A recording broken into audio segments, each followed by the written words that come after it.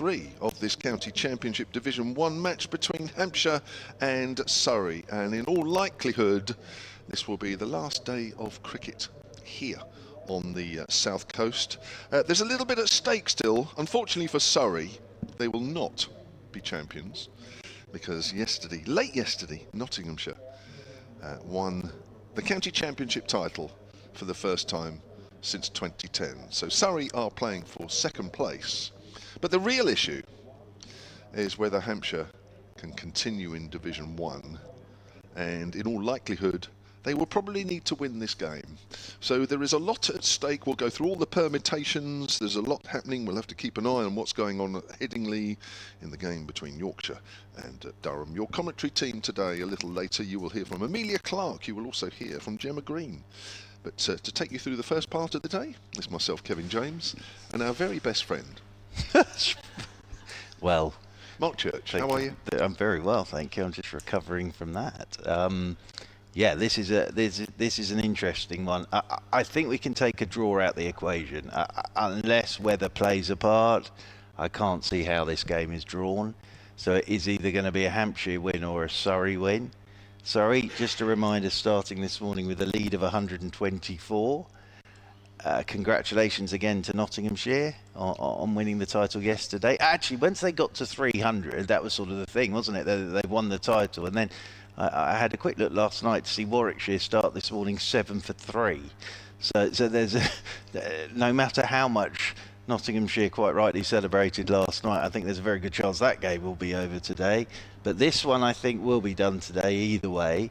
I think I would rather be in Surrey's position at the moment with runs on the board and a lead of 124, because whatever it is that Hampshire are going to have to chase, there's going to be a bit of pressure there as well.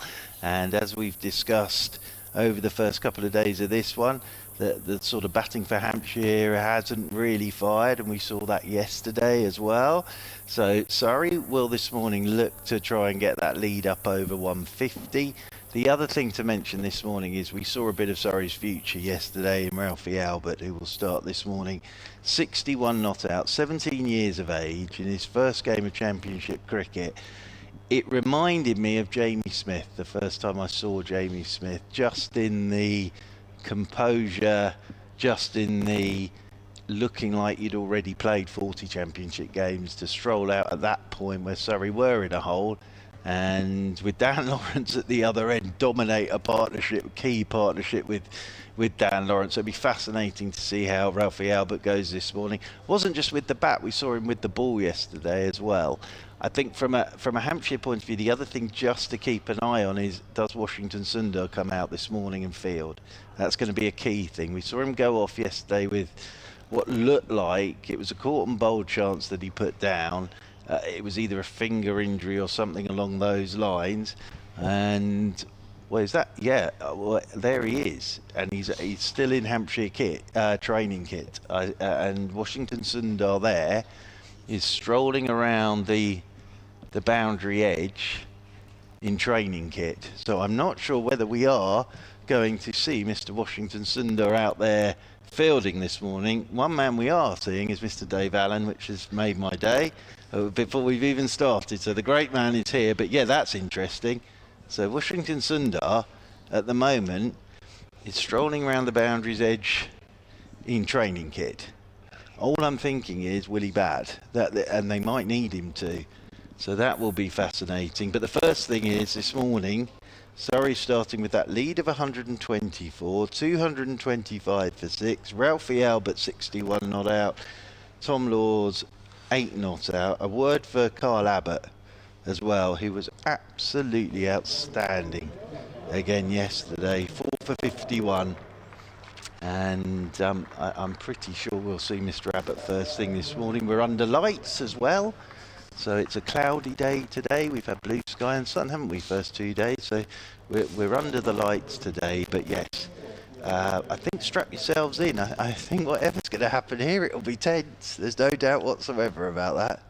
That's for sure. The two umpires, James Middlebrook and Rob White, Not quite leading Hampshire out in the field. They were just as keen to get out there in the middle as the umpires. Interesting you say that you would prefer to be in Surrey's shoes, because Kyle Abbott last night told me exactly the opposite. Yeah, and I'm sure he did, because he's got to say the right thing, isn't he? He's not stupid, Kyle Abbott. He's been playing a long, long time.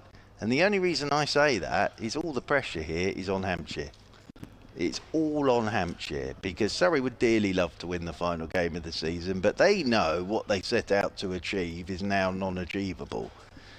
And a sort of little 150 chase, couple go early, then the nerves set in. They could stroll there as 51 without loss, and that would be brilliant from a Hampshire perspective. But I think in this position now, I think I would rather have some runs on the board and a bit of a lead.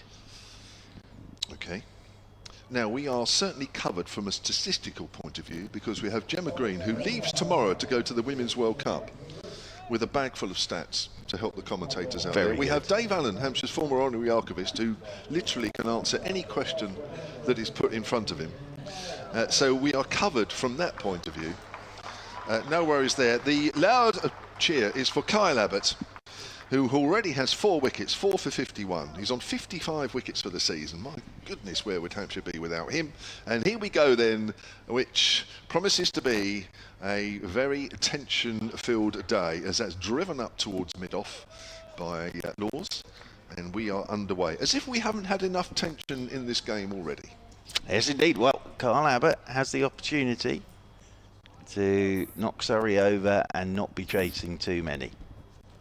But as I say, from a Surrey perspective, yes, there's no pressure on Surrey here. No. They would love to win this last game, absolutely. But I hate to say that all the pressure today is on Hampshire. It is, yeah. Can you keep saying that, please? Well, because that's not helping. Just a bit honest. There's Abbott. Laws is forward. So just to bring you up to date, because I am the live table correspondent. You are, and you've been doing an absolutely well, I would say average job, but today is your day for getting it spot on. Well, it's not helped by 1 or 2 messages which haven't always been accurate. Well, that have come into us at as HQ. Correspondent, back yourself. Well, that's right. Kevin James. Well, the fortune, I've got Gemma on my left and Dave Allen on my right. So what I say now, I'm going to look to my left and right for approval. Quite right too. So here's Abbott from the pavilion end. 3rd ball of the morning. And Laws is in behind that one and pushes that up to mid-off. So the live table is, let's start near the bottom. Yes. Because as you keep pointing out, there's no pressure on Surrey. Worcestershire, we know, are down. They've got 103. Durham, 142. Hampshire, 145, just above them. And just above Hampshire are Yorkshire on 149. Durham and Yorkshire currently bang each other. Battle at Headingley. And I have to say, at the moment, that game looks like it's heading for a draw. As Laws is forward, wants a single, but again, it's fielded at mid-off. My fear, and I did mention this yesterday, is that if Hampshire lose this fairly comfortably today, Durham will look at the game, Yorkshire will look at that game and say, why do we need to push things forward too fast at Headingley? Why don't we just slow everything down? Yes. No declarations, thank you. And we'll just play out a draw. Yes. Because that will suit both sides. Certainly Durham. So even if Hampshire lose today, we will not know their fate. Let's nip back. There's an inside edge. And Laws wants a single sent back by Albert. The first of the nip backers this morning from Kyle Abbott. Well, the other thing you add to that if Hampshire win this, that will slip a bit of pressure back onto Durham and Yorkshire. Obviously, Durham more than Yorkshire with where they are in the table. And they will have to force the game. They will. And the other thing I would say is if the weather stays like this all day, it feels like not a bad day to be bowling. No. You really are racking up the tension. I'm just being honest. I'm just being honest. Here's Abbott. Laws drives, finds extra cover. So the first over of the morning is a maiden. And there are not that many people here, but already you can feel through the crowd that are here the tension that you've been talking about. Well, I'm not sure you can. Not quite yet. I suppose that might happen. I think what's happening here is we're feeling your tension. I think that's what's coming over. We're feeling your tension, Kevin James. That's what's coming over, understandably. But I think as well this morning for me, it's just fascinating this with Ralphie Albert as well. Yes. You know, if he gets his middle pole knocked out, first ball from Bradwell, well, fair enough. He has still showed us what he's about at 17 yesterday. But, well, I say he'll be nervous this morning. I'm not sure he will be, really, with the way he strolled out there and did what he did yesterday. There will be a couple of slips for Bradwell to get us started from the hotel end. A maiden over first up from Carl Abbott. Bradwell is into the right-handed Ralphie Albert. He's off the mark this morning straight away with a single off his hip down towards a long leg. So Ralphie Albert will move on to 62. And Tom Laws comes on to strike on 8. Crucial partnership yesterday between Dan Lawrence and Ralphie Albert, which Ralphie Albert dominated. That was the interesting thing about it. And then late last night, Lawrence going bowled by Kyle Abbott in typical Abbott fashion, just nipping one back and bowling Dan Lawrence yesterday, who went past 8,000 first-class runs yesterday. Dan Lawrence, as Wheel is into Laws. Oh, that's beautifully bowled. There we go. There's still a bit in this. That's just bounced and beaten the outside edge of Tom Laws. Cracking length that from Bradwell, and Ben Brown taking that off his feet, moving away to his left-hand side. Do you think he got a celebratory text from his granddad? No, I don't know. I just think everybody was just like, to be that composed at 17 in that situation. As in over the wicket comes Wheel, and this is driven by Tom Laws up towards mid-off. I have no idea where his granddad is at the moment, but if he was anywhere near here, I'm pretty sure he would come and find somewhere to sit and watch the boy. And I'm sure he is extremely proud of what the young man's done. And of course, in only his second Metro Bank 50 game up at Trent Bridge, 90 odd with the bat, Ralphie Albert. As Wheel is into Laws, Laws drives, good looking shot. Just pushing this away through the covers and timing it beautifully. And that is over the boundary rope and away for 4. Our first boundary of the day. And that will move this Surrey lead on to 129. And Surrey move on to 230 for 6. Going to be interesting with Washington Sundar, isn't it? Because we saw him yesterday when he batted. It looked a different game, didn't it? When he batted. And we've got this whole sort of when can he bat?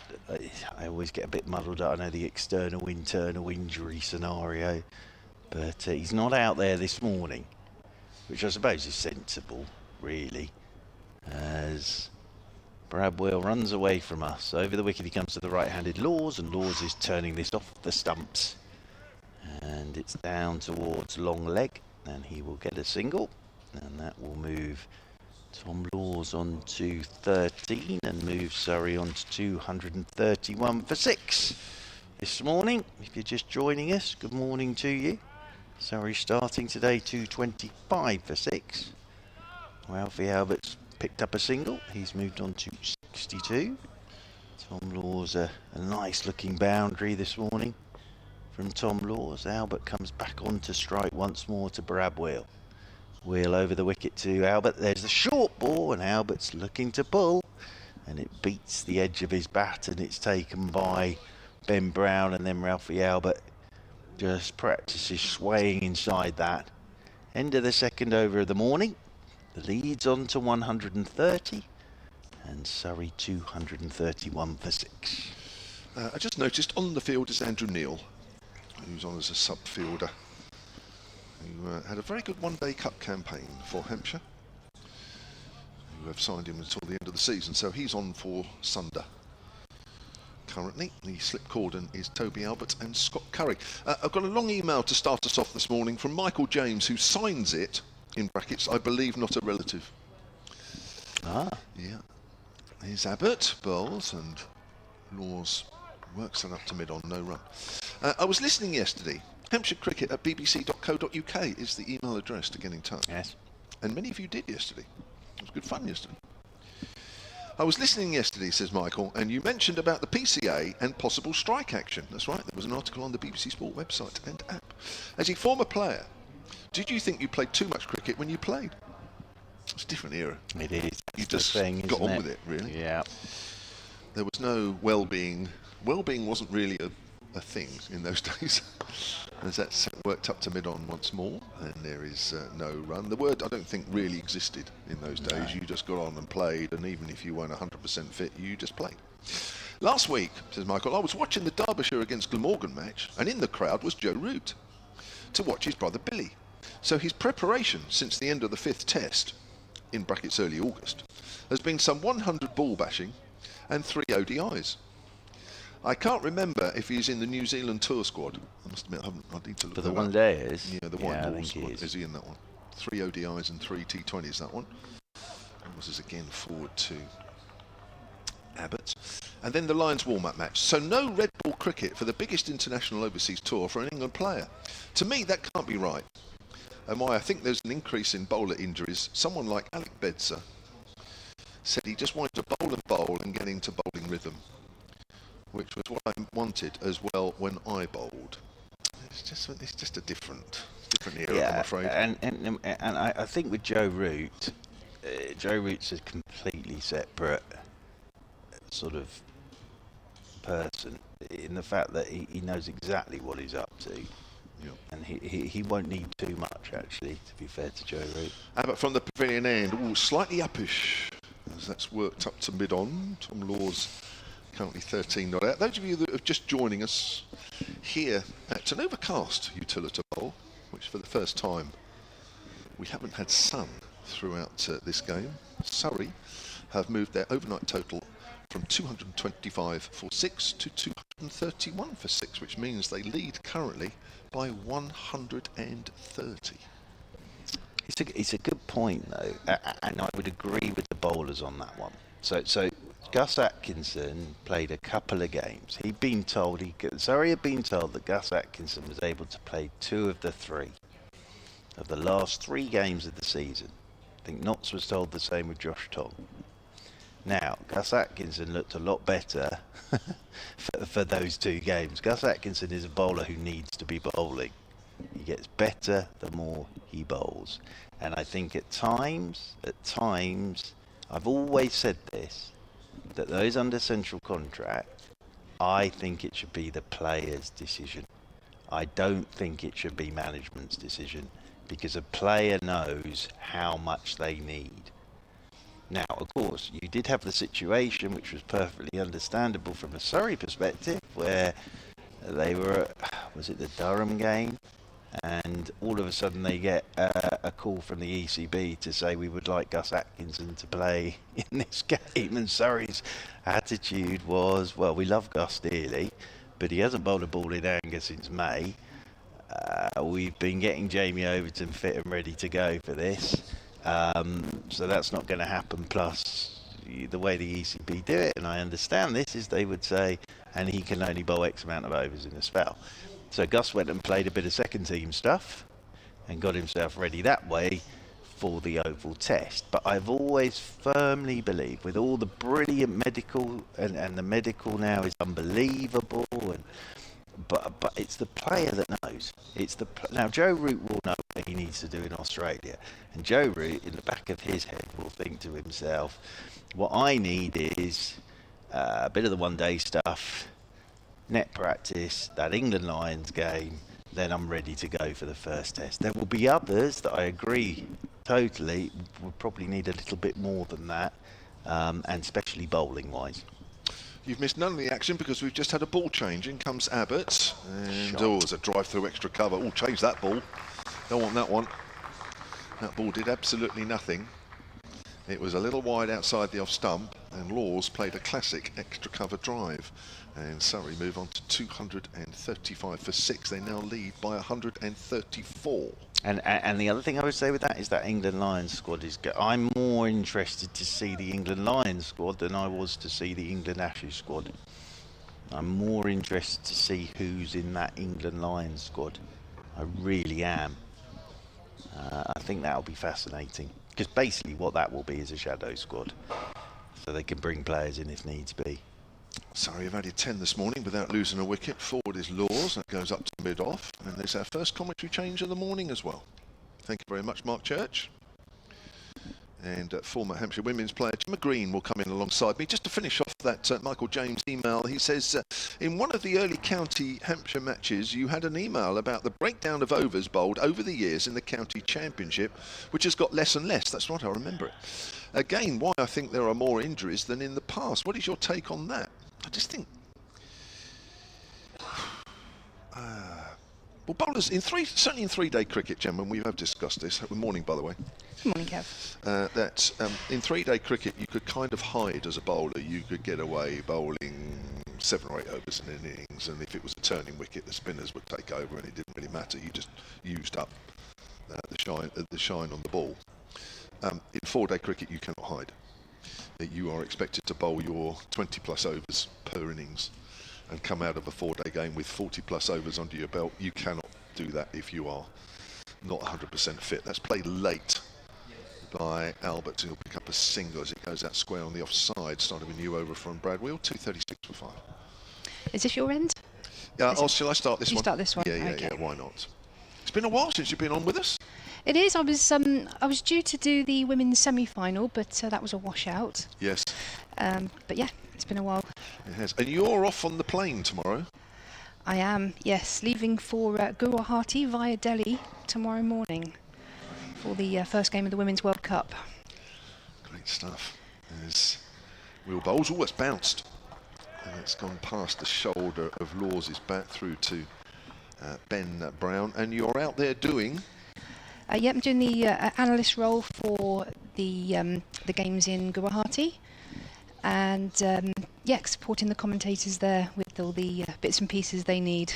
Are England out that way? Are you covering some of the England ones? Yeah, I'm at the ground rather than following a team. The first game is the hosts, India and Sri Lanka, and then we've got England, Bangladesh, New Zealand coming there. So I'll see a few teams. Wheel runs away from us and bowls a slightly uppish drive as it reaches Dawson at mid-off. So yeah, very much looking forward to it. I bet you are. It's as about as far east as you can go in India, so in the Assam region. I'm saying that like I know that off the back of my hand. I did have to Google Maps it. And you're out there for how long? About a month in total. Great stuff. Yes, looking forward to that.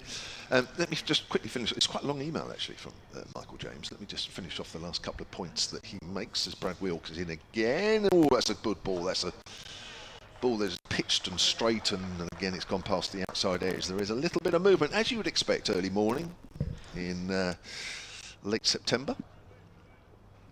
And we've seen that over the last couple of days, even when the sunshine has been out. Michael finishes off by saying, I agree some of the scheduling is crazy. I actually think worse for the women, where I have seen different matches played between 2 days and players not getting back until after midnight from the first match and then expected to play later in the day. That is totally wrong. Thank you for all the commentary and insight into the game throughout the season. As that's pushed quietly towards extra cover.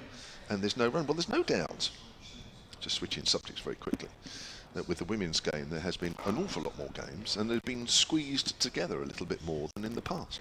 Yeah, they have. There's obviously an extra competition this year because they had the T20 Cup and also the other cup that combined both all the tiers. So there's an extra competition squeezed in the T20 format. Wheels in again to Laws, who just works that away off his hip down towards fine leg. He's turning for 2. He wants 2, but Andrew Neil is quickly in from the rope there. End of the over. Brad Wheel has completed 12 overs, 2 for 52. Surrey now 237 for 6, and they lead by 136. I think when they're talking about scheduling though, Kev, yours has been pretty hectic. And don't hear you complaining. Oh, never. You'll never hear that from me, Gemma. But it's been great. And I think just going back to Hampshire again, it would be sad if things don't end up being anything other than Hampshire continuing in Division 1, because it's been a tough couple of weeks. They did very well to get to 2 one-day finals. They lost both, and of course the women losing the one-day cup final here last Sunday. Absolutely, Abbott's in, and that's a short, and oh, that's an absolute stunner. He banged that in short, and Laws went to pull that, didn't quite time it well, and there's a huge one-hander there by Ali Orr at short forward square leg. That's a sensational, that's a one-day kind of catch you expect to see. That's plucked out of the air. We're just going to look at that on the replay. So yeah, banged in short by Abbott, got big on him, pulled it top edge, and we can't see the actual catch on the replay, but I can tell you it was a stunner. What a grab by Albert.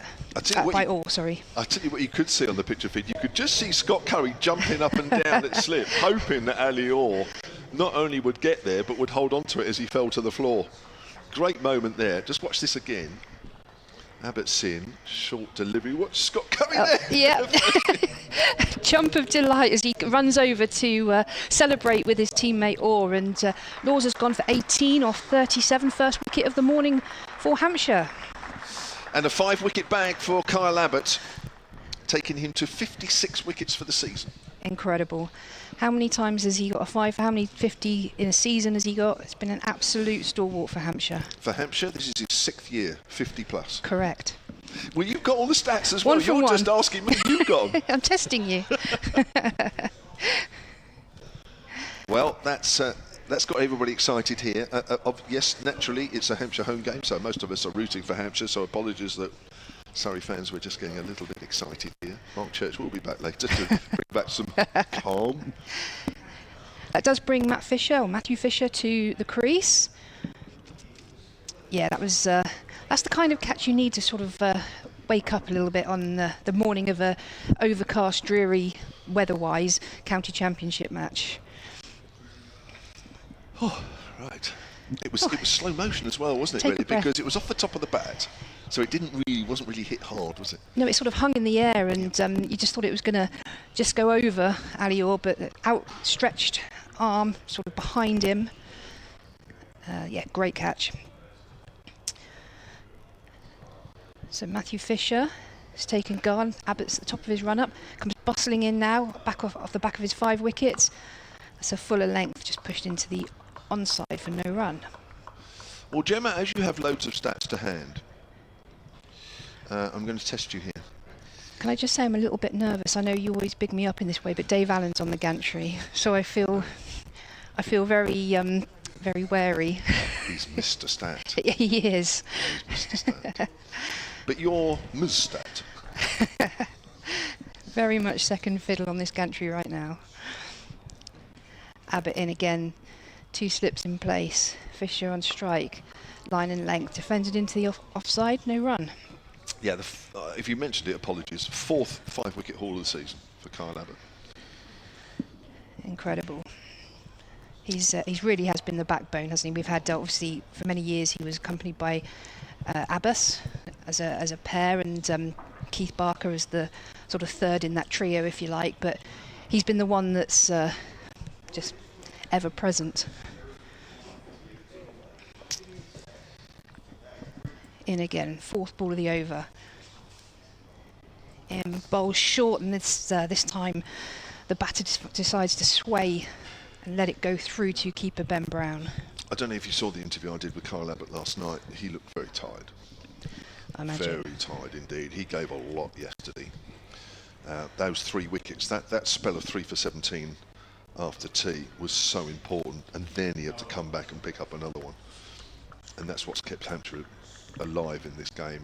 He has given everything, not just in that particular moment, but over the whole season. Absolutely, and he's in once again. And there's a big appeal for LB. It's sort of nipped back in, but I think that looked pretty high to my naked eye.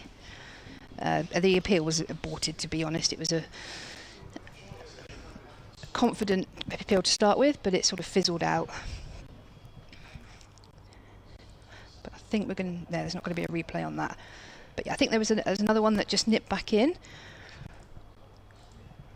And Abbott's top of his mark, ready for the final ball of this over. Wicket and 4 dots so far. In bowls and that's tried to tickle that down the leg side, play and miss. Ben Brown stretches to his left, takes that wicket maiden. Well bowled, Kyle Abbott.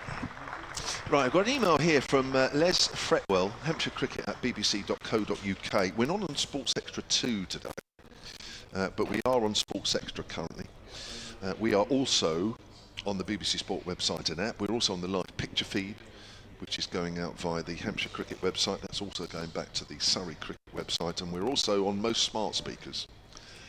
Just say, ask BBC Sounds to play Hampshire versus Surrey. So those are the ways that you can get hold of us today. We are in and out of Sports Extra, I believe. We're certainly on Sports Extra at the moment, and I guess we'll be on for the majority of today's play. Right, Brad Will starts another over here, and always wrapped on the pad. That's going down the leg side. There's a little bit of shape there coming in. It's to Ralphie Albert. Yeah, a little bit of shape and very full. Bill Seeger has emailed Hampshire Cricket at bbc.co.uk. He says, if Yorkshire declare with a small innings lead and stop Durham scoring a third bonus point, it would help us at Hampshire and also put some spice into their game. They don't need to do anything yet, for me. I think Yorkshire and Durham will sit back and wait to see what happens here. What happens, My opinion, do you think? Do you think we agree? I do, as your... Yeah, that's played into the ground on the offside, no run. Yeah, they're obviously, I don't know if playing each other is a positive or a negative. It does mean that if Hampshire do lose today, they can, as we were talking off air, sit back and tomorrow and play out for a draw and know that both are safe. They sort of have that within their control, really, in the fact that they are playing each other. But I think they will see what happens here, certainly in this first session. But if Hampshire win, watch things change at Headingley pretty quick, as that's a length ball, and Albert's in behind that one. And Bill just signs off saying, he says, Abbott will be good in Division 2 cricket. I really don't want to see that, and I don't think Kyle Abbott wants to see that either. Yeah, it's not the jeopardy that Hampshire fans, myself included, wanted, but it's always good to have some jeopardy come the last game of the season. Yes. Something to play for. I say you'd rather it be the other end of the table, but here we are. So that's driven up to mid-on, and that's a good stop from Kyle Abbott again. Oh my word, he's being kept busy already. Mike Martin has also emailed Hampshire Cricket at bbc.co.uk. He says, hi Kev, Mark, Gemma and Dave. I have to agree with you that about relegation. I don't subscribe to the view that a season in Division 2 would be good for Hampshire. I went to all 4 days at the Oval in April. There were 19,000 people there. It was an amazing crowd over the 4 days. More on that in a moment as Will comes in. That's pulled away on the leg side. It's going down to fine leg, and he's found the fielder. And there's the second wicket of the morning. Ralphie Albert goes for 63. I think that's... who's that down there? I'm going to refrain. Oh, it's Andrew Neil, the substitute fielder. Good catch from him. Albert goes for 63. Surrey have lost their second wicket of the morning. They're 237 for 8. Is that right? For 7. For 7, sorry, for 7. For 8, sorry. It is 8. Yeah, it is 8. It is 8, yeah. The scoreboard hasn't ticked over, so I was waiting for it to tick over, but it doesn't. But a very, very good innings from the 17-year-old making his county championship debut, and he has certainly kept Surrey in this game with his innings of 63 and has set up what is going to be a cracking third day here. It really is, yeah. Lead of 136 now with 2 wickets in hand. It does promise to be a cracking day. The weather doesn't suggest we're going to have any issues in terms of getting through the play today. It's cloudy and grey, but dry as far as we can tell for the foreseeable. Chahar is joining Fisher at the crease, so 2 new batters, both yet to get off the mark in this morning's play. Oh dear. You're quite excited, aren't you? Well, I am. Yes, I am. And it's nice to have jeopardy on the final day. Of course it is. And as you said earlier, we'd rather be at the other end of the table. It's a bit of a nothing day for Surrey. Let's be honest. They say they can finish second in the table, which I guess for them is a little bit of a disappointment. For most teams, they'd be more than happy with that. But it is unfortunately all about Hampshire today. So apologies if we are just being a little bit over the top. So yeah, going back to what you were saying about the email that came in and the shame that it would be, not shame as in embarrassment, I mean what a shame it would be if Hampshire were in Div 2 next year, and that's so true, because the last few years they've done so well, been there or thereabouts right at the top. I'll let you do this ball. Here's Admiral to Chahar, who's forward. There's a run there. He'll keep the strike at the end of that over. I will let you carry on with that comment, Gemma, because coming in alongside you will be Amelia Clark. Yeah, I was going to say, at the start, at the last couple of seasons, Hampshire obviously been very much there or thereabouts in the top 3 of the championship, really gunning for that first championship win in decades. And we're just going through a period of transition now. Obviously, James Vince retiring from this format, Mo Abbas moving counties, so sort of a few senior players out of that side that were championing for the title. Very much going through a transition period. It'd be a real shame if in that first season that group of players do go down, when it is a sort of changeover phase for sort of the spearhead of the batting and the bowling. Amelia Clark, you join me for the first Good time. Morning, Gemma. Hi, how are you? I'm very good, thank you, and hello to everyone. I hope you're all well. Right, Abbott's in. It's back of a length, and it's just sort of steered down to third man. It does get Chahar off the strike. He's on 2.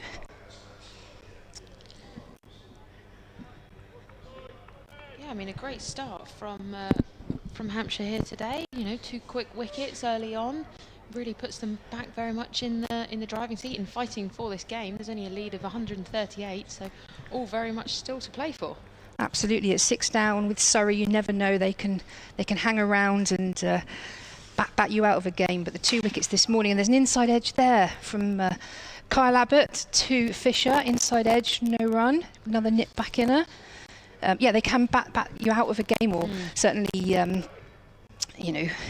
bat for a long period of time. But 2 quick wickets this morning. Hampshire are right back in this game. A win for Hampshire. Let's not get ahead of ourselves. But a win for Hampshire would see us safe for a year. So, yeah, that's very, very much obviously the agenda here today. And Abbott's running in now. Bowls and outside off. Fisher has a waft at that. It's through to the gloves of Ben Brown. Yeah, exciting. Yeah, that was a great little ball there. I could have sworn it kept happening yesterday. I could have sworn that was a little nick, but yeah, really good bowling from Kyle Abbott, and he's really just been the spearhead of the Hampshire bowling as ever. You know, really just sort of saving them when they need saving and sort of pulling them back into games, so much like this. Are you a bowler by any chance? Because they hear nicks much more than batters.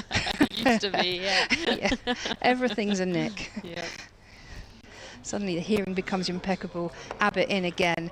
This is driven with no real timing to mid-off, no run. Well, I used to do a bit of both, so I both hear a nick and don't hear a nick. Well, I keep wickets, so I hear a lot of nicks as well. Yeah. Did you hear a nick then? Right, it might have come off the pad or something. I think sometimes it says the bat goes through, or hits the ground or something. You know as soon as Ben Brown in the gloves isn't celebrating, it's not anything happen. You do. It's a funny thing, the nick. I'll come onto that a bit more in a minute as Abbott's coming in, bowls, back of a length delivery, just dabbed down to third man. Gets Fisher off the strike and his first run of the morning. Yeah, the nick, I mean, obviously there's always, well, not always, sometimes it's very obvious, but there's often some people that hear it, some people don't, and that's legitimately, I don't mean sort of in a biased and whatever manner, but how many times, especially when you watch it on TV and you've got sort of tracking and all those things where, it doesn't happen that often, but you do see incidents where no one appeals, nothing, it's as if it's a dot ball and regulation dot ball, and then you look back and there's been a little tickle, and it does happen and no one hears it. Abbott in again, and this is driven well, driven onto the onside, and that will be 4 runs. Yeah, Ali Orr just kind of had to sit and watch that one go, really, as he Cheddar just got on hold of that one and just sort of pushed it away. It was a great shot there, and I mean, good bowling still from Abbott. Yeah, it's just the first ball of the morning. He's got slightly off a good length, but yeah, Surrey on 244 for 8. A lead of 143, 2 wickets remaining. Good Brad Wheel to come in from the hotel end. He's already stood at the top of his mark. He's eager to get going. Under these cloudy skies, should be good bowling conditions today. Absolutely. You know, Hampshire want to be bowling these next few out ASAP to really get a chance at batting this one out. As Brad Wheel comes in from the hotel end, he's going to come right arm over the wicket and he bowls a good length there, and it's just tickled down leg side, carried through to the keeper. Yeah, Hampshire have lost one slipper now. It's just got Curry in there. They've got well, 2 fielders either side on what would be the ring if it was white ball cricket, on that sort of driving catch position, 2 on either side. And then there's 4 out on the boundary, 2 square and 2 behind square. Wheels in again, Fisher on strike. Bowls shorter this time, and that's just worked leg side. Fielder in the deep's going to come out and fetch that one. And they'll only get the 1 for it. Brad Wheel is 3 for 54. Now Washington Sundar, who dismissed both of these batters in the first innings, he's not on the pitch at the minute. What happened? I wasn't. Yeah, in his yesterday. sort of first over, I think yesterday bowling, one was absolutely belted back to him. I mean, you could hear it crack through the air. And as Brad Wheel just comes in there, and it's bowled shorter delivery and didn't quite get hold of that one. Yeah, and it got hit back to him, and he got 2 hands on it, but I think the sheer speed of the ball coming at him, it sort of bounced down, and straight away sort of sat on the floor, and he wasn't moving very quickly, and you could see his hand was injured, and he instantly sort of walked off, and a sub-fielder was brought on, and the rest of the day was played out. And then we spoke to Kyle Abbott after the match, briefly in his sort of post-match interview, and he said that yeah, he'd had a little injury to his hand, nothing too serious, but he wasn't sort of too sure that the team was sort of looking at it. But he's not on the field today, which just deemed that he's obviously just not quite comfortable with it, as that's a short ball from Wheel, banged in and carried over Chadar. Yeah, if it was sort of a bruise impact, you'd think some ice overnight would sort it out. And if the fact that he's not back on the field today is a sort of worrying sign in that respect. So we haven't been given any official news of that. It's also worrying because he was probably the pick of the batters for Hampshire. They might be saving him for that. You know, they might be maybe seeing. Obviously, they've picked up 2 wickets today with the seamers. The conditions are seam friendly. There's a bit of bounce in the wicket. So as Wheel comes in again, shorter, and this is defended up on the toes by Chadar. Yeah, I think you're right. Might be a precautionary. They're going to need the batting because at the minute the lead is 144. That's not necessarily plain sailing with the 4th innings, the final innings of the season. Yeah, that's not a given. So whatever Hampshire have got to chase, they're going to have to chase diligently to ensure they remain in Div 1 next year. As Wheel comes in, and this is short again, it's up in the air, surely it's got to be caught. And Wheel's dropped it himself.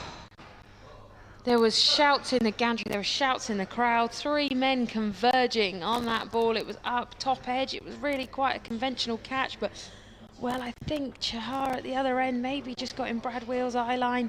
He wasn't 100% sure, he was sort of coming back on himself. He got his hands under it and it just fell through. He was just about an inch away, and that is a huge chance put down. It is. After the stunner we saw from Ali Orr, that looks a bit disappointing. But when you look at it on the replay, I mean, these quick bowlers, he's running in, and then with his follow-through, with the speed he's going on his follow-through, he has to stop and do a 180 and turn back on himself. And I think that little stutter there is what left him about 6 inches away from the ball. And to turn, going at that speed, to turn on your heel and start darting the other way can't be easy. And I'm usually quite a harsh critic of catches, so I've given him a lot of leeway there.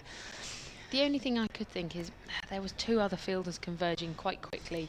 Could he have let them get it, but then it was sort of in his, he was probably the man closest. I think he was, and yeah, It's a hard catch. It looked a dolly, but when you see that he had to turn, as I say, quickly like that, Absolutely.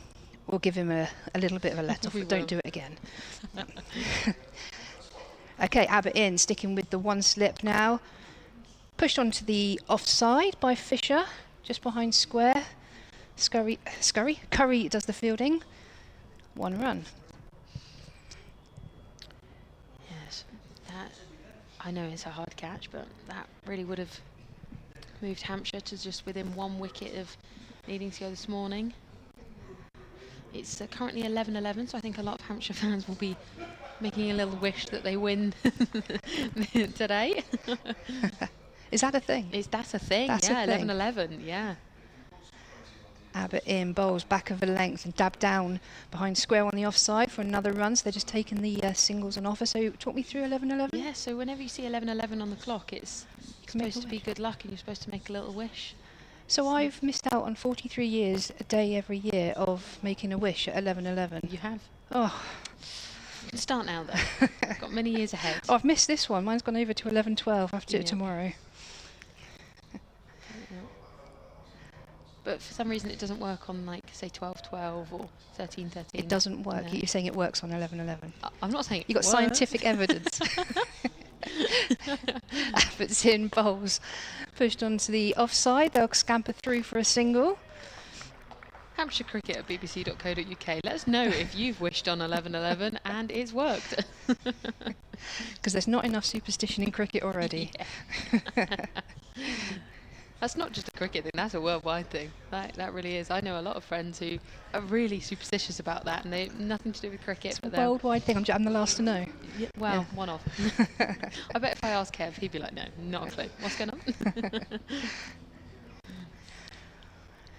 on? Dawson's coming over to have a little chat with Abbott. It was short-lived as Abbott waves him away. Don't think he wanted whatever advice was on offer as he in past the umpire, bowls back of a length but defended off the back foot well by Chahar. Oh, hello. Fisher had other ideas. Oh, now there's an overthrow.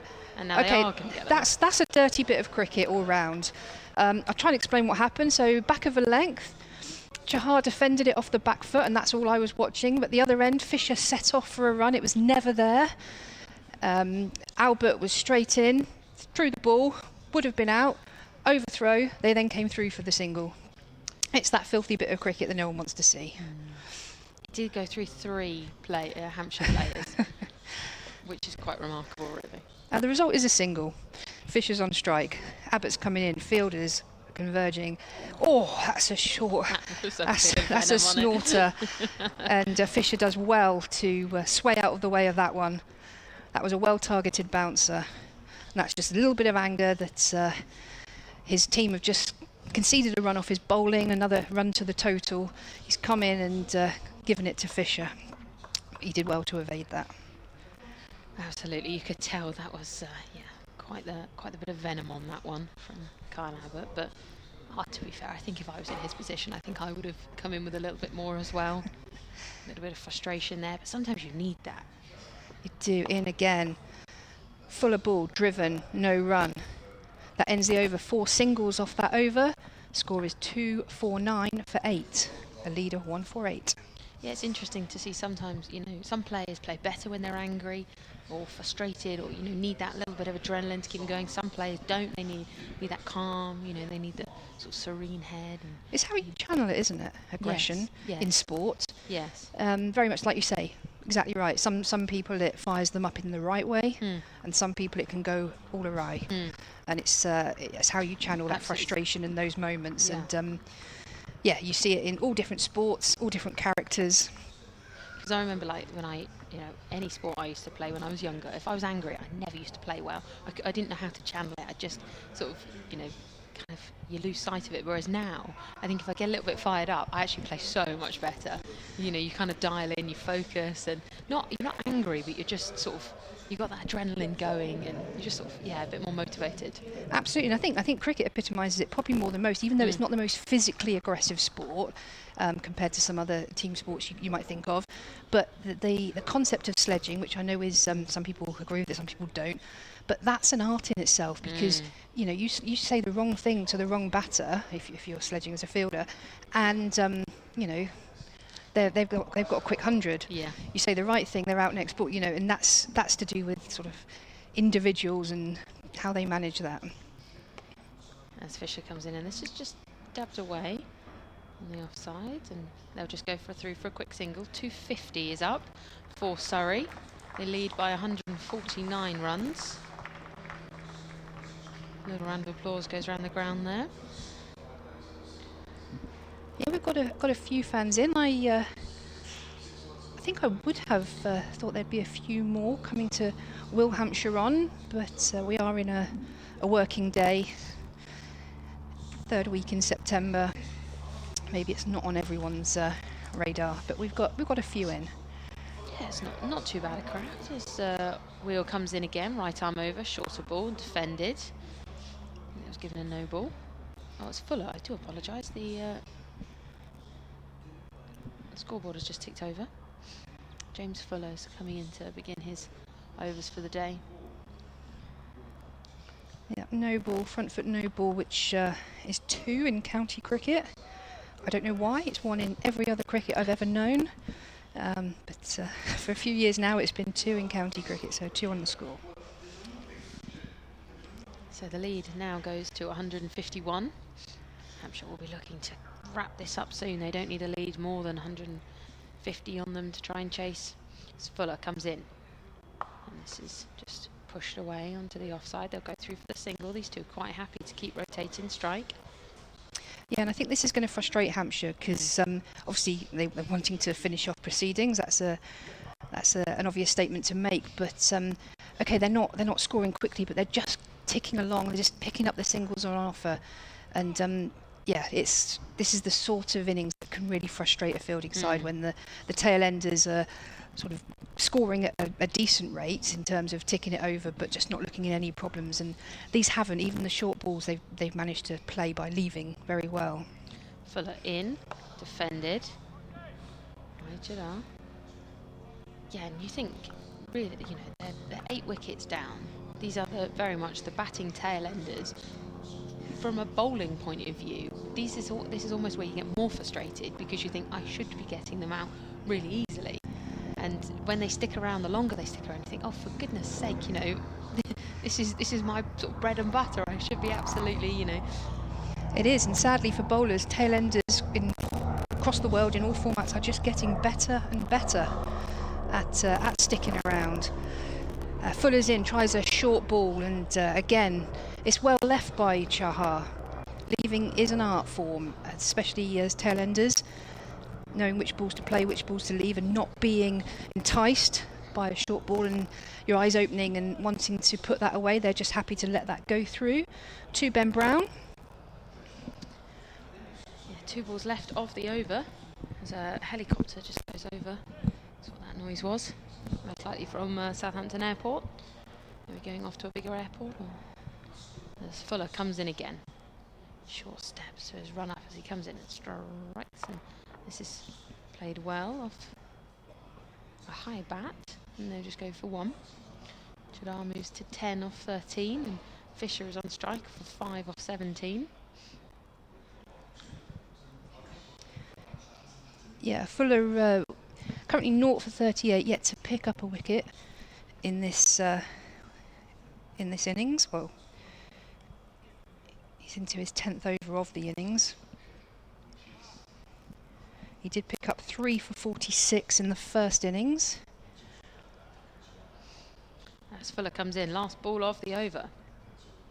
Ian Bowles, good delivery there, and that's defended, and they're going to go for a quick single, and there's a little bit shy of the stumps. It's not a direct hit, and it's a big overthrow, but they've only gone through for the 1, as Fisher went running quite far past the wickets. So end of the over, 255 for 8, 72 overs gone. The partnership already at 18 off 26 balls, so moving along nicely. The lead for Surrey is 154, and I think we're going to have a change in the commentary. Yes. Am I making way? I think you are. Okay, Thank you it's very been a much, pleasure. Gemma. Thank you. I'm going to be joined by Mark Church. So thank you, Gemma, for that. Gemma, very much the statistician for today's match. Always got stats to hand, very helpful. And Mark Church is very much eagerly looking at something. Well, I'm looking.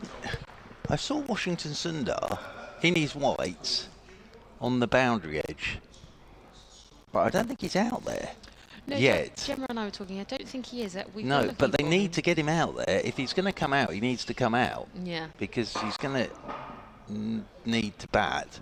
So he needs to get out there at some point this morning. But he was in his whites and was sort of down by the boundary edge, but has disappeared again now. But they need to get him out there because they might well need him to bat. So he needs to actually be out there now, which adds to the mix as Dawson from the pavilion end. Can I just say that has been the most magnificent 15 minutes of comedy cricket. Yeah. Absolutely marvellous stuff. The Chahar hook that went straight up in the air and Bradwell dropped it. Yeah.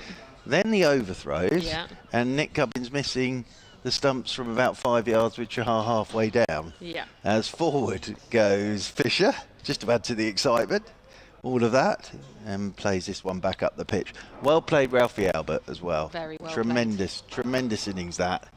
And as I say, saw a bit of Surrey's future there with the way he played yesterday.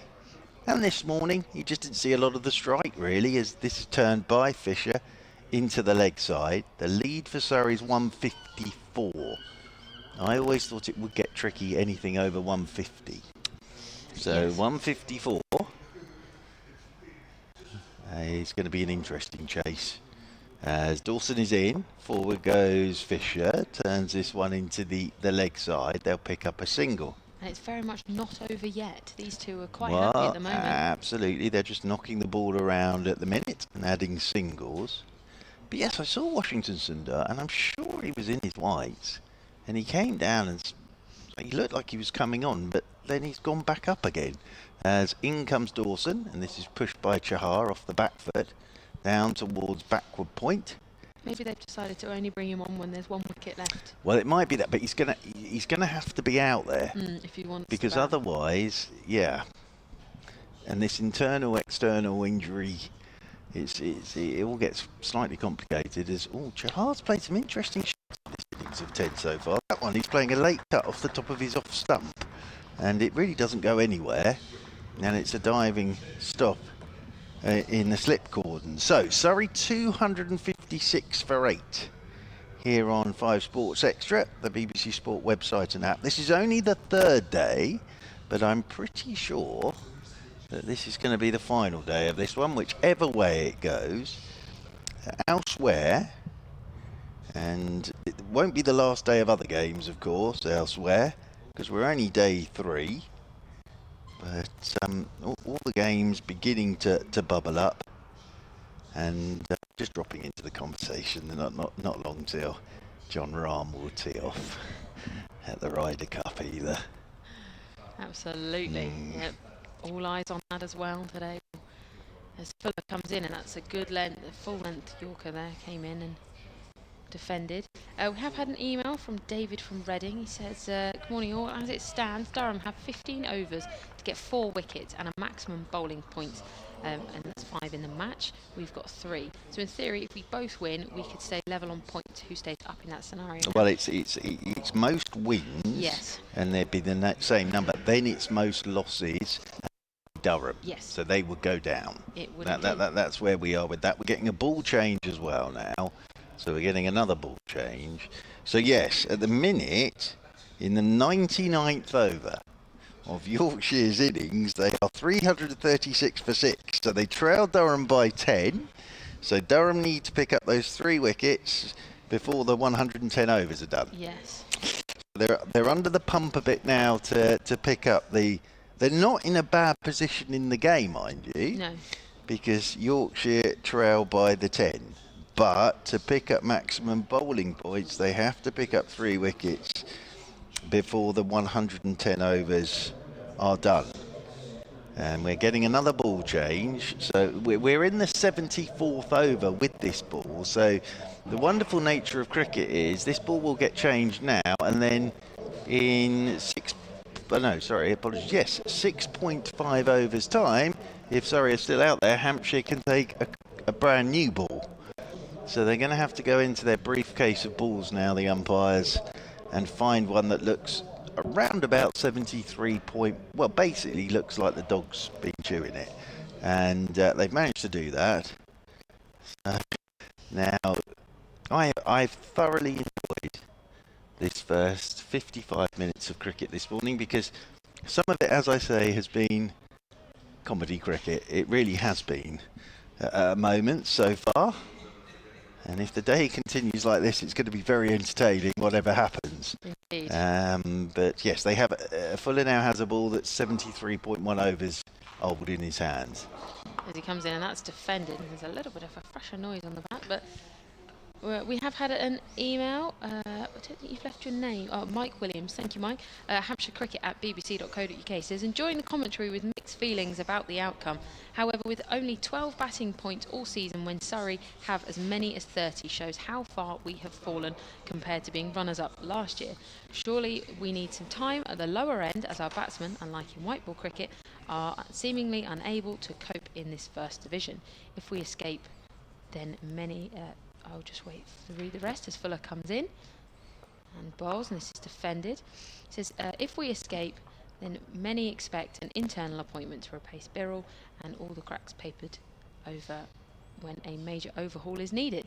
So Yeah. we shall see. We will see. If it is that Hampshire escape, I wouldn't have it quite as Steve McKean leaping over the fencing on his motorbike in The Great Escape. I would sort of describe it as the quiet escape, or the creeping up on you escape, because it's been a little like that over the last few days, hasn't it? So Yes. yeah, as I say, it's very interestingly poised, all this at the moment. As Fuller's in, and that's a shorter ball. Defended. Still, they lead by 156, 257 for 8.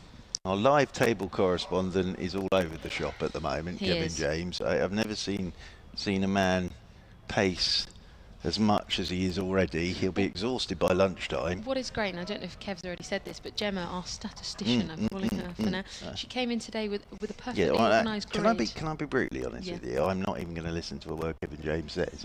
I'm just going to look at Gemma. But he is the live table correspondent. He's disappeared now. He has.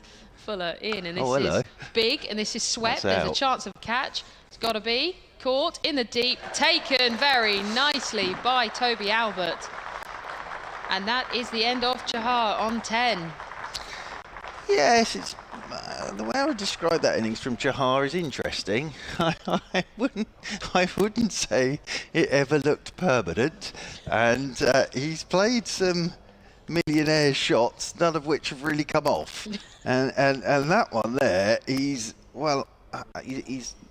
attempting to launch that somewhere near the golf course, I think, and it's gone straight off the top edge and caught at deep mid-wicket. So yes, batting wise from Mr. Chahar, both innings have been interesting, but he's gone now and gone for 10, and the lead for Surrey is 156. I'm not quite sure he needed to be doing that at this stage, and James Taylor will make his way out into the middle, but Hampshire won't mind at all. Hampshire won't mind, but as I say, the batting of Chahar there has been interesting. That shaking you can hear is Kevin James, who's just come back, our live table correspondent. He was in the toilet for that wicket, and he's just realised that Chahar is out. So that shaking you could hear is him rubbing my shoulders, which was marvellous and has put me in a very good mood for the rest of the day. But yes, I would say there with Mr. Chahar, his batting has been interesting in this game. One interesting point is I'm not seeing Washington Sundar on the field. Not as yet, And there's no. one And wicket he left. was fully in white. but he hasn't come out yet. And all I'm thinking ahead to is, and I get so muddled with all this stuff, but it may be that he can bat, but he's going to have to drop down the order. Perhaps. It might be one of those. And fingers crossed, and that is completely the wrong expression to use for Washington Sundar, obviously, but they won't need him. That's the other thing, Hampshire. Well, as Fuller comes in, and that's just defended by Taylor, first ball. Well, what a morning this has been. Absolutely.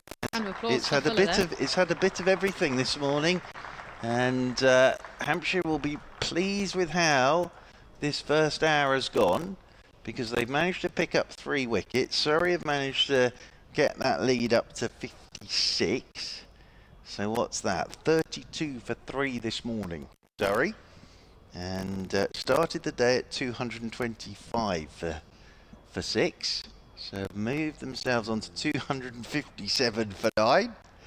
And, well, Matt Fisher has played very sensibly so far, 8 off 25 deliveries. Yes, I think the sensible way to play this, from a Surrey perspective, is just knock it around. Because they've been picking up singles very, very happily. They're in no great rush here. And all 3 wickets this morning have been catches. They have been, with shots. Yes. But I think Chahar's one there, as I say, was a very interesting piece of cricket from Mr. Chahar. And as I say, that entire innings of 10 had a bit of everything in it, bar anything actually flying to the fence. As here is Dawson, and this one's pushed away very quietly by Matt Fisher. Out there towards extra cover, and there's no run. Ben Brown is exhorting his troops out there from behind the stumps. And just as this over comes in, I'm going to have a change in commentary for Kevin James. Excellent. Our live table correspondent is back with us as forward goes Fisher. Pushes this one out into the offside, 257 for 9. The thing is, for the live table correspondent, nothing's changed yet. As here is Dawson, forward goes Fisher, plays this one out into the offside, and there's no run. Welcome back, Kevin James. Have you anything to tell us from the live table? That Durham have got one more point. Have they got one more? Have they? Yes. They've got Yorkshire 6 down. Super, so super. the table right now. Yeah, here he comes. Now as forward goes Fisher, turns this one into the leg side. They'll pick up a single, 258 for 9. Durham currently 143. Hampshire lovely. 145. Lovely, lovely. Apologies for that earlier. What's that, my For friend? sort of getting up behind you. Right. Well, to be honest with you, it's a nightmare that I've had before, and it's come to reality. I feel like I've acted. You creeping up behind me and shaking my shoulders. I just feel that I kind of acted in a way that I would have expected a certain other, at least one other BBC I commentator. didn't know where you'd gone. You sort of disappeared, Yeah. and then there you were. But yeah, look, I think 157. I think will be tricky. It will be tricky. I think it will be tricky. But I'm still slightly perplexed by the Chahar innings. I'm just still trying to get my head around Mr. Chahar's batting there, as Taylor is yet to get off the mark. Now we've just had a slight delay because Middleton's gone off to get his bits and pieces so that he can drop himself in there at short leg. I was saying with Amelia, it's still no sign of Washington Sundar, although we did see him in his whites come down the steps. I have news. Oh, excellent. Yes. Is that where you've gone? Well, no, it wasn't. Yes. It's just one of the many people that helped me out Yes. around the ground. Yes. Fiona, the scorer. Lovely. Yes. Thank you, Fiona. Did I tell you that she's got? Used to have the world, offshore speed record, powerboating. Oh, I'm Many glad, moons I'm ago. glad you Yes, said yes, she did that. in a boat. Yes, it was. Yes. She has the just last ball messaged of me. the over just played quietly back up the pitch. There's no run, 258 for 9. Yeah. Yes. That was a side issue. Yes. But she has messaged me to say WS, Yeah, that which I Washington take to be Sundar. Washington Sundar, Yes. will not field this innings. And substitute fielder Andrew Neil, which obviously we knew because he's already taken a catch. But Washington Sundar not fielding, how that affects the batting order later on. That's the only bit. External injury, I think, means you can come in and bat wherever you were going to. Good news. Thank you, doesn't Dave it? Allen. Yeah. But I always get slightly muddled, Dave Allen, that If it was like, I know his finger's on the outside, but if he's injured the inside of it, does that mean that it's external or internal injury? Thank you very much. Here's Fuller. Could do without that, if I'm honest, as that's Fisher pushing up towards mid-on. That's an issue we don't really need to worry about. Well, it may come into play a bit later on. Yeah. But no, that from a serious perspective is that they wouldn't be doing that if there was any issue over it. They'd have bunged him out there and told him to stand at deep wicket and go nowhere near the ball. So obviously he's okay to bat, and I think he'll be able to bat in his normal batting position. Okay. So I think that's where we are on the Washington Sundar front. Well, another person that offers help to me, which I need much, here's Fuller down the leg side, taken by Ben Brown. Joe, who's on the ground. Lovely. Hampshire Cricket at bbc.co.uk has emailed, if Washington's injury was external, in brackets obvious hand injury, doesn't that mean he can bat at any stage? Think he may have been off too long for us to want him to bowl, if we're hoping that these last two wickets go quick. So that came just before that last wicket. So Joe's usually pretty on the ball as well. Joe, absolutely. But been doing this long enough that what you sometimes think is an obvious external injury, suddenly you're told it's internal, isn't it? But that sounds like he can bat where he normally bats. Which is good news, as Fisher works that away on the onside. So 258 for 9. The lead is 157. There are 2 points between Hampshire and Durham, and that was the case right at the very start of this last round of matches. Surrey playing for second place. They are, and to finish the season on the right note, and that's the other thing. I think they're very keen to finish this season with a win. We are. They are. That's played away behind points, and all runs here are valuable in terms of just pushing that lead up. I already think into an area which is tricky. Mark Church has already said it's tricky.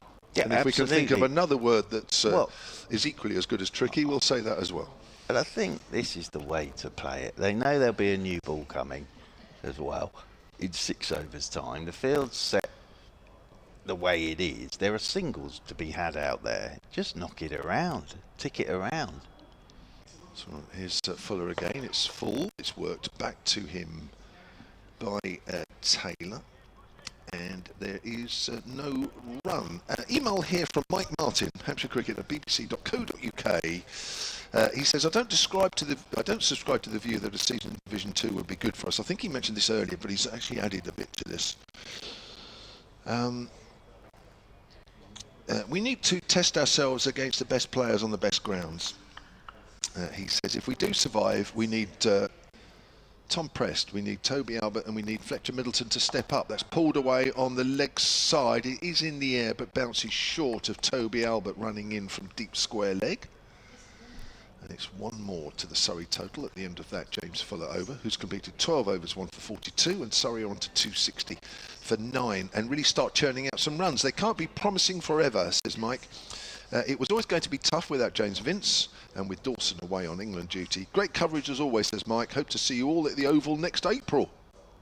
Lovely. It's always the second game of the season, and let's hope it will still be the second game of next season. Very much Surrey, so. Hampshire. Very much so. Very much so. But yes, there is a new ball available in 4 overs time. Now I'd be amazed if a certain Mr. Carl Abbott isn't taking that new ball as soon as it becomes available and try and get this done from a Hampshire point of view, which is why I'm saying about Messrs Taylor and Fisher's doing it very nicely, just knock it around at the moment. It's going to be Dawson from the pavilion end, and James Taylor is forward. Thick inside edge, rolls down into the leg side. Middleton does the fielding. So 260 for 9 then, Surrey, under cloudy skies. Floodlights are still on. Only the 3rd day of this game, a reminder. This lead for Surrey is 159. As Dawson, left arm around the wicket he comes, and forward goes Taylor. Hits the pad. Rolls away into the leg side. Fisher just leant on his bat down there at the non-striker's end. Middleton under the helmet at short leg. In around the wicket goes Dawson, and forward quietly goes Taylor. Just pops this one out into the offside. So yes, elsewhere, Essex 348 for 4. Very fine hundreds from Messrs Algar yesterday and Walter. Oh, they for lost 2 Essex. wickets. They lost Yeah, 2 they've wickets lost today. but that game's heading towards a draw, I would have thought. As this one's turned into the leg side by James Taylor. Little uppish. There was a dive from Middleton, but it was away past him. And there is no run. So yes, Essex 349 for 4, trail by 84 against Somerset. Dawson's in again, a bit quicker this time, and forward goes Taylor once more. Plays this back up the pitch, and there's no run. Warwickshire 37 for 4, trail Nottinghamshire by 79. They started the day 7 for 3 after Nottinghamshire confirmed the title yesterday. So again, that game might well be done and dusted today. As forward goes Taylor, nicely bowled by Dawson. A maiden over from Dawson, end of it, 260 for 9 then. Sussex were 350 all out in reply to Worcestershire's 123 all out. Worcestershire were then 287 all out. Sussex are 26 for 2, requiring the grand total of another 35 runs to win. So that I think that one will be done today. 35 more runs for Sussex to win. Here we are. Yorkshire and Durham. Yorkshire 353 for 6 in the 103rd over. So it could be that Durham miss out on a bowling point there.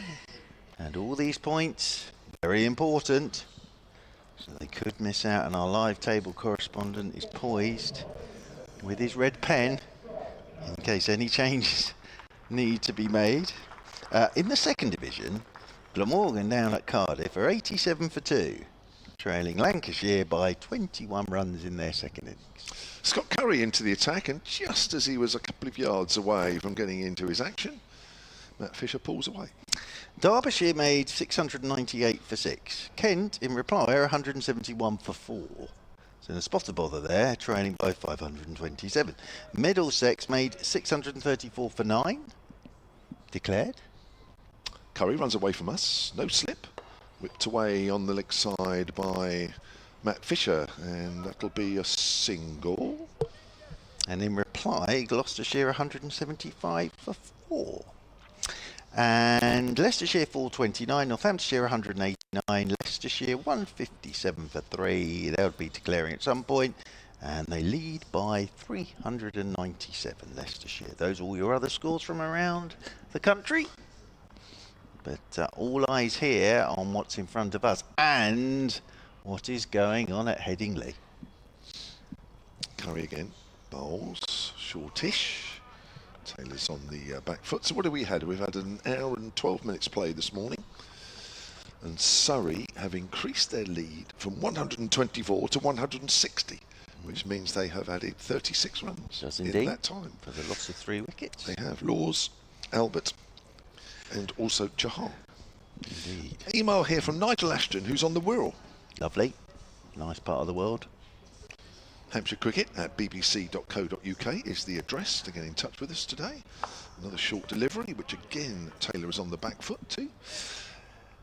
Nigel says, I would like to take a moment to say a massive thank you to all the local radio commentators who have helped keep me informed, entertained and engrossed during the season. Words cannot get close to expressing how valued and appreciated you all are and what you provide for the listeners. It is a joy to be in your presence. Goodness name. I know that for some of your colleagues, as Curry bowls and it's pulled away on the leg side, goes down to substitute Andrew Neil on the field for the absence of Washington Sunder. 263 for 9, is it now? No, 262 for 9. And he says, I know that for some of your colleagues, in brackets, Dave Bracegirdle and Mark Church, for instance, close brackets. Brackets, Dave Bracegirdle. I've always wanted to be bracketed with Dave Bracegirdle. Well, there you are. I should take a screenshot of that and send that to you.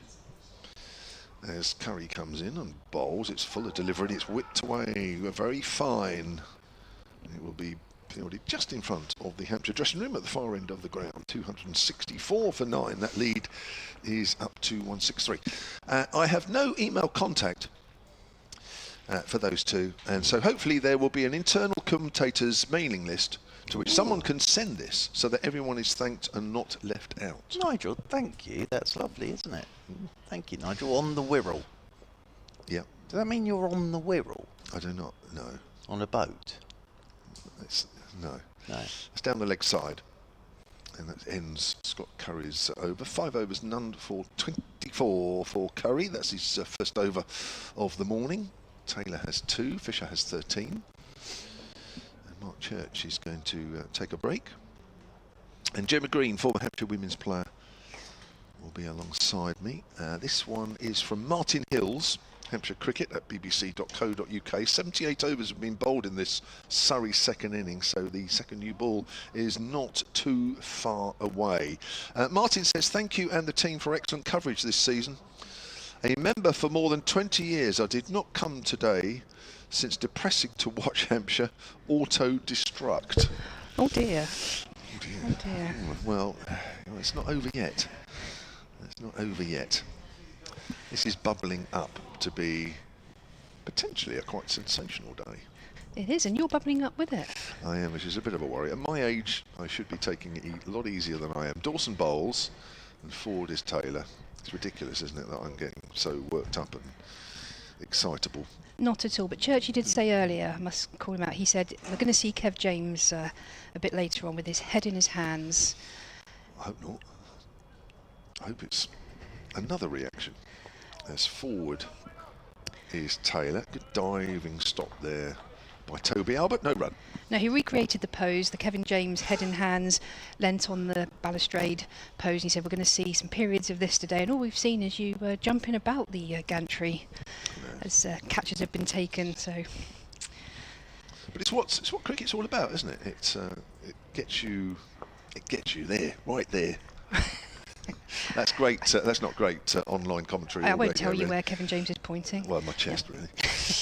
Martin says, I was going to bet on Hampshire for this match in view of Surrey's weakened team. However, on discovering, utterly incomprehensibly to me, that Hampshire were not fielding Keith Barker, my spirits rapidly sunk as that's played out to backward a point. Yes, he had a nice little send-off, though, didn't he? He did. A couple of days ago, he was presented with a Hampshire camp, as was A.D. Birrell at lunch on the first day.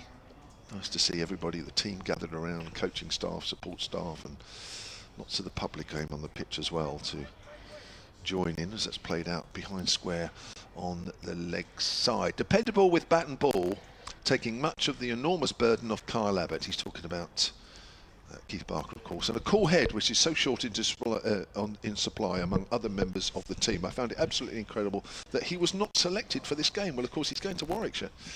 Start of next season, maybe Hampshire just thought that, with him going and what have you, was it worth playing him in this last game? We'll have to wait and see, of course, because the result will determine that. That's played out on the offside. 264 for 9. Just finish off this email there, Gemma. One of a number of crucial things that we got wrong during the season was example not giving Neil, that's Andrew Neil, 6 overs in the One Day Cup final when he was the most effective bowler. That was, I think, mentioned by a commentator from a different outlet last week. Obviously, with such a weakly performing batting lineup, we probably do not deserve to avoid relegation, while the bowling cannot be virtually a one-man attack, however brilliant that man is. Hope I'm wrong, says Martin, who's in Chichester. Best wishes and have a good winter. Yeah, in terms of the runs, we spoke about it obviously at the start of the season. I think I was on comms with you, Kev, the first game of the season as Curry's in, bowls full, driven well, timed well enough to get to the boundary, 4 runs.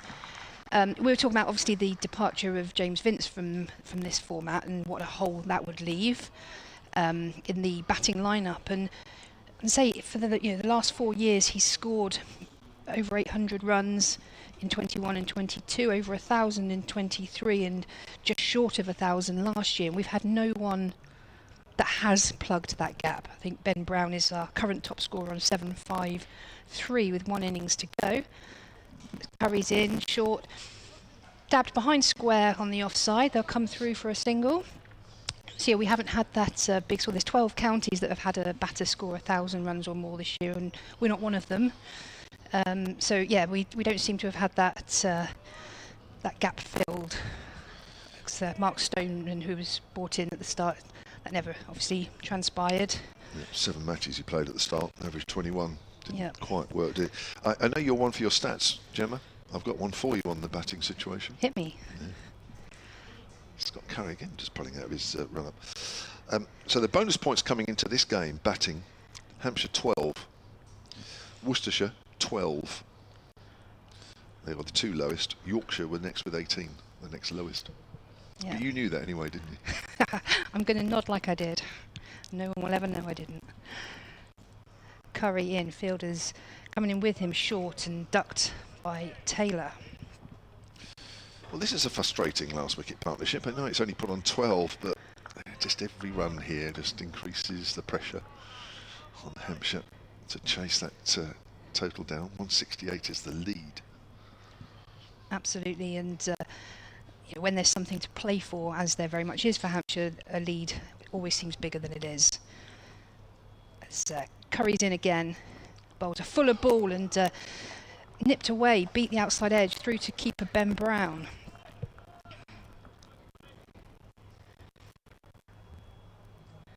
Yet since 2020, so this decade we're talking, we've only had one player on one time score 1,000 runs in a season.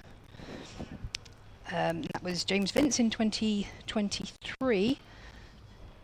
Derby have had the most, Derbyshire. They've had 8 occurrences of a batter scoring 1,000 runs or more in a season. As that's short and ducked, slashed, sort of fell over. It was the equivalent of the Rishabh Pant sort of roly-poly sweep without an actual shot being played. So is that right? Derbyshire have had the most players reach 1,000 runs in a championship season since COVID. Would I lie to you, Kev? No, you wouldn't. And I find that that's a very good stat. Yeah. How many people would have said that? Probably one to my right, Dave Allen. But Ian defended, no run. Can I push you as to name them? Oh.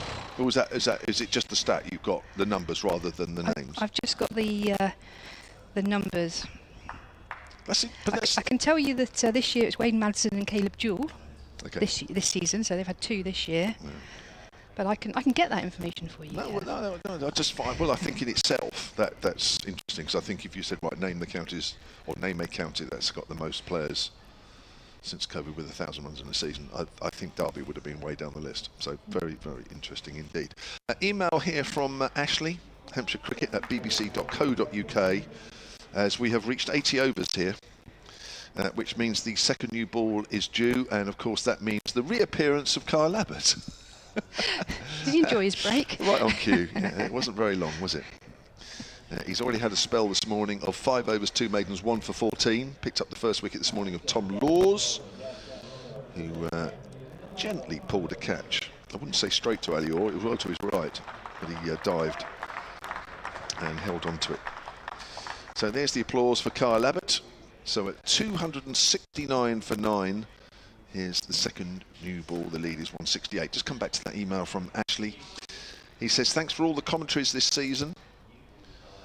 As Abbott from the pavilion end comes in and bowls, and as a player miss immediately from Matt Fisher, who's doing a good job for his side. He's 18 not out. I believe even if it's classified as an internal injury, we're back to Washington Sunday here, a player can come in at 7 or lower no matter the length that they have been off the field. I think that's right, yes. Which is of course where Sunder's been batting and was for the first innings, so he'll be fine. Absolutely no problem at all. 2 slips for Kyle Abbott, who's looking for his 6th wicket of the innings. In, bowls, Fisher drives. There will be runs here. It's gone quickly out to backward a point. Out in the deep there is Fletcher Middleton. 270 for 9. Yeah, one thing, I mean, we're focusing a lot on Hampshire in this game. Obviously, there's something riding on it for Hampshire. Surrey can do no more in terms of their championship title defence, as Nottingham clinched that yesterday. But one interesting thing, Kev, I always find in any cricket, any format, any competition, is how many players a team uses throughout the tournament. I think that's always a telltale sign. True. Is Abbott's in? Is it me or you? I can't remember. That's me. I'll do it. He's bowling to Taylor, who pushes up to mid-off. And this season, Surrey have used 28 players in the championship. They've had 11. That's the most of any Div 1 side by a fair distance, and they've had 11 players that have played just once or twice. And I think, I'm not saying they've come second. It's not like they've had a terrible season. And obviously Surrey are hit hard with England, and they do have a huge squad. But in comparison, Nottinghamshire used 19 players and only had 5 that played once or twice. Oh, that's nipped back, and they're asking for a caught behind. Not out, says the umpire. So yeah, I'm a big fan of a unit staying together. I think that was you were talking earlier. We're just looking at the replay here. Oh. Might have flicked the pad, did it?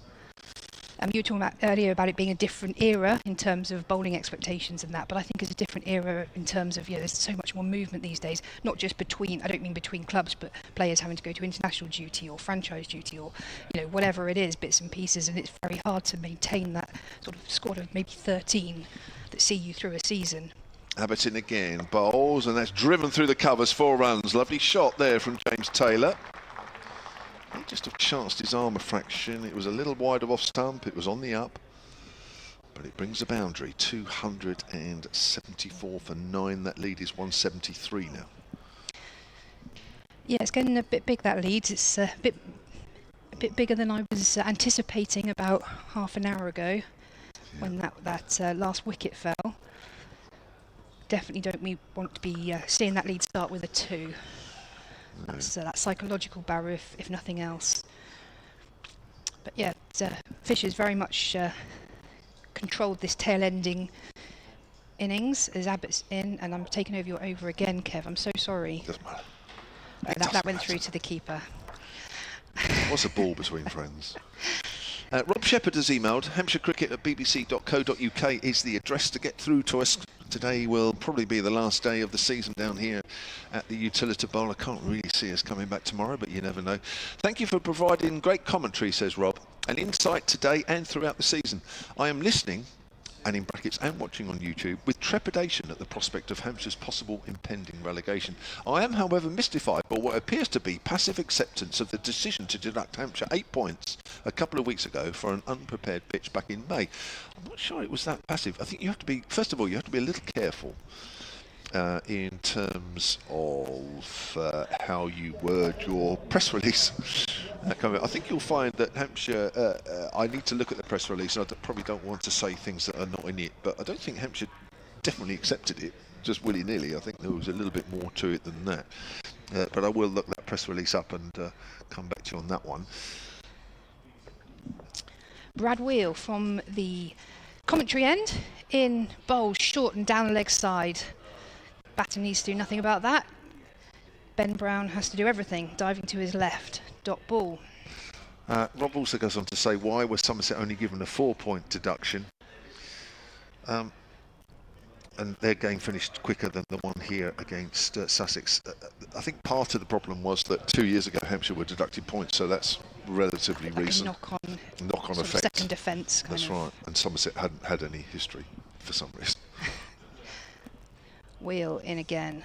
Bowls short, but this time on the offside, and that's cut away. Just be a single to Fisher. He moves on to 20. One thing I don't think we've spoken about, Kevin, all these sort of scenarios and points. I do have a grid here that I think will come into more fruition a bit later in the day. But there's a couple of scenarios where, Durham would go down by a margin of 1 point behind Hampshire and things like that. But we haven't really mentioned the over 8. At the minute, Hampshire are +1, so absolutely no problem at all. But with 2 seamers on now, and if these two do hang around a little bit, they will have to keep a watchful eye on that, as that's bowled outside the off stump left alone. You don't want things like that coming into play, really. But as I say, at the minute, Hampshire are fine. They're +1, so they're above the over 8 that they need to be. But that can drop very quickly if seamers start faffing around and there's a few extras and other bits and pieces. It's a gripe throughout the whole season for the whole unit to keep on top of, as bowlers do tend to take their time. But yeah, you really don't need that coming into play on top of everything else right now, as Wheels in bowls, and that's jagged back in. Ben Brown diving to his left takes that. That looked a great ball as well. There are things happening out there off the pitch. We've definitely seen a bit of seam movement this morning. There's good bounce and carry as well. And I don't think we're going to see a replay of that, but yeah, that did jack back a long way. Well, I found that Hampshire press release relating to the 8-point deduction. I'll come to that. With 5th ball of the over, just the single so far. Taylor on strike, bowls, back of a length defended, no run. So the cricket disciplinary panel considered that whilst there was no intent on Hampshire's part to gain an unfair advantage from the pitch, the club had not taken all reasonable steps to produce a pitch of appropriate standard, an allegation which the club denied. Which obviously gives the impression that they haven't actually just sort of rolled over. There's another paragraph here. Last ball of the over, 2 slips in play. Wheel past the umpire, bowls, back for length, worked onto the leg side, no run, just the one off the over. Surrey 275 for 9. Basically, the second part of the paragraph says the club will continue to lobby for changes to be made to the regulations so that they are more fairly balanced the requirements to produce good wickets with appropriate process for dealing with cases where wickets are deemed to have fallen short of these standards. So I'm not sure that's actually Hampshire just accepting it. I think my question is, why does it take so long for the penalty to come through? That might be something you want to discuss with Amelia Clark. Oh. I'm off. Kev's over and out. As I asked him a question he didn't fancy.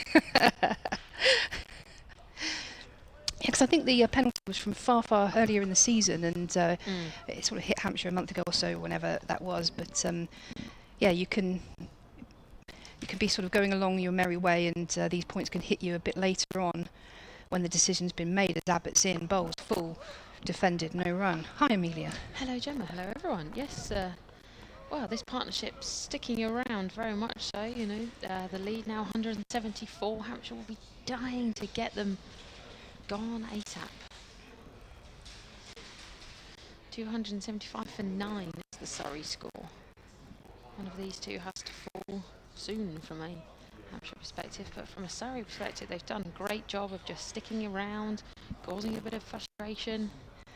Yeah, they have. Fisher certainly has. As Abbott's in again, outside off stump, driven with no intent on the offside.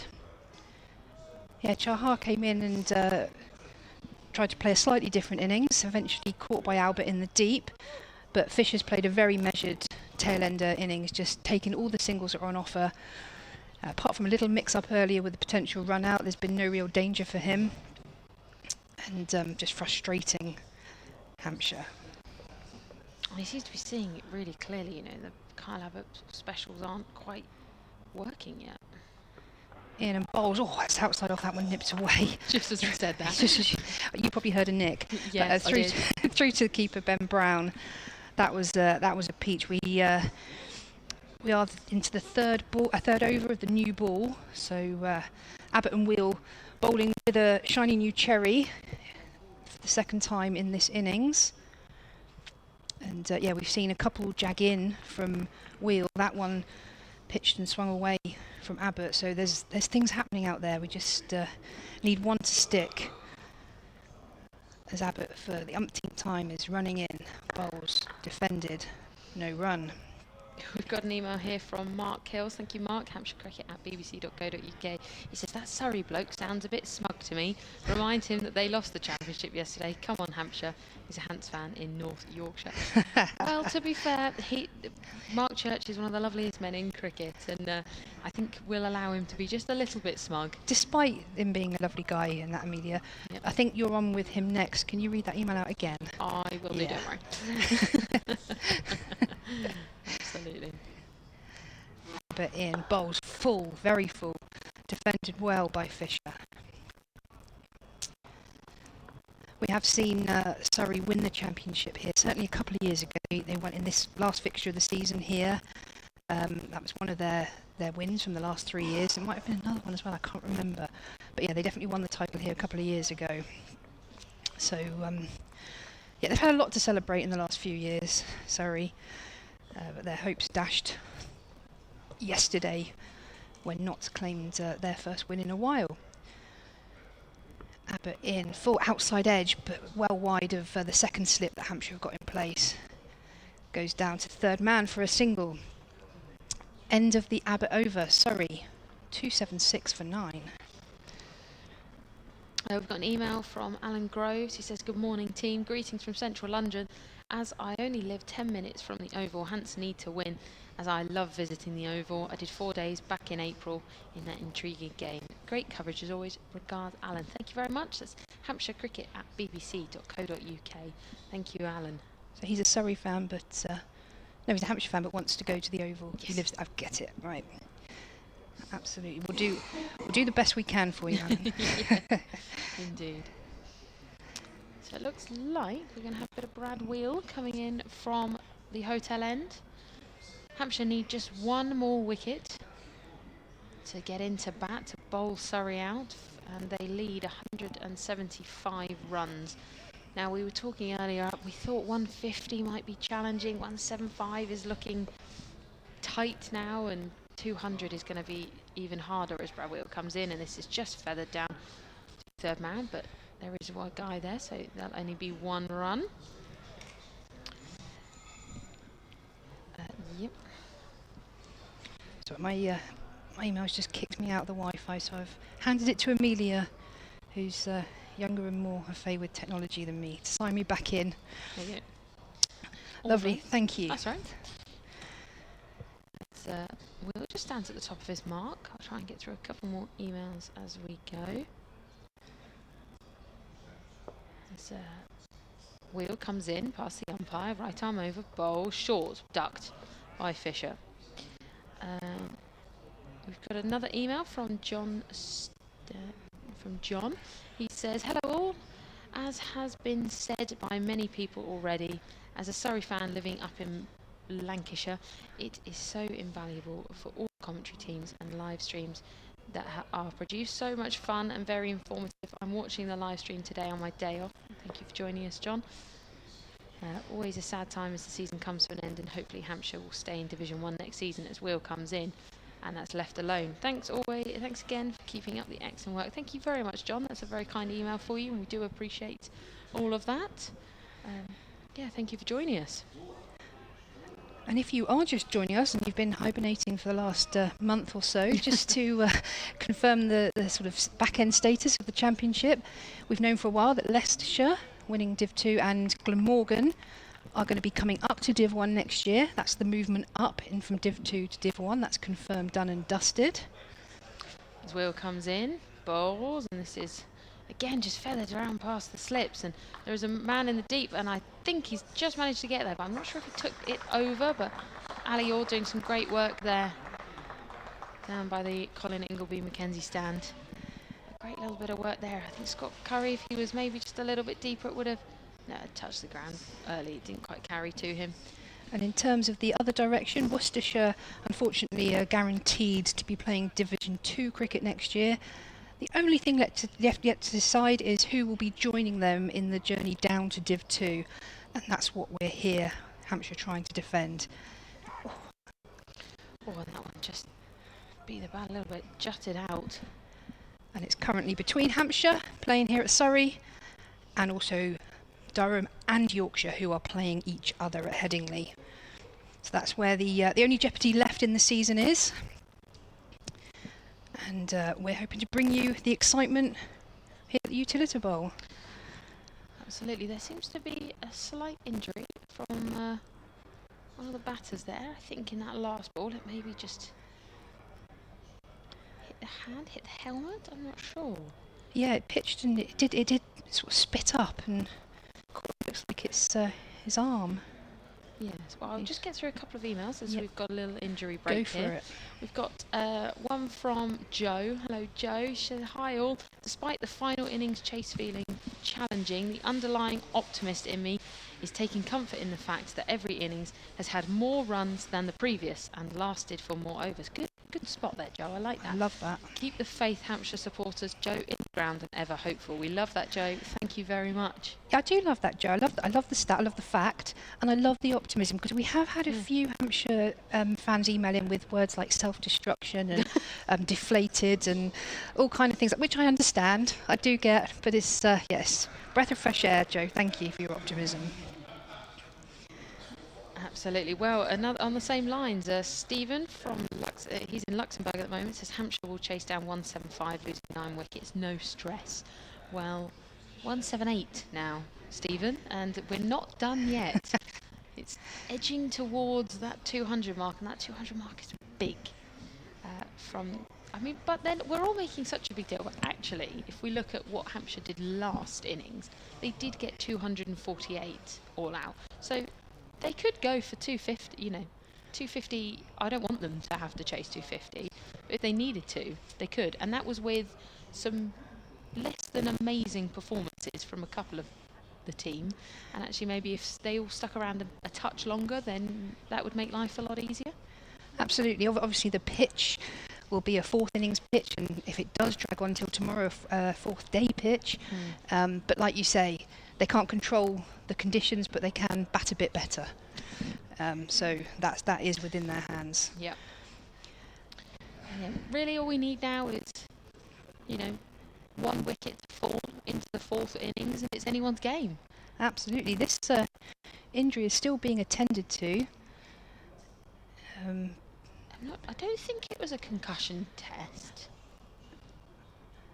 It looks on the stream they're just having some snacks. That's a bit. They're taking on some electrolytes. Yeah, some, the gels. Gels, that kind of thing. What I am really enjoying is the height difference. The physio. The physio. I don't think he could do a concussion test. They have to kneel down. Right, so, the physio seems to be departing the field, and batters are just putting their gloves back on.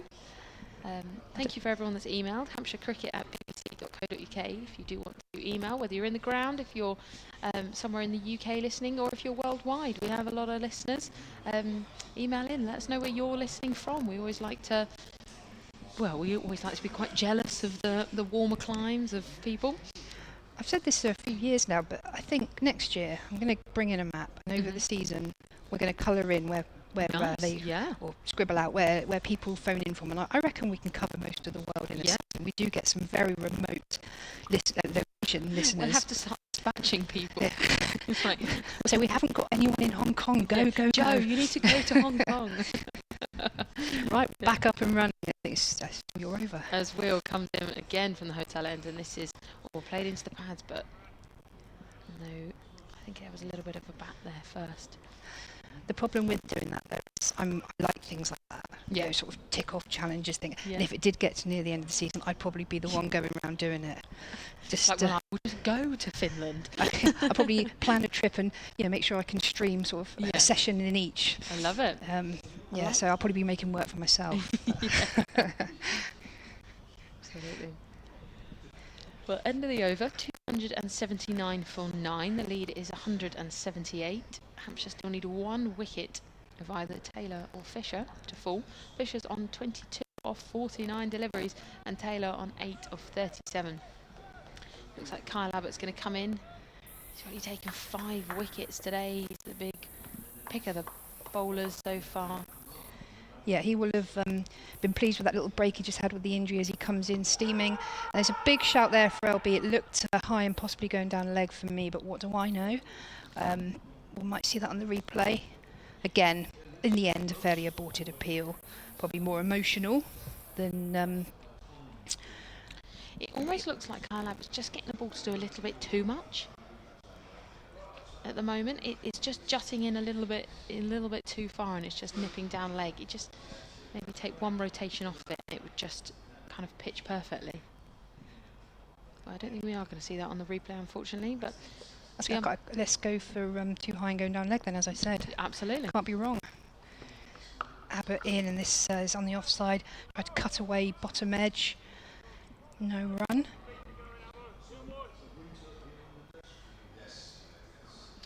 Had an email from Steve Knight, and he says, so that's Hampshire Cricket at bbc.co.uk. Good afternoon. Yes, it is now afternoon, Steve. Listening to the commentary while working in the Home Office just down the road with my amazing fiancée, Kat. How lovely. Thank you for everyone involved with delivering another fantastic season of county cricket coverage. Remaining hopeful for a tricky but doable chase this afternoon. That's carry through. That is a nip-backer, and again through to Ben Brown. Sorry, carry on, Amelia. Not at all. It's my remaining hope for a tricky but doable chase this afternoon. I always root for something to play and come in the end of the season, and we'll have to be careful what we wish for next season. Cheers, and thank you for Steve in Leon Solent. Thank you, Steve. Yeah, this partnership now worth 23, and you take 23 off the lead of 179. It does feel a different story. Abbott's in again, left alone outside the off stump. Got one from Paul Fowler here. Says, hi all. Excellent commentary as always. Thank you very much, Paul. Sat at the pavilion end waiting for this last wicket. Come on, Hampshire. He's up there in the pavilion. Aren't we all waiting for this last wicket? Thank you very much, Paul. If you are on the ground, say hi. Hampshire cricket at bbc.co.uk. Tell us where you are. We'll give you a wave. I imagine there's quite a few inside stay members, because I'm saying there's not as many as I would have hoped in the seats, but I bet there's a fair few in the lounge area keeping warm. Abbott in and left alone outside the off stump, no run. Yep. It's definitely a chillier one today, but then we've had that the last 2 days. It's been rather brisk in the morning and then rather sweltering in the afternoon. Yesterday, well, the last 2 days I've had to put sun cream on while I've been stood there. So, but I think got one more ball and then we're going to have a change in commentary. Yeah, Abbott's going walking to the top of his mark. This we've had one run, just the leg by from that LBW shout and the first ball of the over. Now into the final ball. Abbott's in, bowls full, pushed away behind square on the offside. They'll come through for a single. Surrey 281 for 9, the lead 180. I'm going to hand over to Mark Church. Thank you, Gemma. Yeah, Hampshire will be frustrated with this period of play. The last wicket falling when Surrey were 257 for 8, and they are now 281 for 9. So they've put almost 40 runs on. Yeah, I think these two have played it perfectly, haven't they, Taylor and Fisher? They have indeed. Perfectly. They haven't tried any big shots. They've just knocked it around. They've taken their singles when they've been on offer. They're frustrating Hampshire here. That lead's just ticking along to 180. So now that's a very good lead at the minute on this. So yeah, these two have done a very, very fine job. Of course, if a wicket were to fall now,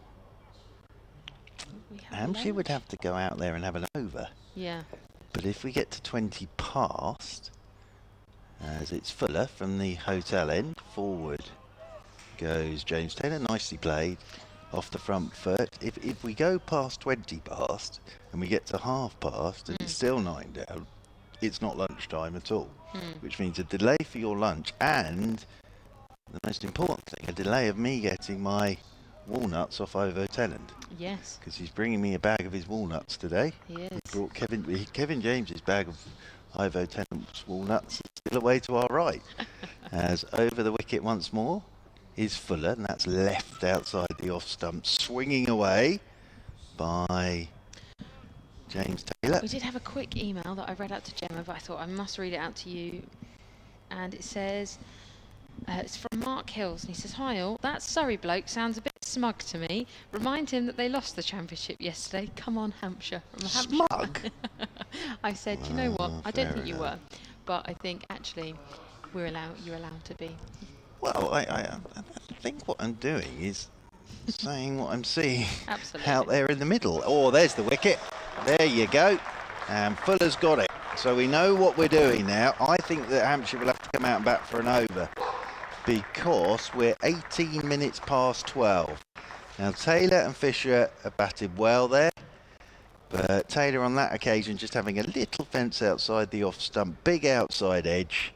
So 281 all out. The lead 180, that will be 181 for Hampshire to win in 5 sessions. But they're going to have to go out there and have a bat for an over, I think, here. Because you saw Taylor and Fisher running off. So I think they'll have to come and have an over batting then it will be lunch, because we're not at 20 past yet. So I think that they will have to go out and have one over before lunch here, Hampshire. So it's been an interesting morning of cricket. It really has. And Hampshire picked up 3 wickets fairly quickly, didn't they? And then a very good partnership there by Messrs Fisher and Taylor. And that means Hampshire will need 181 to win. Now, time-wise, Amelia, it's not a problem, because, as I say, there's still 5 sessions in this game. So time is not the issue. Very well bowled, Kyle Abbott. 5 wickets for Kyle Abbott. 5 for 72. But the equation here really is, it's 181 for Hampshire to win. It is indeed. I mean, they were able to score 248 all out in their first innings, so 200 is doable.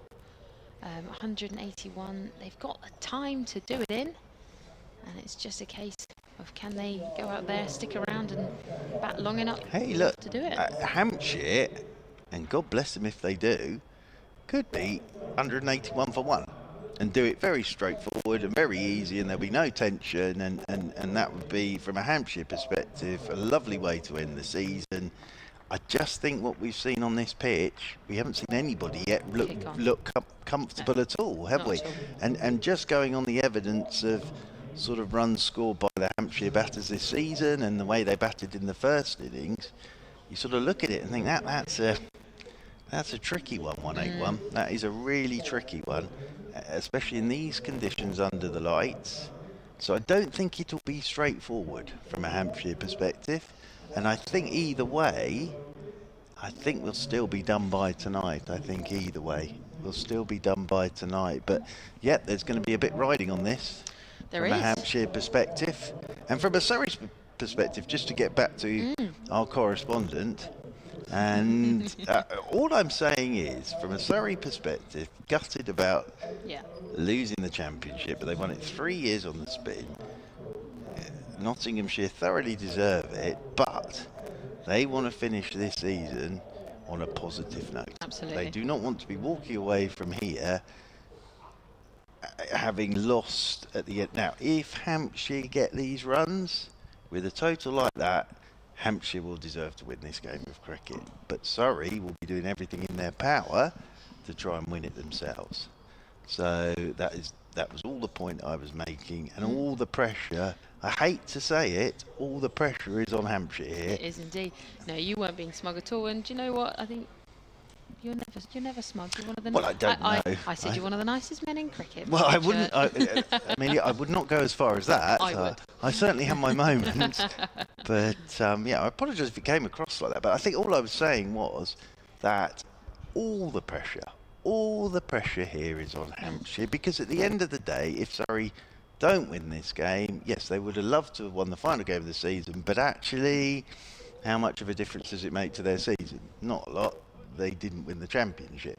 From a Hampshire perspective, it can make all the difference, these 181 runs. So, yeah, Surrey can just go out there and bowl. Hampshire, that pressure of 181 could build up. What they need, Hampshire, is a very solid start. That's what they need. They don't need a quick start. They don't need the ball flying to the boundary. But what they do need is a solid start. That's what they need, is a solid start. And we'll be back out there in a moment, because they are going to have to face the 1 over before lunch. That's the other thing. With the way that wicket fell at, I think, 19 minutes past. So that means the opening pair will have to come out and have an over of batting. Yeah, 28 minutes past, we will resume. I'll just run through the scorecard, because of course on 5 Sports Extra as well. So we'll just run through that scorecard of the Surrey innings. So Surrey started yesterday, and Rory Burns first to go, caught by Washington Sundar off Brad Wheel for 4. And then Ryan Patel caught by James Fuller off Wheel for 13. Then a partnership between Folkes and Sibley, until Sibley was caught behind off Abbott for 44.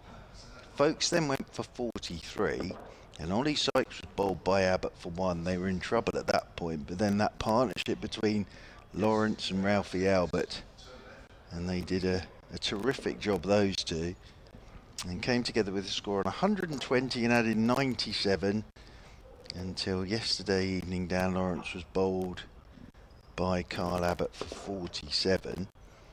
It meant that Surrey arrived this morning. The lead was 124. That was the lead this morning from a Surrey point of view. 124 runs the lead, and Ralphie Albert was 61 not out, and Tom Laws was at the other end, and then Laws was caught brilliantly by Orr off Abbott for 18. Then Ralphie Albert's innings came to an end when he was caught down at deep backward square, hooking Brad Will. Chahar played an interesting innings for his 10, and then he was caught by Albert off Fuller for 10, and then Fisher and Taylor there played very, very sensibly, and they got Surrey up to 281, and Fisher was the not out batter. He was 22 not out. Taylor was the last to go, caught behind off Fuller for 9, so 281 all out. That was a lead of 180. The bowling figures from a Hampshire perspective: Kyle Abbott the pick of them, 23 overs 4 maidens 5 for 72. Brad Will 16 overs 1 maiden 3 for 58.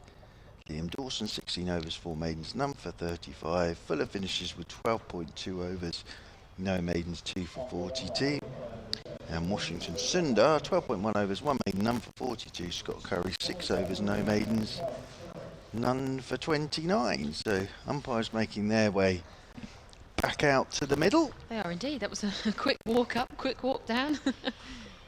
The rate required from a Hampshire perspective is 1.09. So in terms of that, you'd be quite happy, wouldn't you? But because we do have 5 sessions and an over for Hampshire to knock off this 181 runs. So they're in absolutely no rush whatsoever. They've got to just get through this over, and then, as I say, they've just got to get off to a solid start. What you don't want is a couple of wickets going early and those nerves beginning to rattle. So 1 over to get through before luncheon. 1 over to get through before I get my walnuts off Ivo Tennant. And yes, as I say, this afternoon is going to be absolutely fascinating. So Surrey are back out there. I'd have thought it would be Matt Fisher. It will be. Matt Fisher will bowl this over from the pavilion end of the ground. And Fisher bowled beautifully in that Surrey first innings. We know what he'll be doing, hitting a length and just trying to get it to nip a touch. There'll be 3 slips in there. No, 2 slips and a gully. 2 slips and a gully. Sibley and Burns at first and second slip. And Ralphie Albert making his way down there towards long leg. There's going to be the short mid-wicket. There's going to be the mid-on. There's going to be the mid-off. And Ali Orr and Fletcher Middleton are out there in the middle. Ali Orr is on strike, the left-hander. Started like a train in the first innings, did Ali Orr. He's got 1 over to get through here.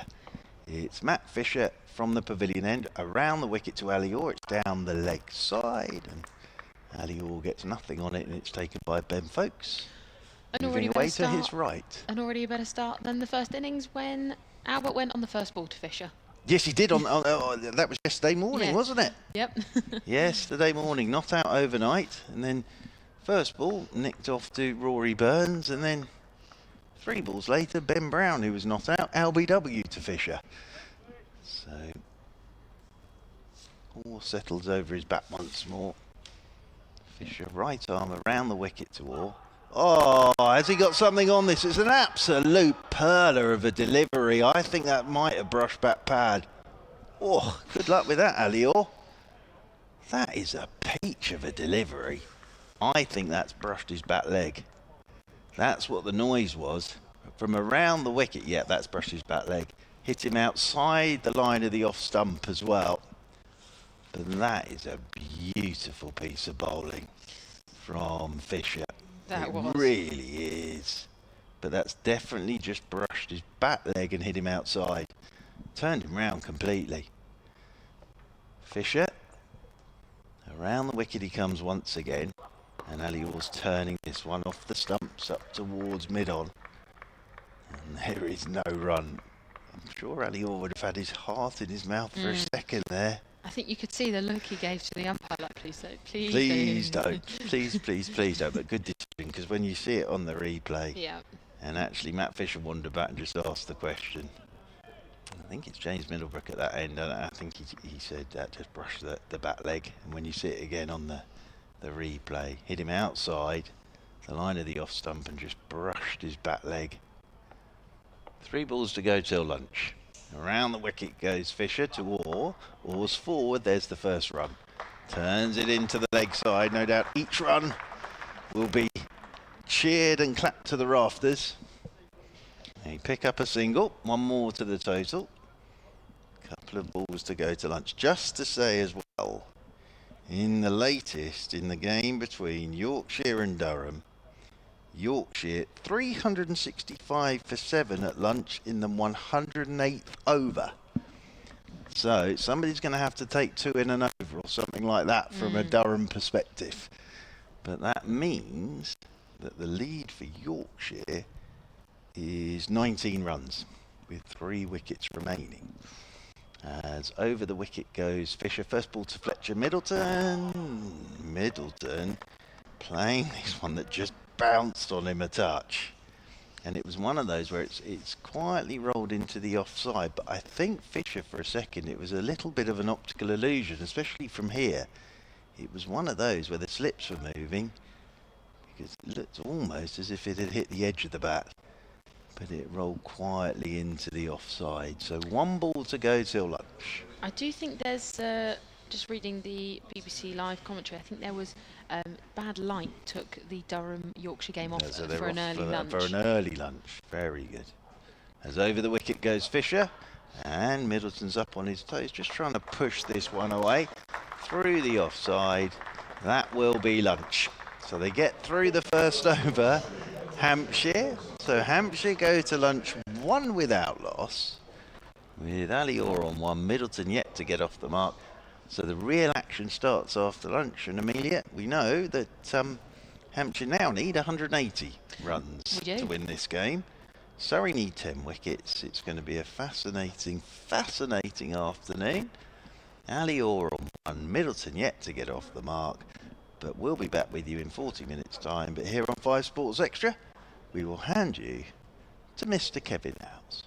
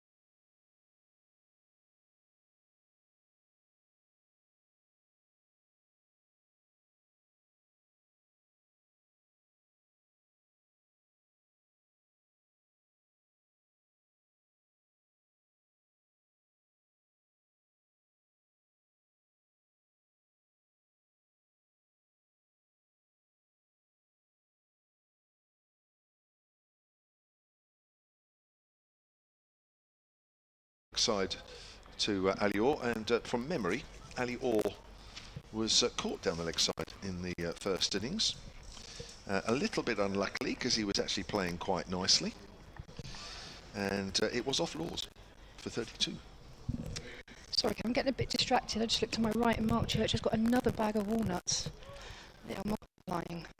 It's Walnut City up here, actually. There are 2 huge bags of walnuts to our right, outside the off stump, and that's left alone. Courtesy of Ivo Tennant from the Times, who brought some up. Apparently his village is absolutely awash with walnut trees and walnuts dropping off them, and they can't give them away. I'll tell you who, part of our commentary team that hasn't returned to the gantry is Amelia Clark, and I'll leave you to explain why, Kev. Well, thank you very much, Gemma. Yeah, got a call from Gemma about 5 minutes ago, just before we came back on here, and said, have you taken my lunch? Amelia, yeah. So I did, unfortunately, and I didn't mean to. That's turned away on the leg side. There is a fielder out in the deep. They're going to run 2.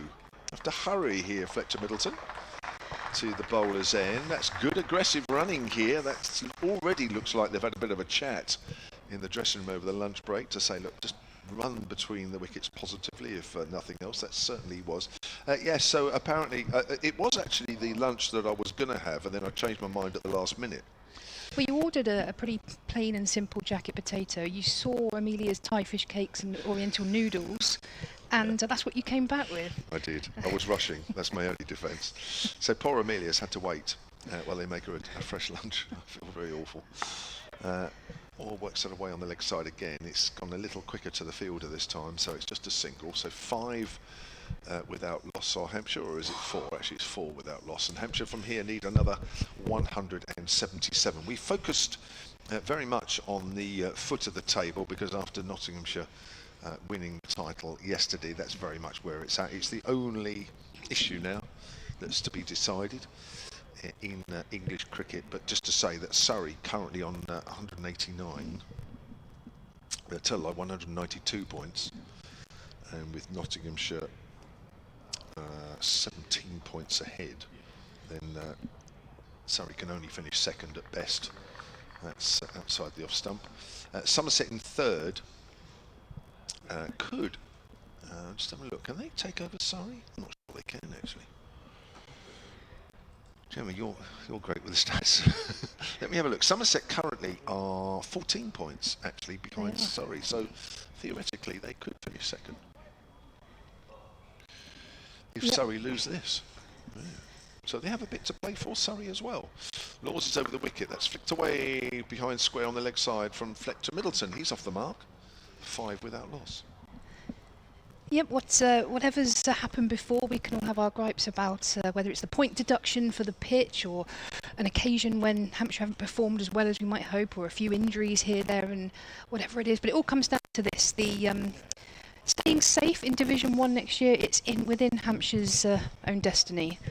They win here, they win whether today or tomorrow, they stay up. So it's all boiling down to this final innings, and as Kev said, they've come out just in that one over with a little bit of intent in terms of running between the wickets, turning a sort of definite one into a pushing for 2.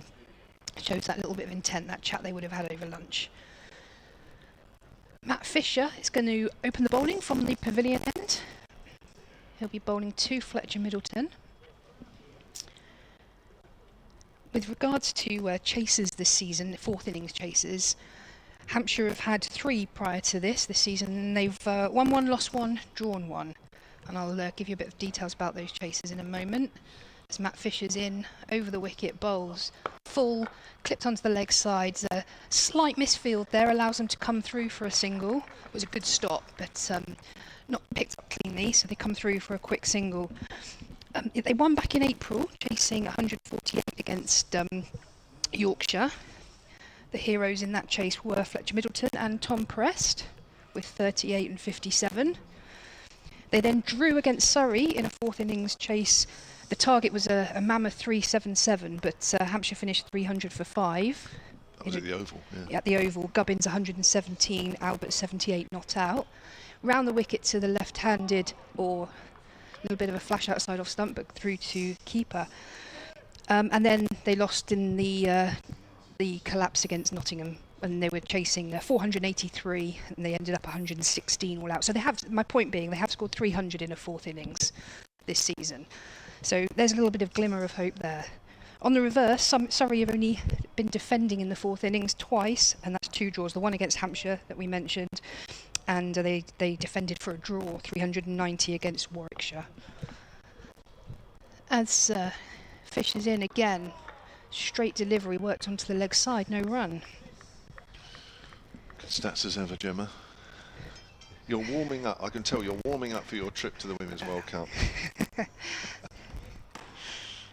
I'm hoping this does finish today, because, well, even if this does finish today, if Hampshire win, we still need to know about the Headingley game, and I could be airborne by then.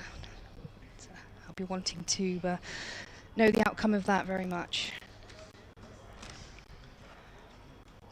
Again, Fisher round the wicket, Alior on strike, in bowls, full and straight, defended into the offside, no run.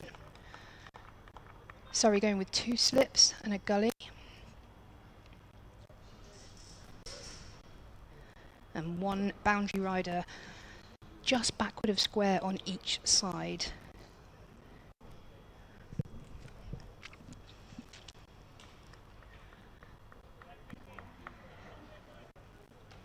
Ball just being passed back to Fisher. Keeping the shine on that ball for as long as they can. Every fielder putting their tuppence worth in, giving it a buff as he's in again. Bowls, and that's driven straight into the hands of the cover fielder. I'm not sure if that was a drop, if that carried or not. It was low, certainly very low. The reaction suggests probably not. I don't know, Matt Fisher. Hands on his head for a second, but he doesn't look too disgruntled on the feed. He did reach for it a bit, didn't he, Alior? Yeah. It wasn't the most convincing shot, but it didn't stick either way. We did see a bit of movement earlier with the new ball when Hampshire seamers were bowling. Fisher in again, over to the right-handed Middleton, works that onto the leg side. That's the end of the over, just 2 from it. Hampshire are 7 without loss. A shout out here to David Holt, who a Hampshire supporter who's been to quite a few of the Hampshire away games in recent times, and is a big supporter of Hampshire. And he's recovering from heart surgery. He's a life member, and he's been listening and watching and following this game. And we wish you well, David. And let's hope that the result here will certainly help with a speedy recovery. 7 without loss. Hampshire need another 174. Here's Laws. It's going to be a long 174, that is for sure, as Orr is forward and it goes out into the covers. Indeed, if Hampshire get anywhere near that amount of runs. Peter Collins, Hampshire Cricket at bbc.co.uk, is already nervous after that 1 over pre-lunch. Is it bad to want Yorkshire to beat Durham, helping Hampshire's cause? Not at all. I remember, I think it was 2 years ago, Gemma, and I'd have to look this up, it might be 3 years ago, the last game Hampshire played of the season, or that particular season, up at Warwickshire, at Edgbaston, which was an amazing last session. There's Orr steers that into the covers, and there is no run. It was the game where Liam Norwell got about 9 for not very many. I'll look this up in a minute just to clarify, but Liam Norwell it was basically the last game he played. It finished him off, you know, and he was a man that had real injury problems. But and Hampshire, right towards the close of the game, beat Warwickshire, and in so doing, Warwickshire beat Hampshire actually. In so doing, sent Yorkshire down. Orr's off the back foot, steers that down towards third man. That's going for 4. Did open the face of the bat there. Orr moves on to 9, 11 without loss. Hampshire need another 170. Yes, and there was a lot of people watching and tuning in from Yorkshire, hoping that at the very least there was a draw or a Hampshire win. There wasn't many runs in it actually in the end, but that result did send Yorkshire down to Division 2. So, do Yorkshire deserve to give Hampshire any favours? I guess is my question. Yeah. Law's into his second over here. He's around the wicket to the left-hander or there's 2 slips and a gully. It's still overcast here. Pretty good conditions you would think to bowl in, which good from a Surrey point of view, not so much Hampshire. Or off the back foot, steers that out to deep backward point where there is a fielder. And the total moves on to 12 without loss, end of the over. Yeah, when it comes no, down, not end of the over, sorry. when it comes down to these sort of fine details and these points being so minimal in terms of separating teams that are either going down, winning a division or whatever, you can look back at so many sliding door moments in your own team's season, but most recent being how important those 8 points at Somerset were last week. Oh. You know, totally different situation now. It would make them play differently up at Headingley, that's for sure. That's steered into the ground and fielded at Gully. And yeah, you look back at a season and you might think of someone's 100 or someone's 5 for whatever, but you know how important those days or those sessions truly are to changing the outcome come the last game. 169 needed. John's emailed hampshirecricket@bbc.co.uk. He says, read the earlier message that you received about Mark Church's alleged smugness. He's chatting at the moment to the side, so he's not actually listening. Well, he looks smug now because he's got 2 bags of walnuts. Yeah, that's true. Always playing a missing outside the off stump. Kept a little low on Fletcher Middleton. End of the over, 12 without loss. I can't really think of a fairer commentator on the BBC County circuit. End of, says John. In brackets are equally Kevin, in fact, is a notch down from Mark in the fairness stakes. Well, definitely today. Yeah. Well, I don't mind being a little bit more one-sided than the other. I don't think any of us can be blamed for that, Gemma. No, yeah, like you said earlier, it does get you. I mean, I've been a lifelong member. You've played for Hampshire. It's got to mean something, and if it doesn't, I don't think we'd be here. But yeah, I do confirm, Mark Church, lovely guy. I've got a great email here. It's quite a long one, but definitely can't wait to read this one out. Fisher to continue. Ali Orr on strike. In bowls, full clipped onto the leg side. On the first one, that's going to go for 4. That's really well timed. I thought that looked like that was going straight to the backward square, deep backward square fielder, but couldn't actually get anywhere near it in the end. It was timed very beautifully. Well, I tell you what, an hour of Ali Orr here. He will keep that run rate high. He's been great form in the One Day Cup, not so much so in the Championship, but he is 14 from 17. This email's from Glenn. Fisher in, round the wicket, left alone outside the off stump.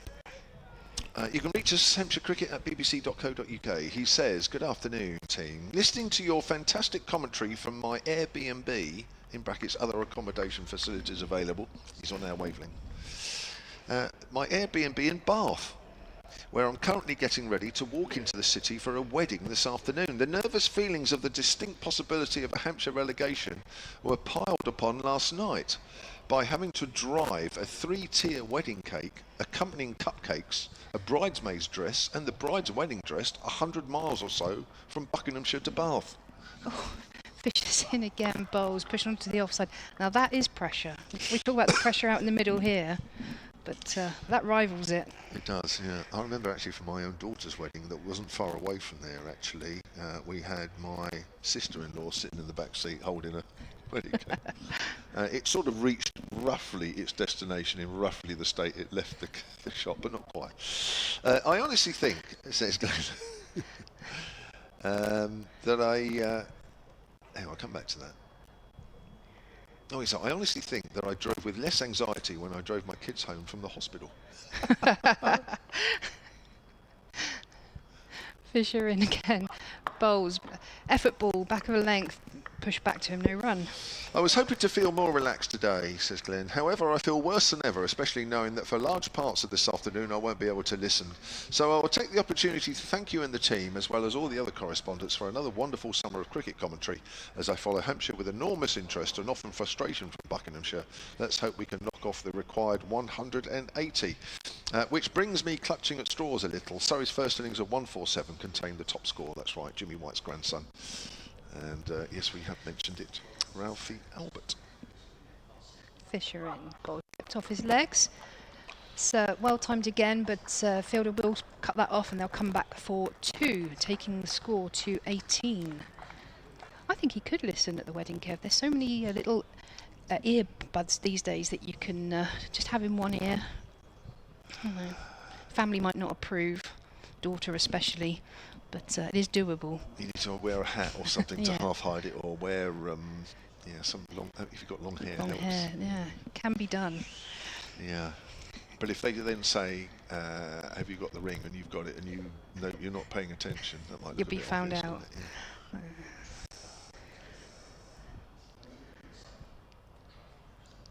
Ali Orr the strike, 16 off 21, playing really nicely since they resumed after lunch. Fisher in. Another effort ball. You can hear the grunt from up here, and that's beaten outside the off stump through to the keeper. 18 for naught. Shah has also emailed Hampshire Cricket at bbc.co.uk, enjoying the commentary. Just wondering if Washington Sundar was playing today, because he wasn't on the field this morning. No, he wasn't. He split the webbing on his hand. A return shot when he was bowling has caused him some discomfort. He wasn't on the field. We had Andrew Neil as a subfielder who actually got a catch down at fine leg. But our understanding is that he bats at 7, so he'll be able to come in his normal position. And how crucial is he? Crucial. I think his innings will be, well, I wouldn't say it will be the difference, but they need him. Start of a new over from Laws, and that's hit out off the back foot by Middleton into the covers, and there is no run. Several more emails coming in here. Looking forward to the chase, said Michael James, who's already emailed earlier this morning. Stay positive. I don't think anyone would have got that Derbyshire had the most 1,000 run players a season. There you are, Gemma. There's another surprised supporter. Who had the least? Says Michael. As Middleton again off the back foot steers it into the covers. Have you got that stat? Of course I've got that stat. Of course you Of have. course I've got that stat. There's 3 on 1. It's 4, sorry. 4 counties have only had 1 in that period. We're one of them. Oh, sorry, Hampshire are one of them, with James Vince. Gloucestershire, Leicestershire and Northants. So this is since COVID, Yes. with players with 1,000 to a season. So let Yeah. me think. Gloucestershire, who would that be? Bracey? Oh, you haven't got the names, have you? Sorry, I forgot. We'll stick with 1. Here's Laws, a length ball, and Middleton's forward this time. You're going to look it up. I'll aren't look you, it up really? for you. You are going to. This one's from Kate Lee. While you do that, Hampshire Cricket at bbc.co.uk. I'm watching from Hereford. My dad, Michael Lee, is a Hampshire member and he's sat in the ground watching the game. He's probably wearing at least 3 jumpers. Yeah, it's a bit nippy out there.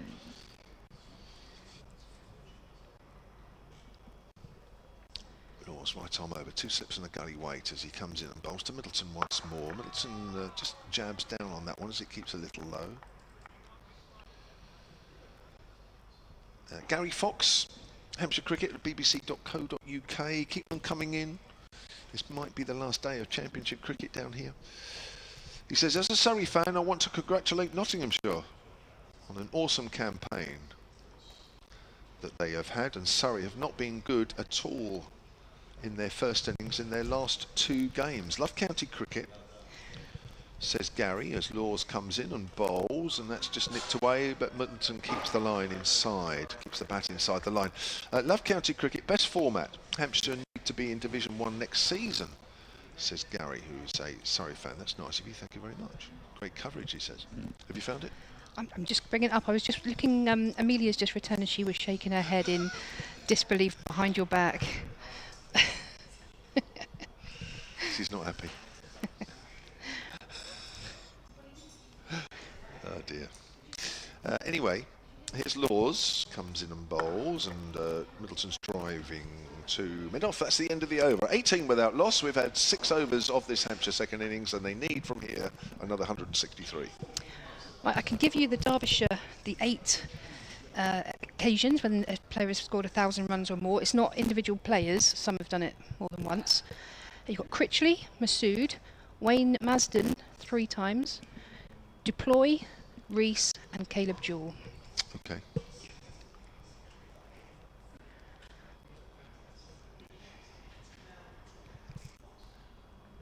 Another email from a Surrey fan here, Asad Abbas, Hampshire Cricket at bbc.co.uk. Fisher to continue round the wicket to all, full and straight. Defended, no run. This has been a great game to finish the season, says Assad. I hope Hampshire are able to do it. I'm a huge Surrey fan, but I've really enjoyed the campaign this year. I also want to take the chance to thank all the counties for their YouTube coverage. I live in Norwich, far from any of the county grounds that Surrey usually dominate, so being able to follow the games online has been excellent. As I work from home full time, it's been perfect for me. Thank you very much, Assad, for that one. Thanks for all your kind comments as well, not just today, but throughout the season. Absolutely, and Fisher's in again. Bowls, back of a length, pulled, but not convincingly by Orr, but it goes over the infielder and doesn't carry to the boundary rider, so they pick up a single. Mistimed pull shot, top edge there, but yeah, a little bit of intent, taking that ball on.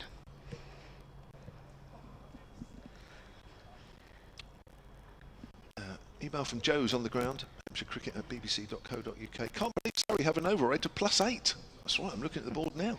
With no weather or light interruptions, surely that would suggest on-time finishes Wednesday and Thursday. Fisher in bowls, full and straight, worked onto the leg side for no run. Here's a not controversial. I've never floated it with anyone, but obviously we're talking about over rates, and if it's in the minus, you can lose points. If it's in the plus, imagine if you could gain points.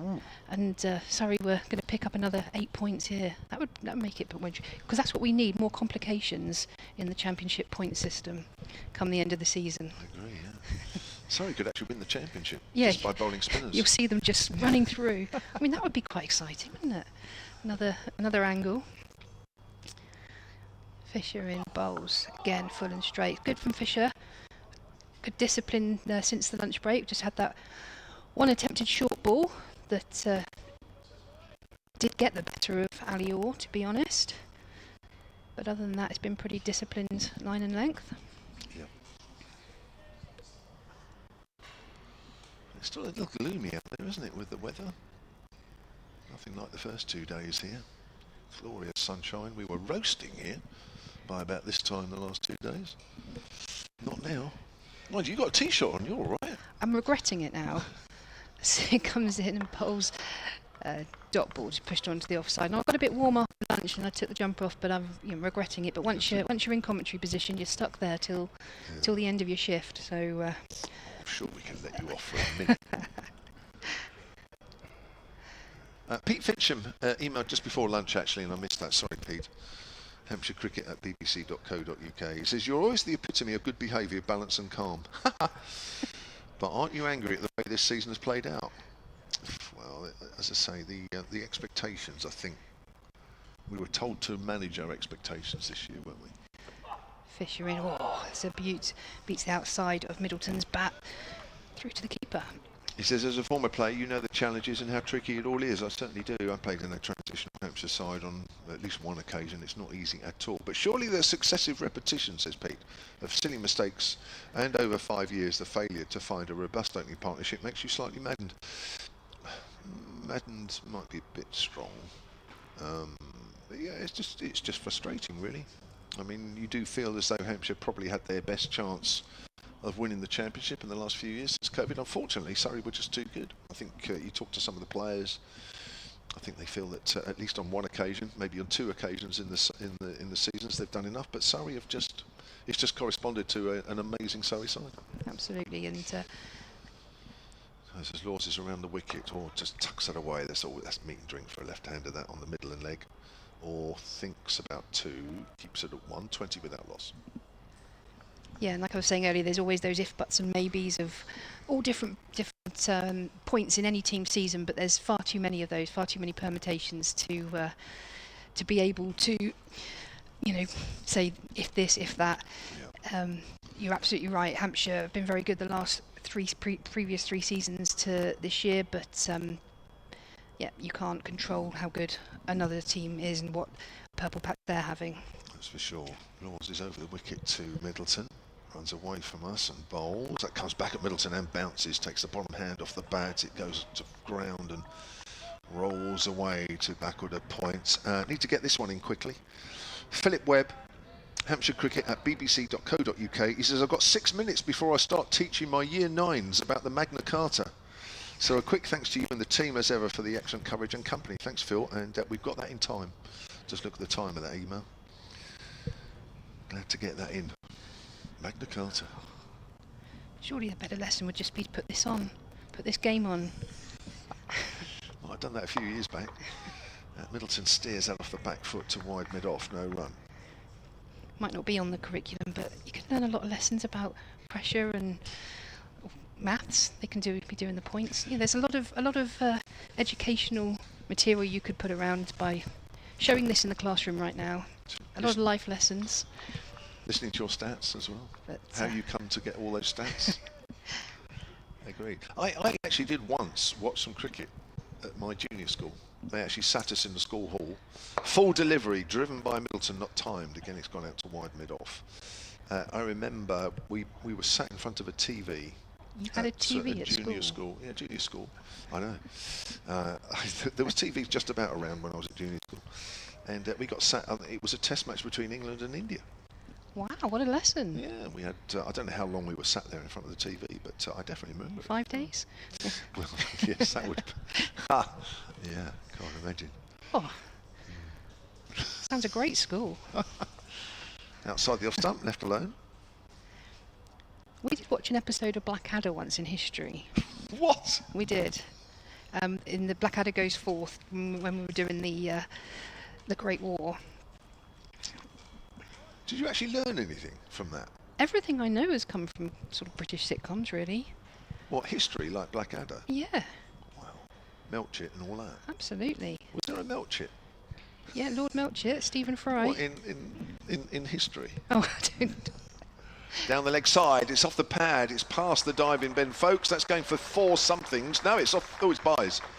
Now that was angled into Fletcher Middleton, clearly went a little bit further as it reached the batter and went further away from Folks at the same time. 24 without loss at the end of the over, and Hampshire from here need 157. So did sitting in that school hall as a little Kevin James watching India-England, did that inspire you to become the cricketer you were? I don't know, it probably helped. I'm not sure I sat there thinking this is what I really want to do, but I remember it being fun. Excellent. Probably more so because we weren't in a lesson. Yeah. Probably more so because I thought cricket was the bee's knees. I don't know. I can't remember. I was so young. Do you not do anything like that at school? I don't remember watching any sport at school, no. As Fisher's in, or left alone outside the off stump. No. I say Blackadder is my only memory of fun television at school. Yeah. But no, I would have loved to have watched some live sport. I think they do these days when it's like, when football World Cups and England are on it, and if it's in the school time, and it's more, but then, everything's more these days, isn't it? More coverage, more TVs and ways to watch things.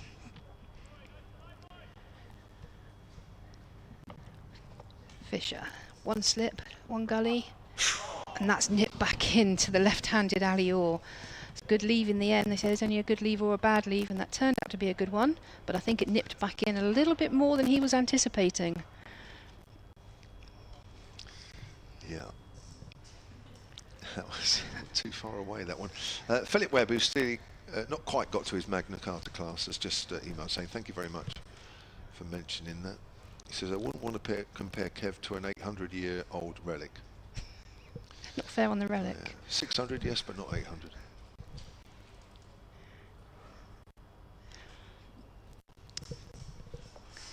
Okay, Fisher in again. Bowls, and this is driven into the offside, but no run.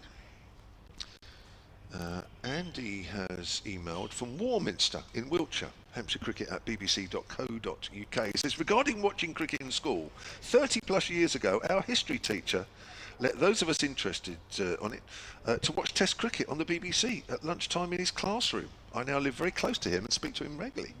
Oh, sounds like I went to a rubbish school.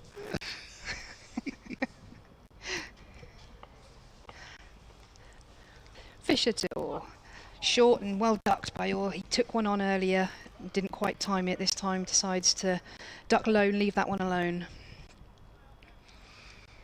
This is an interesting email from Vernon in Bangkok. Vernon in Bangkok. There we go. See, not only did I nick Amelia's lunch, I'm now not getting my names right. Hampshire Cricket at bbc.co.uk. He says, Mo Abbas left Hampshire and won the county championship with another county. That's right, Nottinghamshire. I can think of a few other players that left Hampshire and won the county championship with another county. Danny Briggs. In bowls, defended off the back foot, no run. 5 dot balls. Adam Wheater with Essex. Essex, yes. And this one's a bit tenuous. Cameron Steele. Go on. He played one championship match down at Taunton for Hampshire. Now he's at Surrey, but he's injured. He's not playing this game because he's injured. That's why Chahar's playing. He played once for Hampshire. Yeah. So he left Hampshire. I'm not sure he had the choice, but anyway. He was obviously a good player. He just had the one game, and he didn't quite do enough to, I guess, warrant hanging around. I think he owned the batting. He didn't do badly. He just didn't really do anything of note. In bowls, clipped off his hip down to fine leg, pick up a single. That will end the over. Hampshire on 25 without loss in pursuit of 181. Keep your emails coming in. There's lots of nice comments about the commentary for this game and for the season as a whole, and we do take note, and it does help. We've got Doug Morris here, actually, from the BBC, that sorts out a lot of commentators up and down the country. He's with us for about the next hour or so, so he's hearing these comments, which is nice. He just waved to me. He's had a nice lunch as well.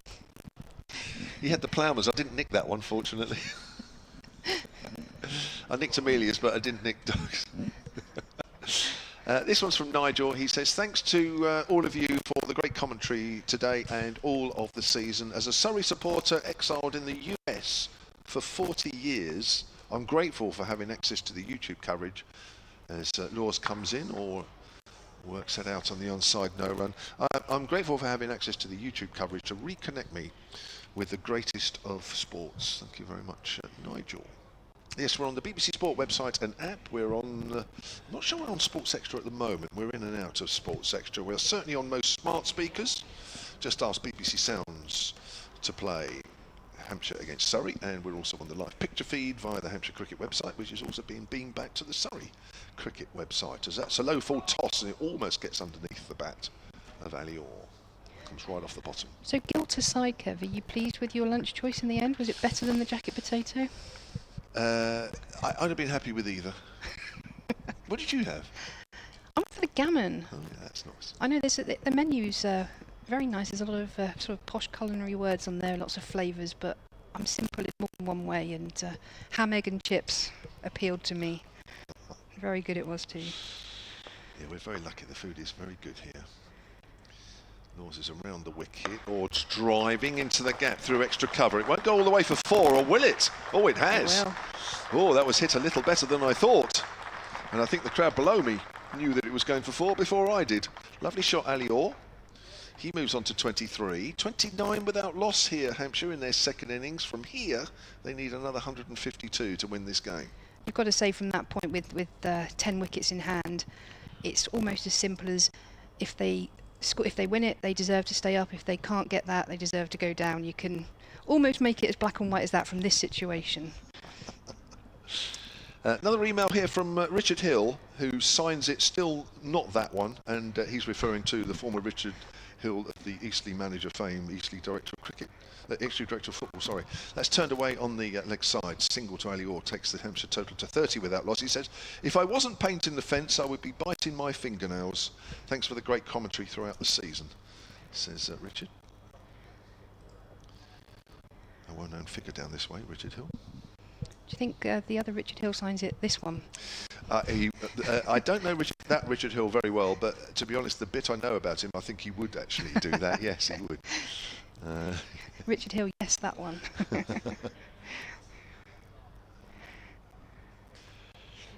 Jeff Budden, Middleton pushes forward. Again, he finds the fielder at wide mid-off.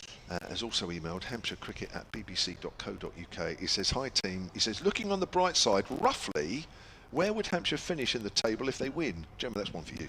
You can have a look at that. You're good at that. Roughly. Thanks to all concerned over the season for superb commentaries. Looking forward to next season, says Jeff. So Gemma's going to do that quick maths. Forgetting what the other sides may or may not do, I suppose, for the moment. Otherwise it gets too complicated, doesn't it? It does a little bit. I'll tell you how high they could finish. How about that? Yeah. Middleton drives again. He finds extra cover, and that's the end of the over. So Gemma's going to have a quick look at that, and at the same time, Gemma's going to have to do it pretty quick because there's going to be a double change in the commentary box. Well, basically, if Hampshire win and get 161 points, and that would put them as it stands at the minute. 1, 2, 3, 4, 5, 6th, but that obviously depends on no other team getting any more points in the competition, which is unlikely. So it's a little bit too tricky to say at this stage. I think we'll just stick with trying to survive for now. Well, don't you? Gemma Green back in a moment. I'll be back in a moment. I'm going to quickly get out of the way because Amelia's sure hasn't forgiven me for her nicking her lunch. And alongside Amelia will be Mark Church. Thank you, Kevin James. Well, it's a solid start, this from Hampshire.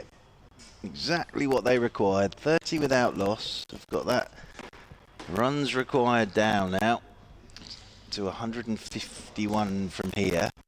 Now Rory Burns is setting a field here for Ali Orr.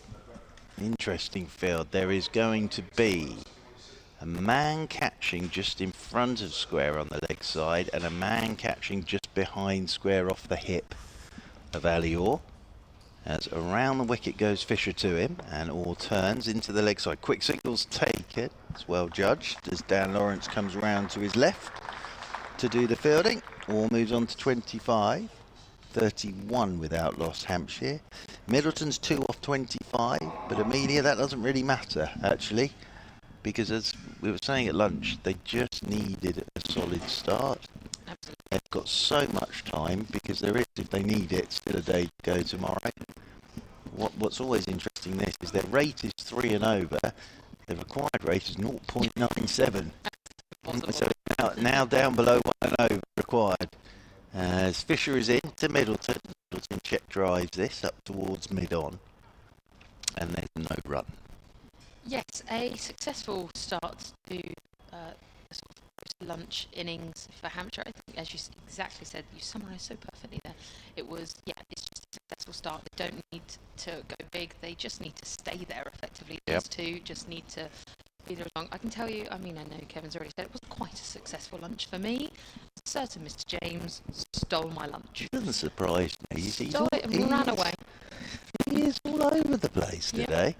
As over the wicket comes Fisher to Middleton. Shot. Up on his toes. Back of the length. Punches this beautifully away through extra cover for 4. It's a lovely shot. Yeah, that was nice. Just found the gap. And just, pushed and placed it there. It was very nice. And Fisher will not be happy. 5 gone so far. Just 3 balls to the over. Yeah, nicely played by Fletcher Middleton. Just back of the length. That one from Fisher. And Fletcher Middleton just stayed on the back foot and then made sure he hit the gap. It won't be long until spins into the attack. Yeah, Ollie Sykes is signalling for a helmet and pads. He'll be doing the short leg duties. 2 slips in there at the moment and a gully for the right-handed Middleton. Fisher runs towards us, comes over the wicket. Middleton, he's looked to work leg side, gets an outside edge and it goes through gully, and Ryan Patel flung himself to his right, but it's going to run away down to the 3rd man boundary rope for 4, but he wasn't in control of that one, Middleton. No, that was very close. That was very close. And so I think you could hear every single person in the ground go. Yeah, trying to work it leg side, and it held its line on him.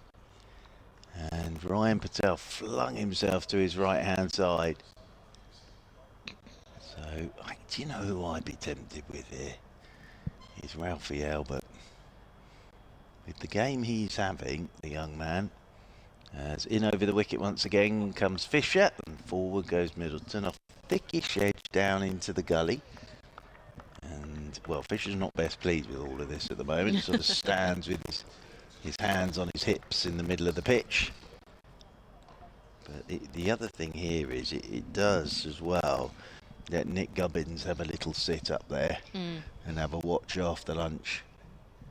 But really, what Hampshire... Well, as I said earlier, it may be that Hampshire knocked these off without too much bother. Yeah, I mean, the target's 181 on 39 without loss so far. They need 142. It's doable. As in again comes Fisher, runs here for Middleton, just pushes this one down through backward point. There is Ralphie Albert. He made 63 with the bat for Surrey. End of the over, 40 without loss Hampshire. So another 141 runs required by Hampshire. And yeah, we're going to get spin into the attack. Yeah, Ralphie Albert was successful in their first innings. A really nice bit of bowling from him. So it'll be about time that he came into the attack. There's just certain players in games that I don't know, the flow is with them. And you just look at Ralphie Albert, and came on to bowl yesterday, first time, picks up a couple of wickets, bowls very nicely, and then in the second innings at a really tough time, came out and made those 63 runs. Just wonder if you bunged him the ball, the sort of game he's having, probably in his first over. Yeah, find a way through. Yeah. Yeah. But they're going to go Dan Lawrence, which I fully understand, first up, because he's got a left-hander out there as well, so he'll be bowling his off breaks, and Rahul Chahar will no doubt be into the action fairly soon with his leg breaks as well. Ollie Sykes has put his bits and pieces on so that he can go in there at short leg. But the occasion looking good for Hampshire at the moment, thanks to this opening pair. Very solid start from these two. It is indeed. So Lawrence to opening his bowling from the hotel end. It's just positioning little fielders just ever so slightly, not massively different, just a slight adjustment there. We've got Middleton on strike. He's going to come on right arm over the wicket, and that's just banged in nice, good length there. And they'll go for one. Good running. Thought about two, but quickly decided against. I see that just rotation a strike there. Moves the total to 41 without loss. And the target is now 140. So I was sort of saying, well, actually, I was sort of thinking as I was walking around with my new lunch after stolen from Kevin James. Got a new lunch eventually, and I thought, well, if they can, they were on about, I think they needed 163 at that point, did Hampshire, and I thought, well, if they can stick around, just get under the 150 mark, well, then it's a 150 game, and now it's a 140 game. You just think, okay, well, if you two can just sort of stick around for as long as possible and get it down to under 100, then it looks even more positive. As this one comes in and it's defended, bumps off the ground and squirts out, no run. This won't be as easy for Raw though, because there's a fair amount of rough stuff outside his off stump from the big boots of Carl Abbott. Lots for Lawrence to play with there. As he comes in again, and he's clearly aiming for those, and Alior does manage to just get a single. He squares behind him, and that puts Middleton on strike. Maybe slightly easier on his side, but there are some big footholds on both sides now after both pairs of bowling from Hampshire in the first innings of Surrey as well. And the pitch well worn in now, creating some options for the spinners as Lawrence comes over the wicket to Middleton. He's back on strike and he defends, and they're going to go for one again. So Alior quite happy to be on strike up here and gets a nice round of applause. Yeah, very nicely played by Middleton, getting a good stride in, just letting it hit the bat. This so far has all landed on the good stuff from Dan Lawrence. What he wants to try and do here, and what he'll be trying to do, is land something on the edge of that rough stuff. Yes. And just seeing what happens. So he's going to come in again, this time around the wicket to Orr. And Orr's going for a reverse sweep, and he's found that, and that was a great little shot there. Found the gap, worked it away, and it's gone for four. Good bit of batting that from Alior. That was. There's always a moment of hesitation when you see the bat go up like that and you think, from a Hampshire point of view, please don't muck it up. But he didn't. It was a great shot, well timed, and yeah, a good bit of bowling though. Lawrence is forcing him to play on the back foot and play every shot. Just a little bit of pressure maybe taken off from this over. 7 from it so far with 1 remaining. As Lawrence comes in once more around the wicket and Orr defends, and that brings up the end of the over. Tidy over there from both sides. Lawrence will be frustrated with that boundary, but 47 without loss are Hampshire. They've had 12 overs and they need 134 more runs to win. The target is 181. Well, of course, if Hampshire win this, then they sort of take everything else out of the equation. But just to keep an eye on what's happening elsewhere. Yes. And Yorkshire 427 for 7. So they lead Durham now by 81 runs. But Durham didn't get the extra bonus point. They didn't get the extra bowling point. But the thing to mention there as well, of course, that one will go into tomorrow. So there is a whole day tomorrow to go as well. Yeah. So it's going to be Chahar into the attack from the pavilion end with his leg breaks. 47 without loss. Hampshire, a further 134 runs needed for victory. As Chahar is in, and that's short and wide to Middleton, and that's cracked away off the back foot.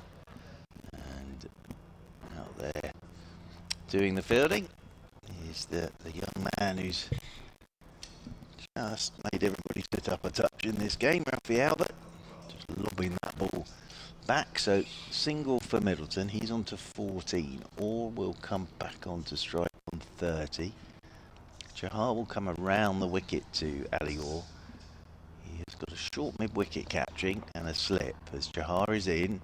Oh, sweeping, reverse sweeping, as we saw him doing against Dan Lawrence. That's hit the pad. There's a shout for LBW. It rolls away and it'll be a leg by. But what Ali Orr is saying again here to Chahar is, I'm not just going to let you land it on a length to me. That hasn't done enough, and it's pitching outside the line as well, as this is driven handsomely by Middleton. Round comes Ralphie Albert, and that is the 50 up to Hampshire. So ideal start this, and well played to Orr and Middleton. Good solid start to this run chase. Orr there though, Surrey will think to themselves, well, he played one reverse sweep very, very well. That one I'm not sure was the right one to be picking to play the reverse sweep to. He's got to stay in the bubble really of the way he's been playing. I think this might be a little dangerous period for Ali Orr, because I think he sort of had 41 deliveries now, and he's looking as if he might try and play some shots as he's forward, gets a thick inside edge that'll run away into the leg side. Well, he got out for 32 in his first innings, so it's around about this mark, but maybe concentration drops a little bit, maybe confidence gets a bit too high, goes for just shots that maybe are a little bit too much at the moment, and yeah, he needs to just stick in it. As Middleton's playing this one from Chahar off the back foot, straight back down the pitch. Just as you were saying about Ralphie Albert there, you think to win is 130 now. If you think if his 61 runs weren't in the equation, oh, it'd have gone home by now. I think it's driving. Here's Middleton up towards mid-off, and Lawrence, good bit of work, diving away to his left-hand side, and there is no run. End of the over, 51 without loss then. It just shows what an integral part he really was in that second innings. Well, yes, I'd be sorely tempted to get him into the action pretty soon. Yeah, they've gone with the 2 senior spinners, but I would be sorely tempted now to possibly bung the ball into Ralphie Albert. As I say, he's just sort of got the wind with him at the moment, so to speak. It's going to be Dan Lawrence to continue from the hotel end. Now, how's Ali Orr going to go about this with Dan Lawrence? As I say, he pulled out the reverse sweep in the last over. He's playing a little paddled out. It's actually a full toss from Dan Lawrence, and it was premeditated by Ali Orr. He was already down on one knee, and then he had to for it because it was a full toss. And in the end, all he knew he had to do was get some bat on it, and that's rushed off down to the fine leg boundary rope for 4 runs. A touch sign posted, but still good. Yeah. Good shot. But they all have to be put away. Absolutely. And Lawrence not using the facilities kindly provided by the ground staff there. And just tapped away for 4 by... Or he's on to 35. 55 without loss. As around the wicket goes Lawrence, oars forward. Pushing this one down into the leg side. Matt Fisher gets round to do the fielding. 126 more needed by Hampshire.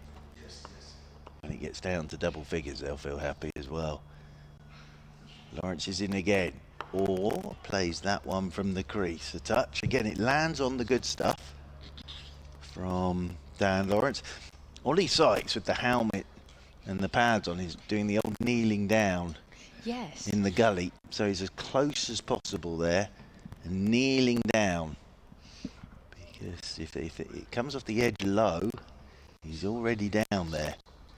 As Lawrence around the wicket, he comes again to Orr, and Orr plays this one that does turn a touch out into the offside, and Ollie Sykes leaps to his feet to get round to do the thing. The first one I saw doing that was Tom Lansfield of Surrey. He did it at Worcester. Everybody thought, what on earth are you doing? Round the wicket once again goes Lawrence, and Orr's playing this one back up the pitch. Thank you to Ivo Tennant. I've got my bag of walnuts. You do. And Ivo sent me a lovely phone voicemail message that I'm going to keep forever. And the dulcet tones of Mr. Tennant as in around the wicket goes Lawrence, and this one's turned by Orr off the stumps into the leg side. It's the end of the over. 55 without loss. Good afternoon, Mr. Church. Ivo here. Are you coming round to collect your nuts, or should I bring them round to you at close of play? Brilliant. And I thought I will keep that forever. Yeah. Everybody, well, I don't know. To be walnuts, they come off a tree, don't they? They right? do. So Ivo must have a very big tree, or a number of smaller trees. I think it's one big tree. It's providing a lot of walnuts. In massive amounts. Is the Ivo Tennant walnut tree? I'm looking forward to taking those back and cracking some open whilst watching the Ryder Cup. Sounds like a perfect Yes, day. indeed.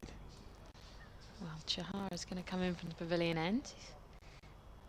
He's had the ball fetched from the boundary, it seemed to be, which I don't quite know why it was out there, but it's in his hand now, and he's going to come over the wicket.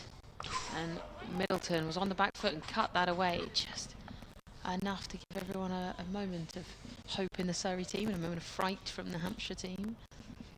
But he goes away safely. He's 15 off 37, Hampshire at 55 without loss. He need 126 as Chahar comes in again. And this is played from the toes, and Middleton digs that one out. Played leg side. No run. Yeah, trying to play as much of this off the back foot, isn't he? Fletcher Middleton. We've seen that can be dangerous though. As Chahar comes in again, and this is this time a bit of a late sweep. He doesn't time it at all. Middleton is playing dangerously here. He's given that one a bit more air above the eye line, and he's looking to slog sweep that. Is Fletcher Middleton going against the turn. Chahar comes in again, and Middleton plays this a little bit safely. Defends. That last one gave him a little bit of a fright, but he needs to play a bit more safely.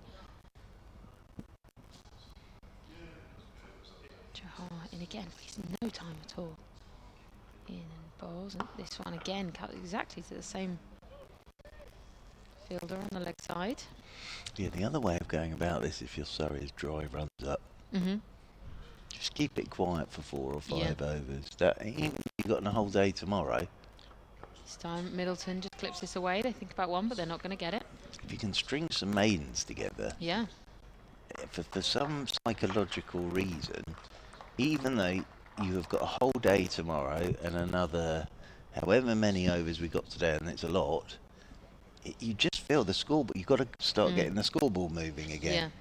When really, if you think about it logically, you could probably have 2 hours without scoring any runs here and still have enough time to win the game. But you are constantly want to see that scoreboard just ticking. So Surrey will also be looking just to string some quiet overs together here with the spinners on. I just think with Ali Orr, just looking a little bit twitchy at the moment, as if he wants to just play some shots now. It's going to be Dan Lawrence from the hotel inn with his off breaks. 126 more needed. Oh, that's the one. That's the one. It hasn't got an edge. Orr's pushed forward to that. And of course, oh dear, it's spinning past the edge. Poor old Dan Lawrence there. The ball's been lobbed back to him. He's missed it completely and it's whacked him straight on the head. Oh. Oh dear, poor old, watch him. Oh, I thought we were about to see it again. He just missed it completely and smacked him straight on the head. Poor old Dan Lawrence. I think there might be a slight delay here because it's a lovely bit of bowling. It beats the edge.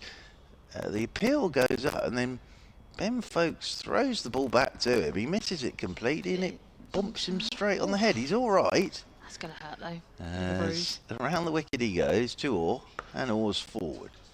Playing that one back up the pitch, and there's no run. But yeah, he's okay, Dan Lawrence, but it gave him a bit of a knock on the head as it was lobbed back from Ben Folkes. So Lawrence comes in once more. Around the wicket to Orr. Oh, big shout for LBW, but that's going down. And that rolls away to backward point. So that's 9 consecutive deliveries now without a run. So they're just stringing a little quiet patch together at the moment. Surrey. They are indeed. Ali Orr 35 off 51. Twiddle of the bat from Ali Orr. Lawrence is in once again. Oh, that's too short, and Ali Orr will cut that down to backward point, and Middleton sets off for the single because the fielding was good. From Shahar diving away to his left, and Middleton's almost run 2 there. Ali Orr wasn't going anywhere. So 10 balls without a run now. 55 without loss it remains. Around the wicket goes Lawrence again, or just digs this one out. They'll take a single up towards mid-on. So the 11th delivery brings a single to Ali Orr. He moves on to 36. Middleton comes back onto strike on 15. 15 from 42, exactly what Hampshire need here. They don't need anything spectacular. After this over, there's 54 left today. That's just a day, and then there's a whole day tomorrow and just 125 more needed. As Lawrence is in, and this is punched off the back foot by Middleton. Sweeper out there is Taylor on the cover boundary rope. Middleton moves to 16 and Hampshire 57 without loss. Absolutely. 16 overs gone. And I think Chahar is going to come in from the pavilion end. Yorkshire now 4-4-1 for 7. Lead Durham by 95 runs. So Durham are really under a bit of pressure now. That, of course, is still in Yorkshire's first innings. But that's a handy lead for Yorkshire. They're at Headingley. As Chahar comes in, and this is driven by Middleton, they'll get the 1. So just before this over, now bear with me if my math is not quite correct, I've got that 54 overs is around and about 328 balls left in the day. Yes, well, excellent, and you only need 123. Exactly. So you can have a quiet patch quite happily. As you said, you can have, apologies, there goes your not the bottle. water. You can have nearly half of every single, you can have half the overs left to play in the day without scoring. Get a single off the rest of them. Done. It sounds easy, but it's never quite that easy. Is it not? As Chahar comes in, this is just tapped into the leg side by Middleton. Well, yes, rate required is 0.82. Yes, it's going down. Well, it will do at this rate. Could get down to sort of 0.3. Chahar comes in and this is defended by Orr. But I know what you mean. He does just look like every so often he's looking to come down and drive and just calm down, Ali. Just, I know you want to go big, but now's not the time. As Chahar comes in, and this is around and a few shouts for Surrey, but no luck there. 58 for no loss. I just hit Ollie Sykes in there at short leg. Chahar straight in, no time at all. That's again played past short leg, and they're going to go for one. Brings Middleton on strike. That's absolutely fine from Ali Orr. 1 and over, no problem. And I know everybody will think, well, if they've only got 53 after this, well, if they went to stumps tonight 112 without loss, they've got a whole day tomorrow to knock off the rest of them. But I don't think that will happen.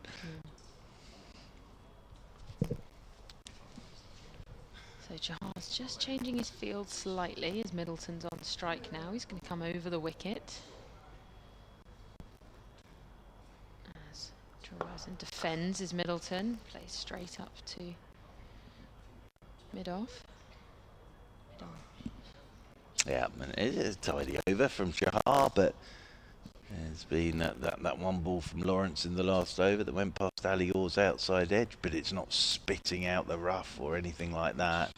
It's a pretty slow pitch, so you've got time to adjust. And at the moment, this is good progress from Hampshire.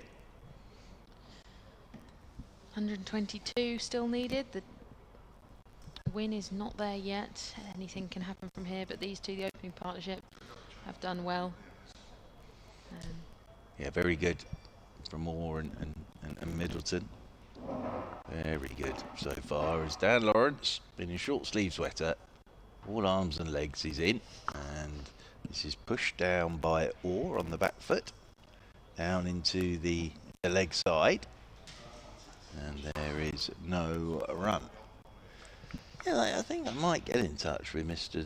Ivo Tennant about his walnuts nearer Christmas as well. Like a walnut at Christmas. As this is tossed up and forward goes Orr. Plays this one down towards backward point. Chahar is up to do the fielding. You of course need your walnut crackers. Yes. Yes, to crack the nuts Absolutely. open. The original The shell, I use mean. of the nutcracker. Yes, indeed. Waits again does Ali Orr. It's tossed up by Lawrence, just turned into the leg side, sent back by Middleton, because Ryan Patel was getting quickly round to do the fielding. Rory Burns with a bit to ponder in there, that slip under his white floppy sun hat. Ali Orr settles once again. Lawrence just taking a bit of time over all of this. And he'll come around the wicket. Oh, that drifted a touch. Drives into the offside. Nicely bowled by Dan Lawrence. Little bit of drift back in. And then he's looking for that to spin sharply away. Oh, waits again. 59 without loss. Oars forward. Pops this one down into the leg side. So Surrey in the last 4 overs have just kept it quiet. They have. Exactly what we were talking about. I've just kept it quiet. Last ball of the over from Dan Lawrence. As in he comes. And oars forward. Good over again from Dan Lawrence. He's still rubbing his forehead, poor chap, where the ball hit him. End of the over. Double change for us. Kevin James is going to make his way in. Yep, I'm going to pass over to the lunch stealing. Yes, there he is, the lunch stealing Kevin James. And I am on my way too, you lunch stealer, you. Thank you very much. I think Amelia's forgiven me, even if you haven't. I bought you a drink last night in Beefies as well. You did actually buy me one back, yeah. I thought we were friends. I thought that made us friends. Clearly not. But did you buy the drink and then drink it yourself? I wish I had now. There's a slog sweep on the leg side. He's got underneath this. This could be caught at mid-wicket. Oh, not quite. Oh, my word. It was hanging in the air. It was hanging in the air. And who's that? Is that Dom Sibley running back? James Taylor running back. And, well, he was always, fortunately from Fletcher Middleton's point of view, always just a few inches too far away from it. It was. Those are the sort of catches that when they're taken, you don't realise how hard they are, running back over your shoulder. But yeah, he had a lot of ground to cover, and when you are turning around like that, it also puts you off a little bit with your orientation. And balance, that's right. There's a reverse sweep there from Ali Orr. It's gone quickly out to deep backward a point. Just a single, don't give it away now. Hampshire openers, you've worked hard to get to this situation. There's still a day and a third, probably more left. You don't need to go too silly. Earlier on, have you had an email, and I can't remember who from, apologies to that emailer. Jahar Bowles, Middleton works that on the onside. Asking how high Hampshire could finish. Is the epitome of optimism. And obviously we're still very much, let's win this game and stay afloat. But I can. Oh, he's bowled. Him. Oh, and that's the first wicket down. Fletcher Middleton is out for 18. Jahar picks him up. And you just felt as though Hampshire were just, I don't know, not playing a few shots there, really, wasn't it? It's almost as if both openers have got in and feel a little bit more confident. And, of course, as soon as that happens, then something happens, and it has. Middleton goes for 18. Just waiting for the replay there. We just missed that one. Or not us. The replay, the camera people have just missed that one. But anyway, 61 for 1. Yeah, absolutely. First wicket. So I was just listening to the announcer there. First wicket for Surrey in this innings. Hampshire 61 for 1. Ali Orr going very nicely at the other end, from 38 off 64. Nick Gubbins striding out to the middle. So the target now, or the deficit now, 120.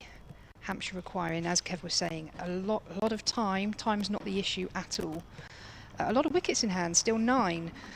Hampshire going to be wanting to get the majority of this run chase done sooner rather than later. It's not one that you want to leave to a 4th day. So Middleton goes for 18 off 48 deliveries. And Nick Gubbins, who's not quite having the championship season that he would have hoped, that anybody would have hoped, really. No, Averaged over 50 last year. He's in the 20s this year. Yeah, fantastic 50-over campaign for him, but hasn't transpired into the championship format for him this year. I will continue with what I was saying earlier, even though Hampshire have just lost a wicket and we need to again consolidate, but there is every possibility that they could finish as high as 6th, and that is a reasonable outcome if Hampshire were to win, obviously. And then it would just rely on two other results, Yorkshire and Durham drawing, which is very much a possibility. They're still in the 2nd innings on the 3rd day. Jahar to the left-handed Gubbins, who's well forward. And Essex also to draw again. They're only in the 2nd innings in their game, 2 big scores of 400 odd. So those 2 results, very much a draw is in the balance. And if that were to happen and Hampshire to win, they would not only survive the season but finish 6th. Big shout for an LBW. Gubbins is looking for a quick leg by there as the ball goes out behind square on the offside. Just watch that again on the replay. Gubbins is well outside the line there. But I guess Surrey are going to shout for just about anything. Put Hampshire under even more pressure. Absolutely. So yes, so you're saying Hampshire would finish? They could finish 6th. 6th, right. Yeah. Okay. Depending on other results. And they could go down. That's the 2 extremes. That's how close it is, isn't it? Of Hampshire's situation at the moment. Meanwhile, up at Headingley, Yorkshire are 449 for 8. After 129 overs, they lead Durham by 103 with 2 wickets remaining. That's all in the 1st innings. Dan Lawrence to continue from the commentary end. Got two quite expansive spinner bowler actions, and that's straight as you like through to the keeper. Yeah, there's a lot of arms and legs going on with these two bowlers in tandem.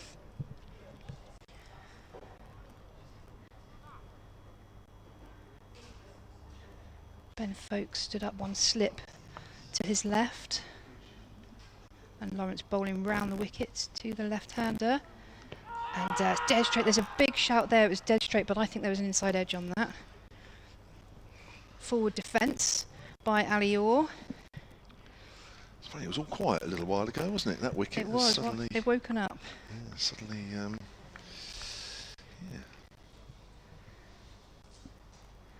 So Lawrence in again.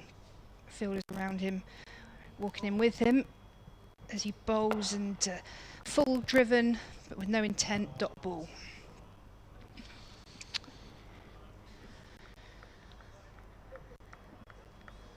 We've still got 9 wickets in hand, and we have been told that Sundar is going to bat, Washington Sundar. So we are fully complemented in the batting department. Ian bowls full and straightforward defence. Yeah, he didn't bowl following splitting the webbing yesterday in a return bit of fielding, but he is set to come in the lower middle order. But out there in the middle now, we've got Ali Orr, Nick Gubbins, Hampshire 61 for 1.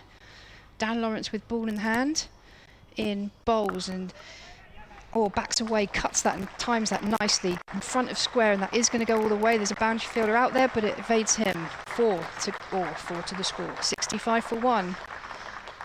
Well, that delighted the crowd, didn't it, that boundary? It did. Everything's delighting someone at the minute, whether it's a shout or for an LB or a 4. A bit more noise than we're used to on day 3 of a county championship game.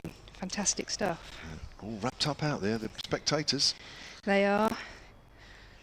And Lawrence in, full toss, driven, but again just pushed more than driven really to mid-on. Dot ball, that ends the over, Hampshire 65 for 1.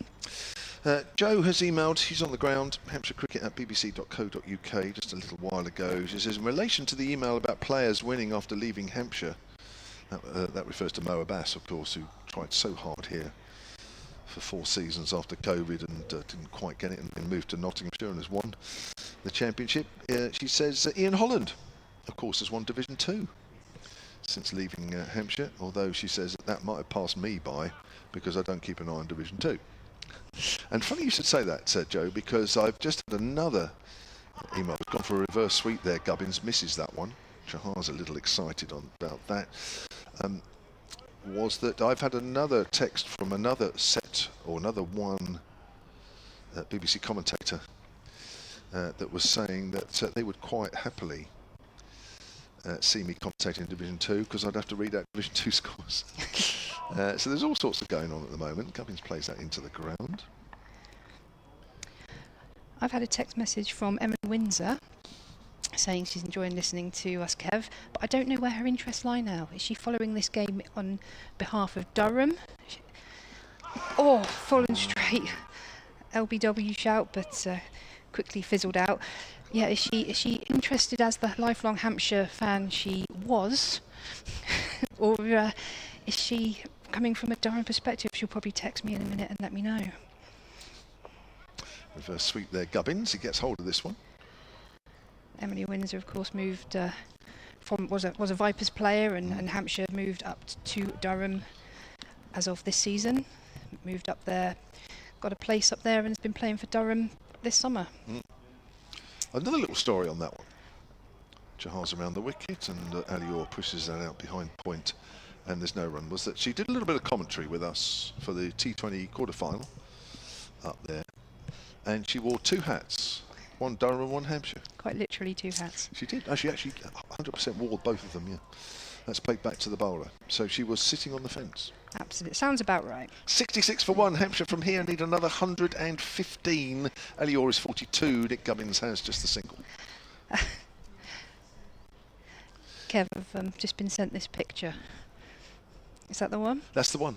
Here we've got a picture. Emily's just sent it in, wearing the 2 hats. The Hampshire bucket hat underneath, and then the blue Durham one on top, and she's got a big thumbs up. yeah, very much still a foot in either camp. But I think it would be fair to say that she doesn't want Durham to go down, would she? But what, yeah, Durham or Hampshire, what's the dilemma for her? Of course, there is a situation: Hampshire win, Durham win, Yorkshire go down. Well, yeah, that would be ideal for her. Dan Lawrence in. Oh, that one looks like that's given. Yeah, that looks one full and straight too many. And Gubbins has been undone there by Dan Lawrence. LBW. He goes for 1 of 7 deliveries. And we're edging towards getting a bit edgy. Well, it all felt quite relaxed at 61 without loss. And now here we are at 66 for 2. And Nick Gubbins, as I was saying earlier, really hasn't enjoyed the best of campaigns this year for Hampshire. They really did need him to put in a bit of a contribution. That has not happened. Goes for 1 from 7 deliveries. And that wicket of Fletcher Middleton means that Hampshire have lost 2 wickets in fairly quick succession, and the pressure is back on. They need 115. Toby Albert is walking out. Yeah, Toby Albert, another hero in the white ball format for Hampshire this year, specifically T20. But he's coming out now in the whites, hoping to secure Hampshire's future next year in Division 1.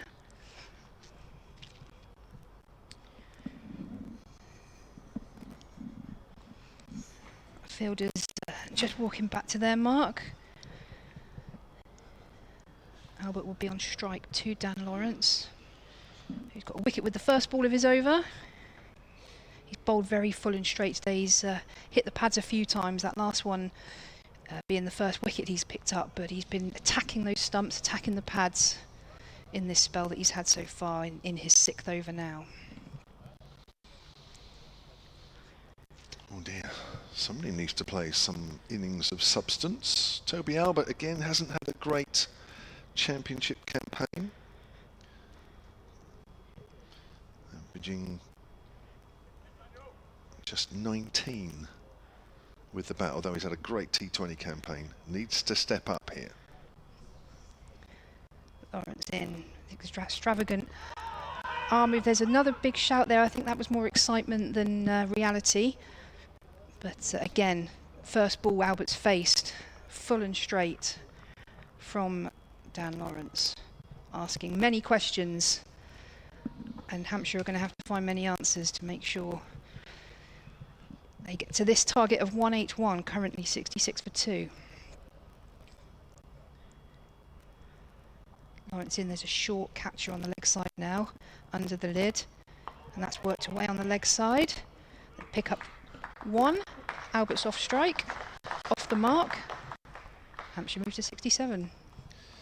Yes, we mustn't forget that Surrey are playing for 2nd place here, because if they don't win this, then Somerset have a chance of finishing 2nd despite those points deductions. They're 14 without loss in their 2nd innings against Essex.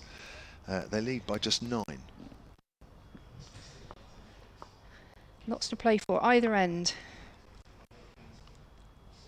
As he's in again, Lawrence full and straight once again.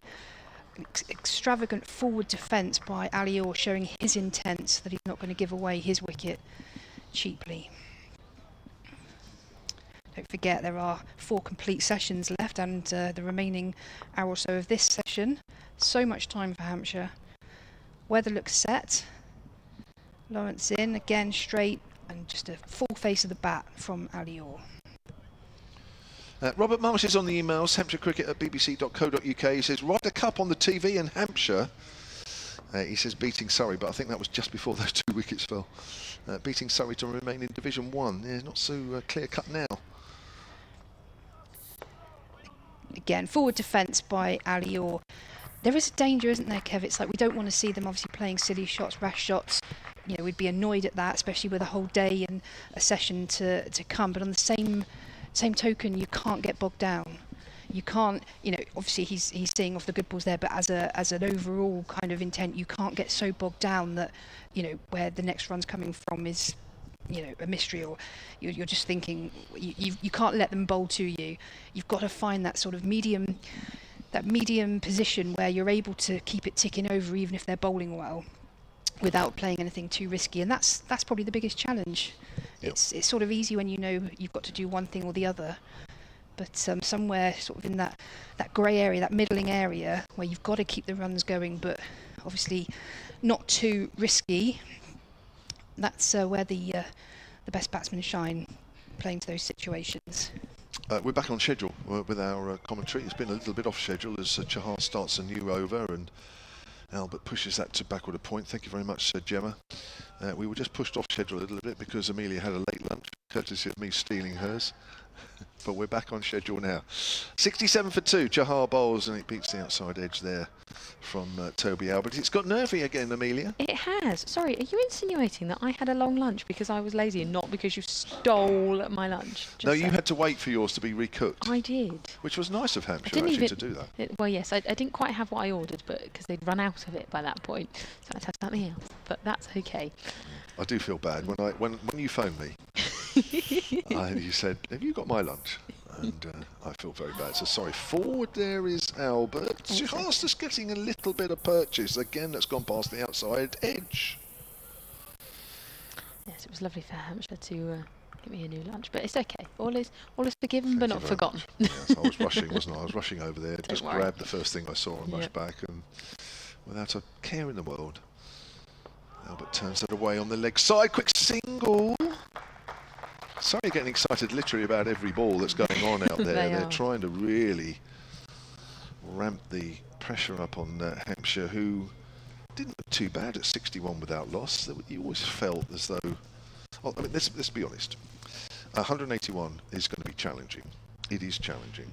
But when you get the start of 61 without loss, you just start to relax a little bit. And now, all of a sudden, things have changed a little. A nice sweep shot there from Alior, despite Chahar with his hands on his head, and again thinking that he's the unluckiest bowler in the world.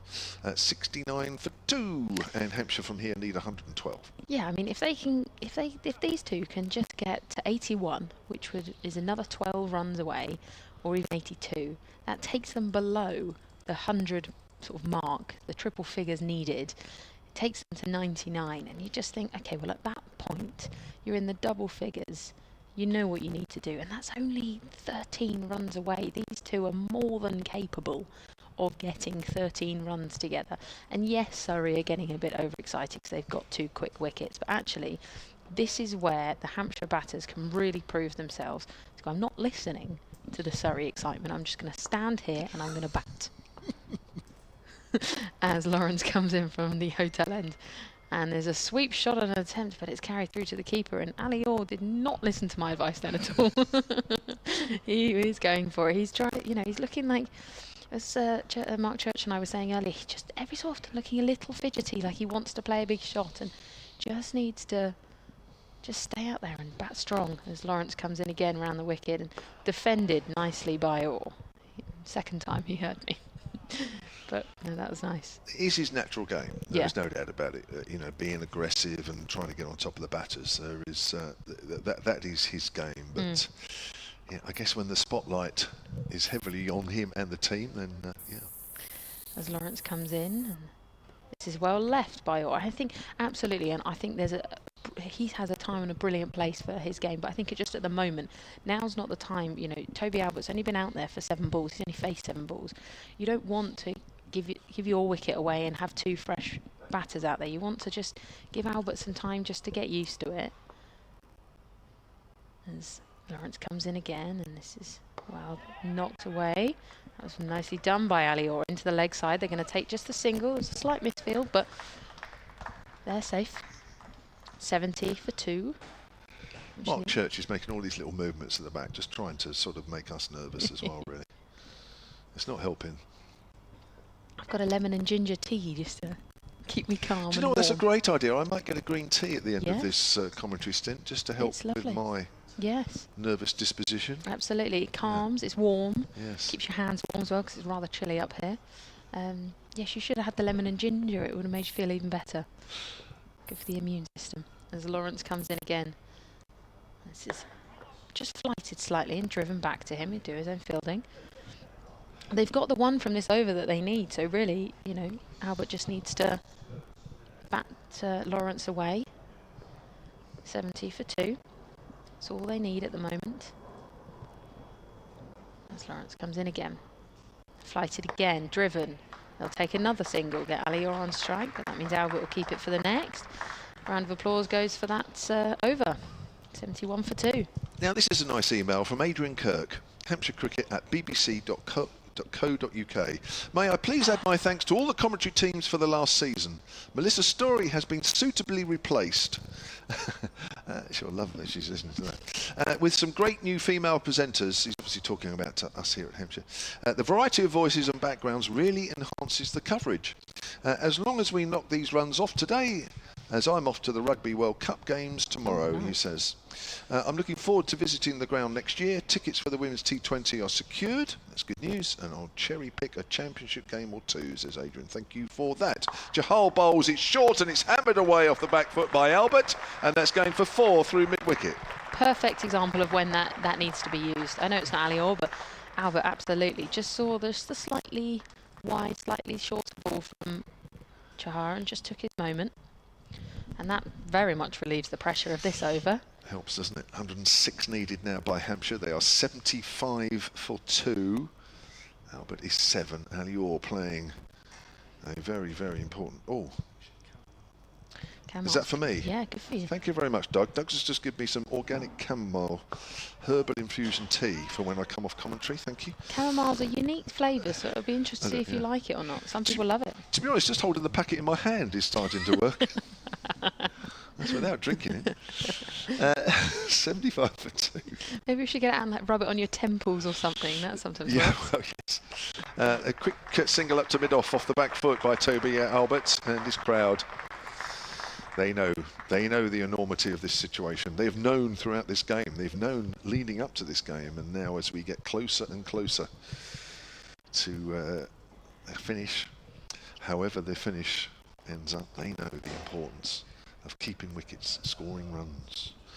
Chahal bowls, that's a sweep shot, not out the middle of the bat, but it rolls down to deep backward square leg. 77 for 2. Hampshire need 104. Jamal McLoof has emailed. Yes. Hampshire Cricket at bbc.co.uk. What's he said? He said a lot.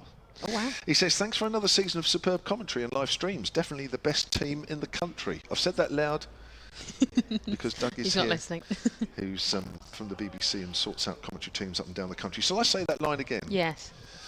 Doug, I'll just read this top line.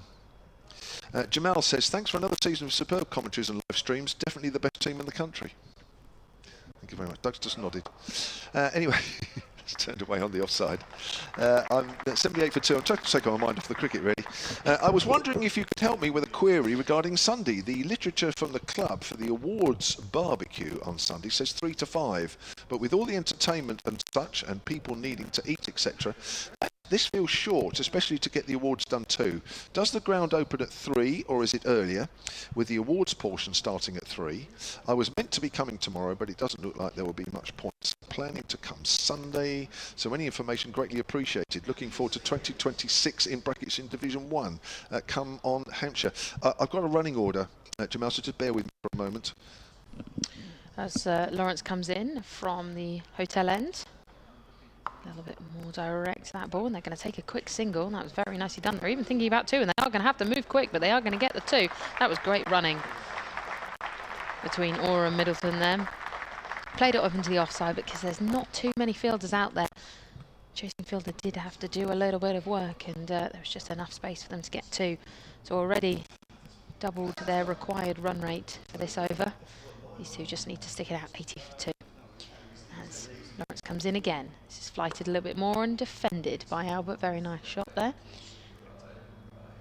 3 o'clock is what I've got down as a running order. And it literally is, 2 hours. Interesting. All the ginger in my tea is starting to kick the back of my throat as Lawrence comes in again, and this is just worked into the leg side. They're going to take a quick single. It's nice running, and that brings up the 100 needed for Hampshire. 81 for 2. Just what I was saying earlier, they've managed, these two, just to push it on a little bit more. One more run will take them below the 100 needed mark, double figures. You think just that click over mentally in both heads just changes the frame slightly. Gives Hampshire a bit more hope, gives Surrey a bit more doubt. As Lawrence comes in again, and this is worked away on the leg side. Bit of an attempt at a sweep there. He didn't quite get hold of it, did all, but it did find the fielder. No run. Already 3 gone from this over, so they've done plenty enough. 81 for 2, or on 45 off 82. Lawrence 1 for 23. Comes in again, round the over, and this is. Did that hit? He sort of let that hit. It was edged it, yeah. I think it fell short of Rory Burns. That was a very odd moment. Got 2.5 volley at first. Don't even know that I saw it hit the bat, but it's a very odd moment. Last ball of the over from Lawrence, or on strike. Waits. As Lawrence comes in, and this is flighted a little more and driven back to him. And that brings up the end of the over. It'll be Albert to see out the next.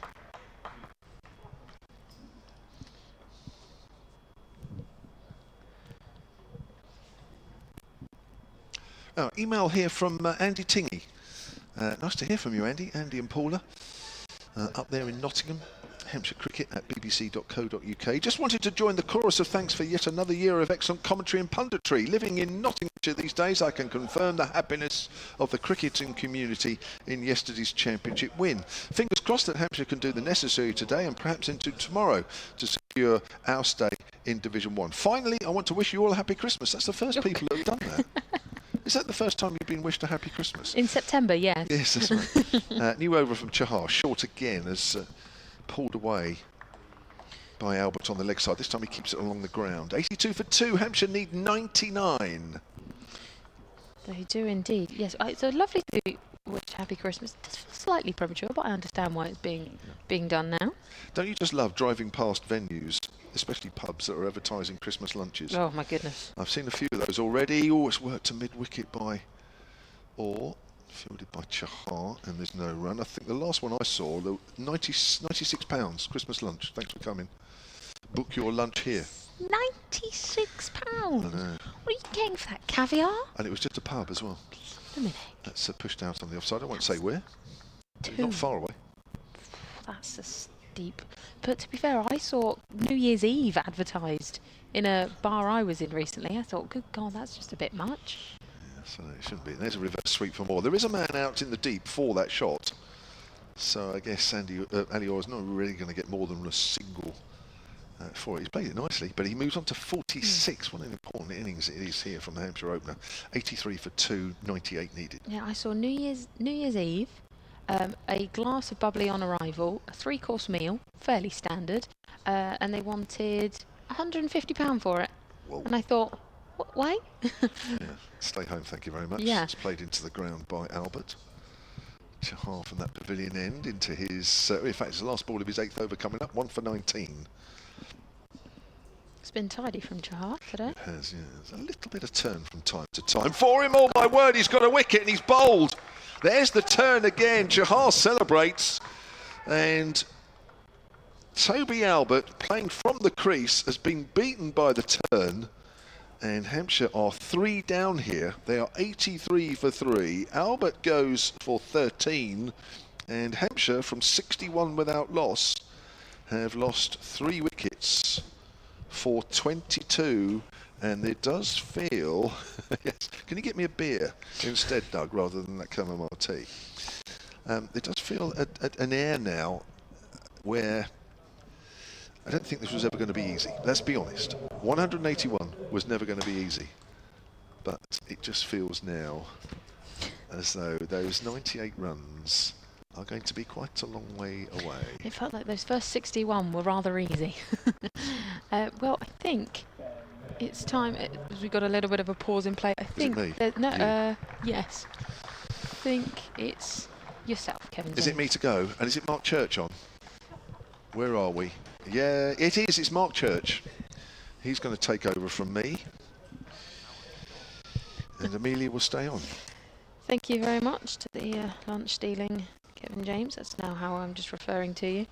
It's been forgiven, it's just not forgotten. So 83 for 3. Toby Albert being bowled by Chahar, and Surrey just keeping themselves alive in this match. They need 98 to win to Hampshire. And Surrey need to pick up another 7 wickets. We've had 27 overs. There's another 43 potentially in the day. And we welcome in Mark Church. Hello, Mark. Well, good afternoon. That was a wonderful piece of bowling. Wasn't it just? From Chahar, and that will be the concern for Hampshire. He's got that one to turn, bounce, spin. It was doing everything. Well, yeah, it's a really tricky ball to play that for Albert. So, yeah, 83 for 3.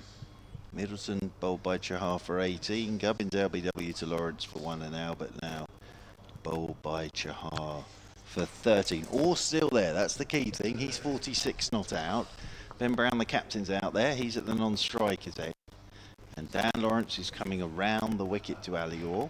And all turns, this one down towards short fine, and there is no run. But Chahar enjoyed that one. You could see he really enjoyed that delivery. And I'm not quite sure how Albert was meant to play that.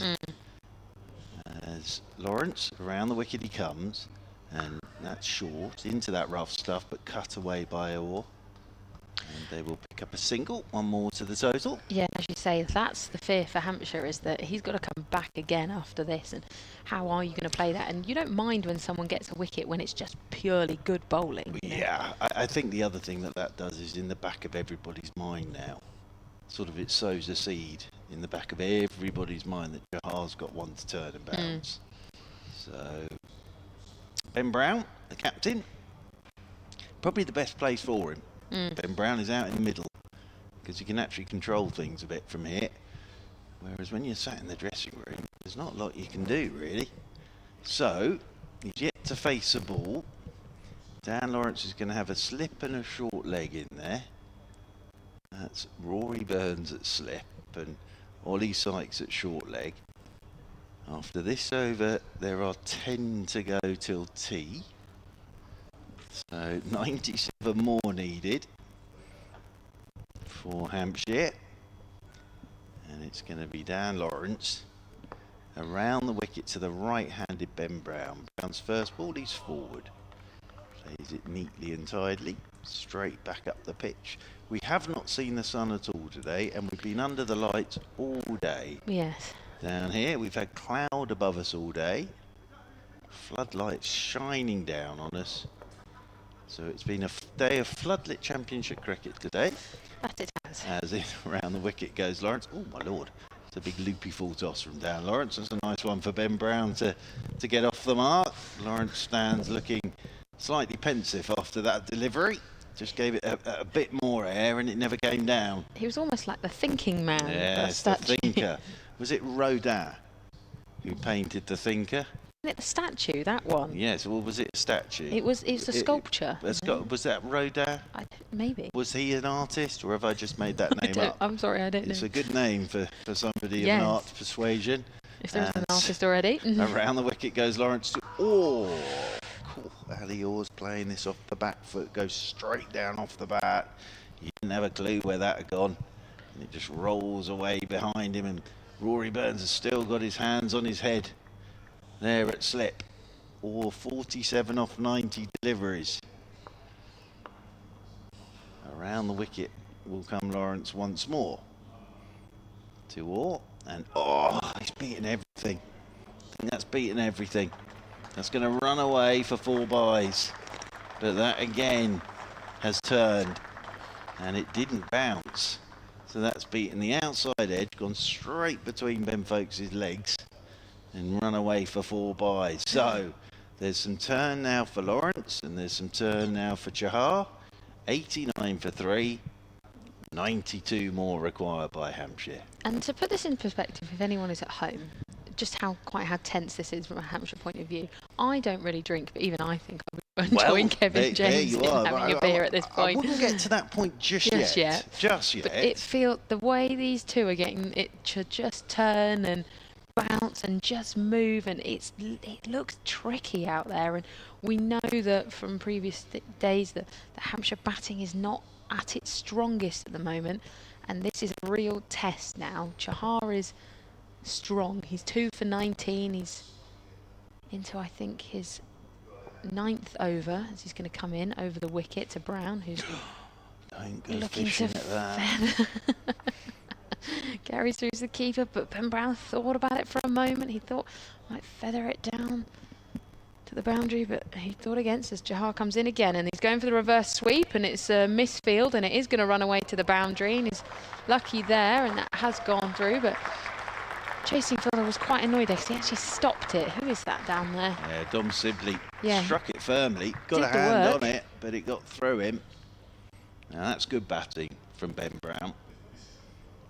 It is indeed. He's played a strong sweep shot there, and he's picked the right length and he's struck it firmly, and it's beaten Dom Sibley.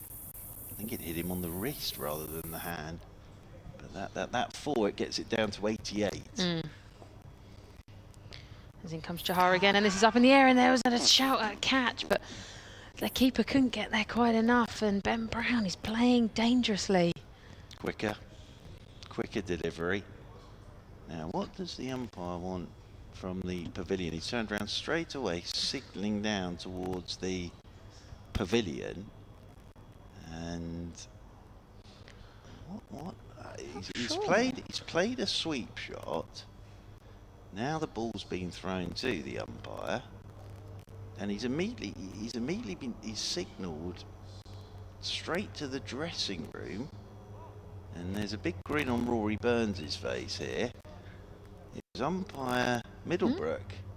And Ben Brown didn't look too pleased, so I'm not quite sure what this delay is for. There's a drink being brought out, but it was sort of a signal up towards the dressing room. The only thing I could see in the pavilion, there was a door open in the bottom, but they've shut that now. I'm absolutely bemused as to what's going on here. It wasn't a player. It was umpire straight away. Middlebrook. Immediately after that sweep shot, waved to the pavilion. Now what are we bringing out here? This is interesting. It's for Ali Orr, whatever it is. Maybe so, it's a drink for Ali Orr. Well, there we are. That's all a bit dramatic. That's very good of the umpire. Yeah. Ali Orr, maybe he's not feeling well. It could be that. It might be that Ali Orr's not feeling terribly well. So, umpire Middlebrook, maybe Ali Orr said, I really do need a drink now. That's all I can think that was. Anyway, he's had his drink. Chahar in to Ben Brown, and Brown's defending. Straight bat, 93 for 3. That's all I can think it is. Yeah. That maybe he's just not feeling well. And he mentioned it to umpire Middlebrook, and after that sweep shot, then umpire Middlebrook called for a drink. Charles in again, and there's a big shout for LBW, but it's not going to get it. Got to be careful, Yeah. Ben Brown. You've got to be careful. He seems absolutely hell-bent on sweeping Chahar out the attack. He really does, yeah. Let's have a look at this one again, because he mustn't be sweeping the googly or the straight one. He's just got himself outside the line, I think. That's a better defend for the last ball of the over. 93 for 3. Hampshire need 88 to win. And that might sound, if you've just clicked in, welcome. That's quite easy, 88 to win. They've got 7 wickets in hand. They've got the rest of the day to do it, but it really doesn't feel like that. From here at the Utilita Bowl, myself, Amelia Clark and Mark Church, it feels like it could go either way right now. Oh, it really does, yes. But Ben Brown's come out, and I understand he's come out to be positive, quite right too. But, as I say, it looks like he's going to try and sweep Chahar out the attack. Now, Ali Orr on strike here, and Dan Lawrence will come around the wicket to Orr, and Orr's forward, nudging this one down into the leg side, rolls in there towards short mid-wicket, and there's no run. As Dan Lawrence wanders back towards us into his 10th over, Dan Lawrence, 1 for 25 for Dan Lawrence. As comes once again to Orr. Orr's forward, nicely clipped away into the leg side by Ali Orr, and he'll stroll a single. Ali Orr moves on to 48, 94 for 3. Yeah, I mean, to put it into perspective, by my calculations, there's roughly 274 balls left in the day to get 87. Thank you. To get 87 runs, and you think you've got the time in the world. There's no need for the big shots. Well, and also we've got a whole day Whole tomorrow. day tomorrow. Yes. So you're not under any time pressure here. Not at all. As Brown is on strike to Lawrence, plays this one straight back up the pitch. Just to say, Yorkshire now 453 for 8, so they lead Durham by 107. Durham only picked up the 2 bowling points, so Yorkshire getting a healthy lead over Durham now. In again goes Lawrence to Brown. Oh, that's got to be tight. That's out. That's nicely bowled by Dan Lawrence. Quicker. Brown's tried to get a stride in, but it's turned a touch and hit that front pad, and that looked adjacent, and the finger's gone straight up, and Brown's gone for 5, and it means that Hampshire now are 4 down. So 94 for 4. Nice bit of bowling from Dan Lawrence. Bit quicker.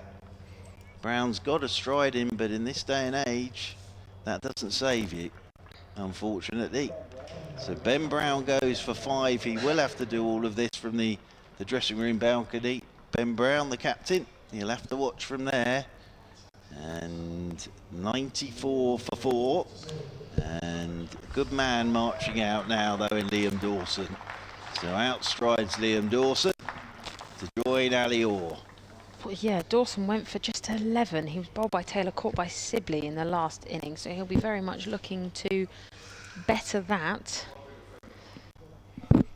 Brown went for 21 last time, so on the 4th ball of day 2 yesterday, so unfortunately hasn't been able to better his score. Ali Orr still out there on 48. Can Dawson, I mean... Good man to have at this stage is Dawson. Whether he's in the best form or not the best form, he's a good man to have at this point from a Hampshire point of view. Tremendous cricketer, of course, but he likes a battle as well. And to be honest, he really is in the middle of one here. Very much so. So he's going to have Dan Lawrence coming around the wicket to him, Liam Dawson. As his first delivery, Dawson is forward and just nudges this away into the leg side, takes a single. There's Liam Dawson, he's off the mark straight away with a single. And 95 for 4 with a ball to go in this over. And it means it's down to 86 more needed by Hampshire, 6 more wickets needed by Surrey. Spinner's doing the damage.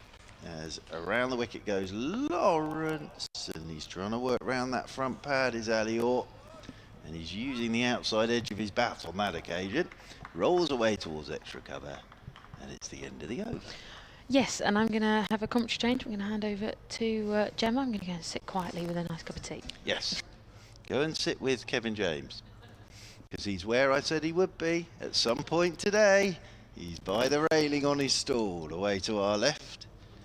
And Gemma, good afternoon to you. And well, we always thought this would get a bit tense. It is getting a bit tense now, isn't it?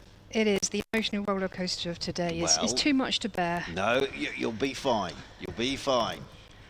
But I always think these horrible little sort of 180s, they're never straightforward, are they? It's that period of uncertainty, isn't it? As Chahar's in full and straight again. Yeah, if you're chasing a big target, a huge 400 or something, where it's like it's inevitable that you're not going to get it, or if you're chasing something ridiculously small like 40 or something. But these ones where you feel you should get it, but it's not clear cut, full, clipped onto the leg side by Dawson, they'll come through for a single. Yeah, it's almost sort of tougher than a chase of say 280. It is. Because the expectation. And it's a final innings chase, and there's a bit riding on it. And you've got Chahar bowling leg spin from one end and Lawrence bowling his off spin from the other. You've got a few men round the bats. It just all builds up, doesn't it? Absolutely, just come to the crease, as is the case for Dawson. Obviously, Ali Orr's been there from the start of this innings. He's on 48, but yeah, these spinners bowling from either end, coming round the wicket now to Orr. He defends that for no run. Yeah, wondering as well whether a certain Mr. Washington Sundar is going to have a say in all of this. In bowls. Oh, it's down the leg side. Oh, it's bowled him. Looks like that looked like it was going down leg, and he went to sweep it and help it on its way. I'll check on the replay if he got an edge on that onto his stumps, or it just bowled him clean round his legs. But Ali Orr, who was the one holding this innings together, departs for 48. He's bowled him round his legs, Gone I round his think. legs. Yeah, he's tossed it up, and Ali Orr's gone down to sweep, and it's just bowled him round his legs. And Ali Orr's innings comes to an end. What a time to pick that wicket up. And Orr goes for 48. He's been out there for 96 deliveries, and it will mean Washington Sundar will probably come out next, I would have thought, because they need him out there now.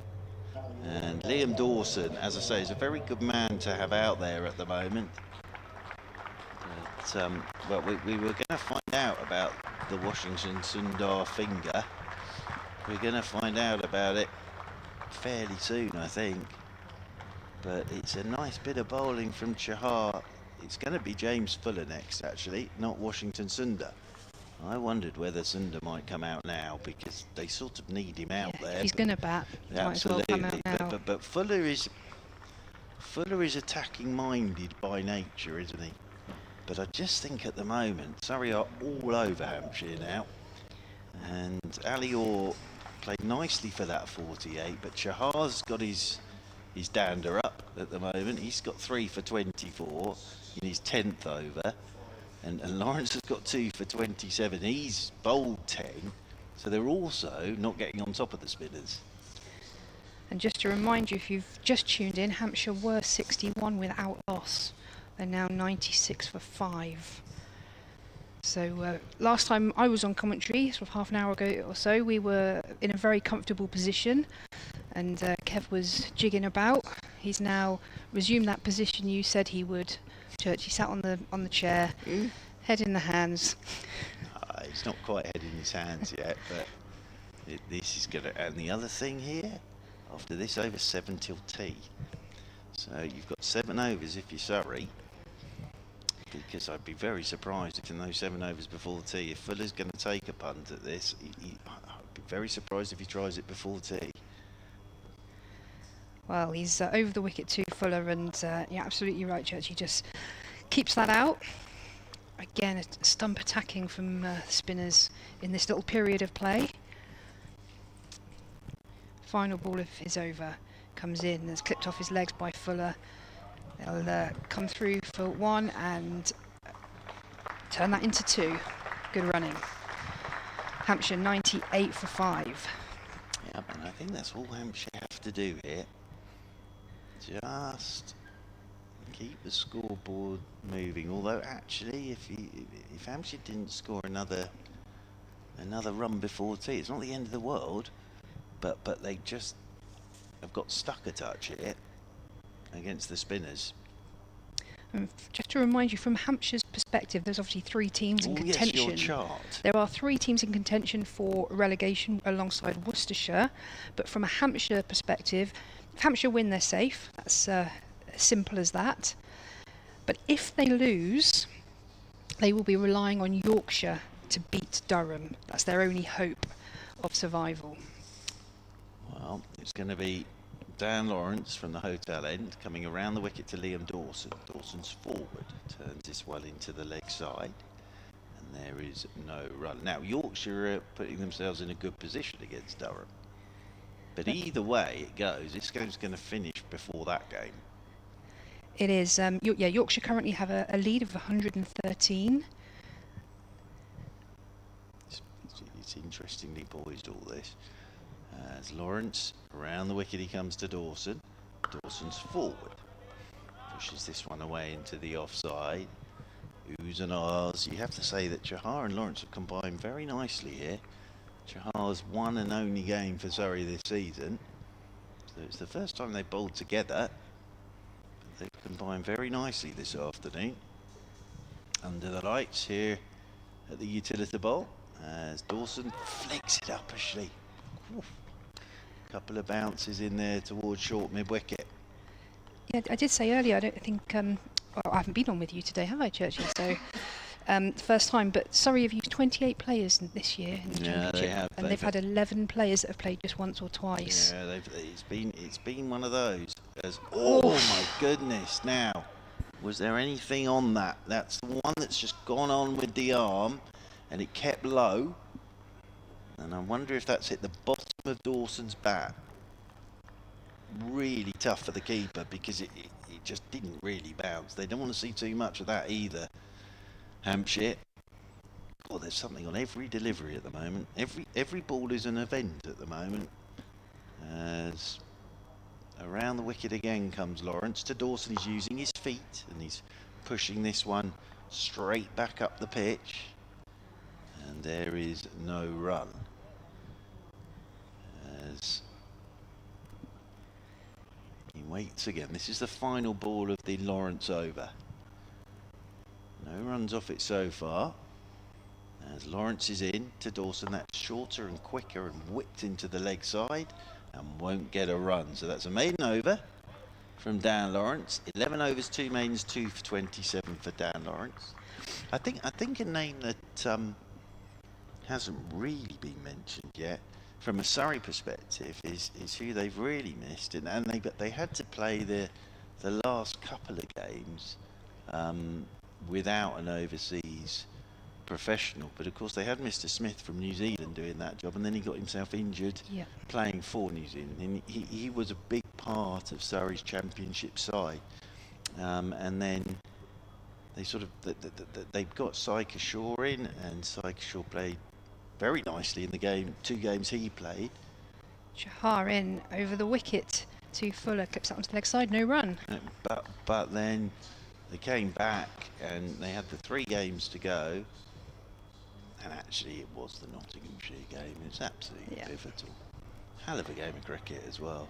Again, worked onto the leg side. Yeah, it was, well, it wasn't quite the title decider, but it all but was. Yeah, it was. I think actually, not mathematically, you but knew whoever won that one was in pole position, really. Jai and Fuller driven onto the offside for no run. I'll just grab my other book, because I've run out of pages in my season book, you see. Must be the end of the season. What is the last day of the season? Has to end because the book's run out. Chahar in full and straight again, right on Fuller's toes, but he's equal to it and keeps that out. It was interesting seeing Dawson move his feet in the last over, because trying to get down the pitch. We haven't seen a lot of that. They've been trying to sweep. There's a shout there, but Fuller's just worked that onto the leg side, off his pads possibly. Yeah, we haven't seen a lot of that. They've been sweeping and that's not been working. And Dawson just once in that last over came down the wicket, and you've got to be sure doing that with Ben Folkes stood behind the stumps, and that's full and straight defended. But yeah, different intent, different approach, and maybe that's what's needed, because these spinners have tied things up, and that was a maiden over by Chahar. They remain on 98 for 5. Yeah, they have tied this up, Chahar and Lawrence. Yeah, Nathan Smith's last game was the win against Worcestershire at New Road, where he took 6 for in the Worcestershire second innings. But he was quick, and he could bat as well. So, and I think Surrey had always eyed him up for bat for those last 3 games, and then he got himself injured. So I didn't realise he was that quick. I've always thought of him as sort of more of a medium, not medium pacer, but not one of the quicks. He can crank it up. Yeah. He's aggressive as well. That's the other thing. As Lawrence is in, Dawson using his feet, leading edge, looking to go against the turn, and he's going to get a couple. No, he's not. He's only going to get a single. So he was looking to go against that, because that was the one that went on with the arm. It was nicely bowled by Dan Lawrence, but he gets a single down the ground. I think the thing with him was he would run in for you all day, Nathan Smith, and bowl aggressively. Bowl aggressive, bowl aggressive, bowl aggressive. And if there was, especially on some of the pitches that Surrey came across where not a lot happened, but he was the one you could bung the ball to and try and make something happen. And I think so, and Jordan Clark as well, him not being available for that game against Nottinghamshire. As around the wicket goes Lawrence, and this is flicked away off the hip by Fuller, and they'll get a single. Yeah, I think when I've seen him sort of bowl, it's been either in New Zealand domestic cricket when I've been covering some of that remotely, or for New Zealand. And you've got those huge, tall bowlers that New Zealand have at the minute. He just possibly just physically looks. Yeah, he does. And I think he's different. Yeah. In that he is aggressive, and he will just keep charging in for you. But look, Surrey haven't been at their best in the terms of the championship all season. As punched away by Dawson, that's a great shot. It's just jumped onto the back foot, Dawson. They've left the covers wide open for him, and he's played that really well as Liam Dawson, and just punches it away for a much needed boundary from a Hampshire point of view, because it gets it down to 77 more required. 104 for 5, Hampshire. Yeah, how many times has Dawson dug Hampshire out of championship games over the last few years with bat or ball? As I say, he's a good man to have at this point, Liam Dawson. Lawrence is in to him. Dawson plays that shot again, where he's just jumping onto the back foot, and then with the ball spinning into him, just punching it into the covers, but that one goes straight up to Dominic Sibley. Stood up at mid-off after this over 4 till tea. Lawrence, in he goes again. That's very short, and Dawson's pulling this down towards Chahar at fine leg, and they'll stroll a single, and that will bring James Fuller back onto strike. But Surrey made no excuses at all. That game against Nottinghamshire, they had it, and then Nottinghamshire spotted a chance and took it with both hands. And absolutely fair play to Nottinghamshire. As around the wicket goes Lawrence. Ooh, and Fuller, that drifted a touch on him. And he's driven it up towards Dominic Sibley, stood at mid-off. End of the over. So 4 till tea. Hampshire 105 for 5 at one stage. Very comfy at 61 without loss. Now they've lost the 5 wickets, and it means 76 more runs are required by Hampshire. 5 more wickets are required by Surrey. It was also lovely to see on the BBC feed yesterday on the Have Your Say when a lot of people were wishing Nottingham congratulations from all different counties, many Surrey, but all different counties, and you don't see enough of that in sport, in other sports in general. A lot of well wishes. There was a very good stat, and this sort of sums it up really, that it's the first day yesterday that Surrey hadn't been the county champions for 1,100 days. So that sort of sums it up, doesn't it? It's a lot of days, that. Chahar in, very full on Dawson. He manages to keep that out. Yeah, that is a lot of days to hold that title. Chahar in, bowls again. Full. Worked onto the onside for no run. He's into his 12th over, 3 for 26. He's bowled nicely here, hasn't he? He has. So the 2 in tandem picking up the 5 wickets to fall. In over the wicket, 1 slip, and out. That's out. Dawson's driven that, thrown his hands at it. It's gone straight to the fielder at cover, and that's senseless. I'm one of Dawson's biggest fans, but that was a rush of blood to the head, to be honest. It was wide, it was out there, but it has gone straight to Patel at cover. It's a good catch from Patel. It's sharp. Travelling, but look, Dawson's walking off, shaking his head, because Chahar threw that one up a bit wider outside the off stump. Interestingly, Chahar turned straight to Dan Lawrence and pointed at Dan Lawrence. It must have been, look, Lawrence would have played a huge amount of cricket against and with Liam Dawson, and maybe he's just wandered across to him and just said he likes to drive, and he's just thrown it up a bit wider. Dawson's down on one knee driving, and it's a good catch from Ryan Patel. It really is, because it was travelling. That's a huge wicket at this point. travelling. because it means Washington Sundar will come out to bat, but Surrey can get at him before tea as well. It was travelling to Patel, like you say, but also on the up. Yep. On the up, he's taken it sort of shoulder height right in front of him. But as disappointing as that wicket and that dismissal was from a Hampshire point of view, from what you were saying about the little nuances you saw with the body language of the Surrey players, isn't it beautiful in cricket when a plan comes together? Yeah, it is. And Chahar turned straight to Dan Lawrence and pointed to him. So you often see that in test matches, don't you, where a bowler will turn to the bowling coach and point at the bowling coach. But, oh my word, here comes Washington Sundar. I'm going to leave you at the end of this over and bring Kevin James in, because Mr. James has been sat over there. But, oh dear, 6 wickets going down. But this is, again, good fella to have in Washington Sundar. Of course, he went off yesterday with a bit of a finger injury, but Chahar bowling to Washington Sundar as well. So interesting. Well, Matt Fisher's having a long old chat now with Chahar, but Chahar's 4 for 26. It's only his 29th first class game, Chahar, because of course he's played an awful lot of T20 and one day stuff. But he's got a 4 for here. He's in to Washington, who sees that off. Left-handed Washington pushing that onto the onside. He wears his Indian helmet, doesn't he? And he puts that big plaster over there. So we definitely but know it's as not. As a fast bowler, you've got a smashing target there, haven't you? Draw an X on it. Yeah, absolutely. In round the wicket. There's half an appeal there, but no interest to the umpire, Middlebrook. Well, it's 76 more now. That seems like a few more than 76 at the moment from a Hampshire perspective. Sundar in and again worked onto the leg side off the pads, but outside the line of off stump. That ends the over. Wicket maiden to Chahar.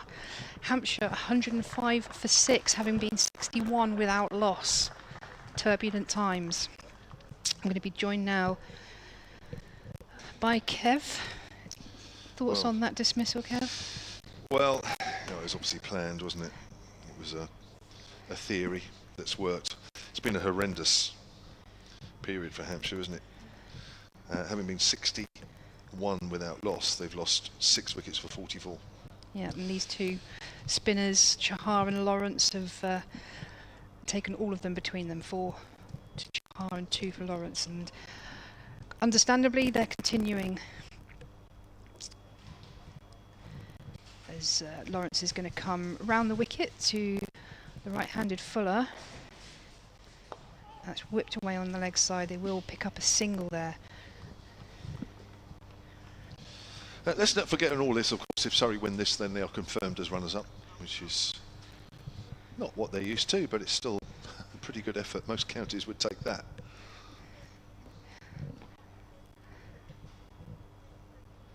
How many overs have we got till tea, Kev? What time? 2 overs after this. 2 overs after this. Okay. Right, Dan Lawrence, there's a bit of adjusting in the field between deliveries, but he's ready to bowl now with Sundar on strike. And there's arms going up on every ball at the minute. I don't think there was anything in that. They're just bowling straight and getting a bit excited. And why wouldn't you be, having the upper hand in this period of play? He's in Sundar with that big patch that Churchy was talking about on his helmet. Comes in and down the wicket, a little shuffle down the wicket. Pushes that just behind square on the offside for no run. I just noticed that hornet go past us that was terrorising us yesterday, just on the outside. It's back today, just flying past the windows. Shouldn't they be hibernating or something there? I don't know, it's huge though. Right, Lawrence to Washington Sundar, and there's full defence inside edge. Dribbles onto the leg side for no run. Yeah, really dodgy time this for Hampshire.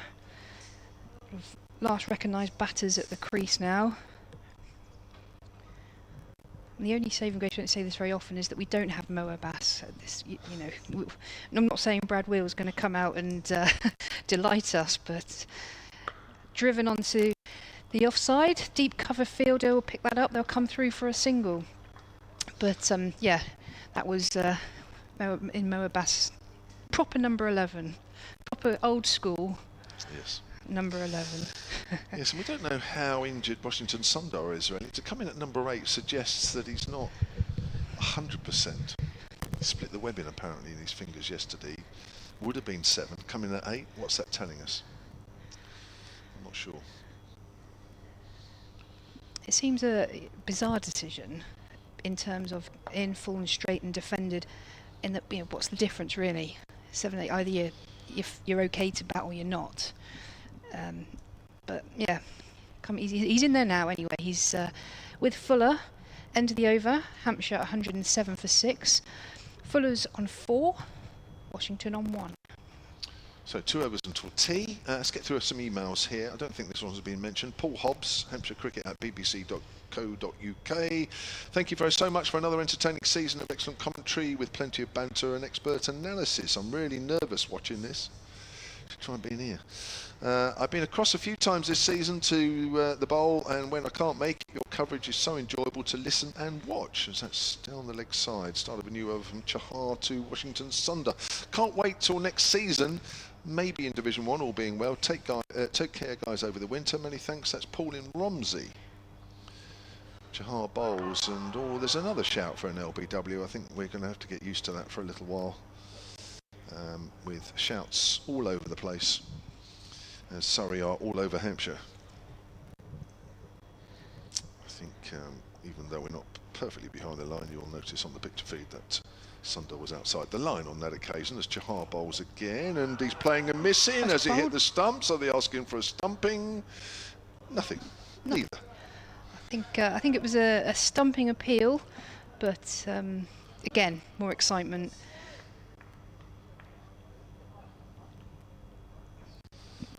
Well, I think if I was in the middle, I would try and get these 2 overs as quickly as possible, get into the dressing room and have 20 minutes respite from this, because this has not been a great second period of this session for the home side. Chahar bowls, Sundar works it up to mid-on, it's a single. Almost sympathetic applause from the crowd here. 73 needed to win. Sundar moves on to 2. Paul Williams is in Portugal, has emailed Hampshire Cricket at bbc.co.uk.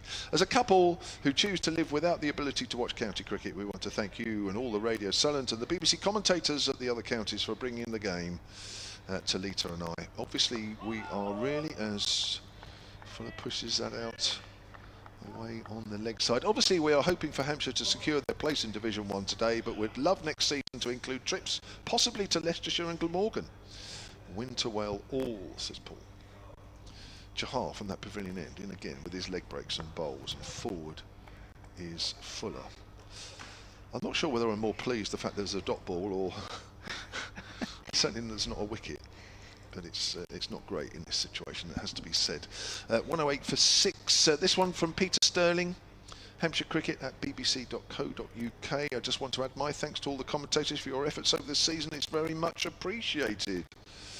I can also confirm that Mark Church is correct. The statue, the thinker, is indeed by August Rodin. Church is happy with that. Now he's looking smug. As you can probably hear in the background.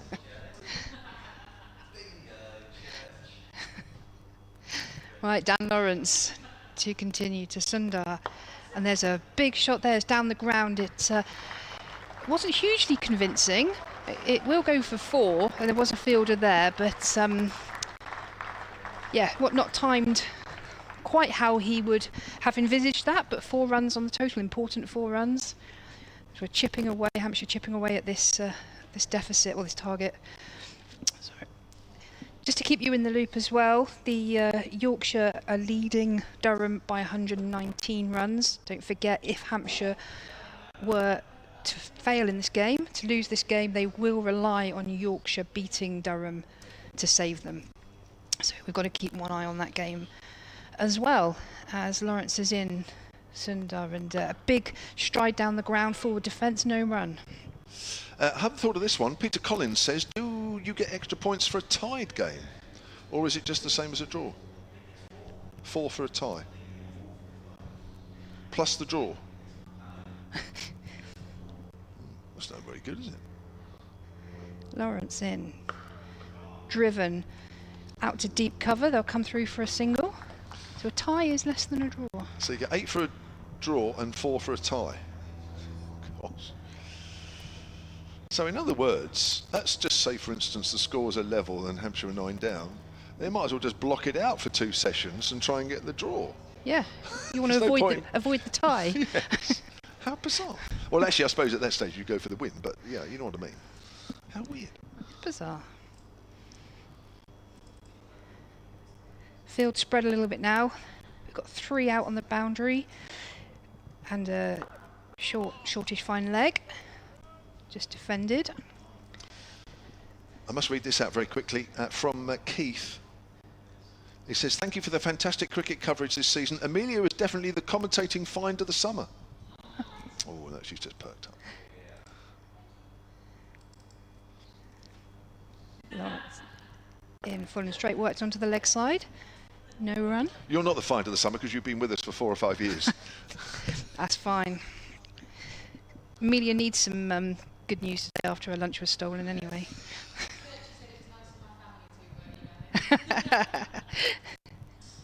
Yeah, Amelia says thanks, Mum, for emailing in. Full and straight, just kept out for now. That's all Fuller needs to do at this stage as we approach the tea break. Hampshire 113 for 6.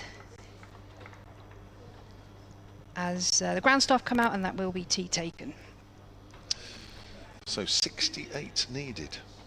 This game will finish, I think it's fair to say, in the last session of day 3, with 32 overs remaining. Washington Sundar is 7, Fuller is 4, and Surrey enjoying much the better of that session, where Hampshire resumed on 1 without loss, needing another 180. There was 61 without loss, and then a bit of a collapse when Hampshire lost 6 wickets for just 44 runs. And the spinners doing a fantastic job for Surrey this afternoon. And the figures for those 2 spinners: Jahar 13 overs, 4 for 27, and Dan Lawrence 14 overs, 2 for 41. And we haven't had Rafi Albert yet. He's a slow left armour, which may or may not be required. Thank you very much, Gemma. We're going to take a break. I think we need to recharge something. We need to lay down, probably more likely, for 20 minutes, and we'll be back with you to bring you commentary of this final session.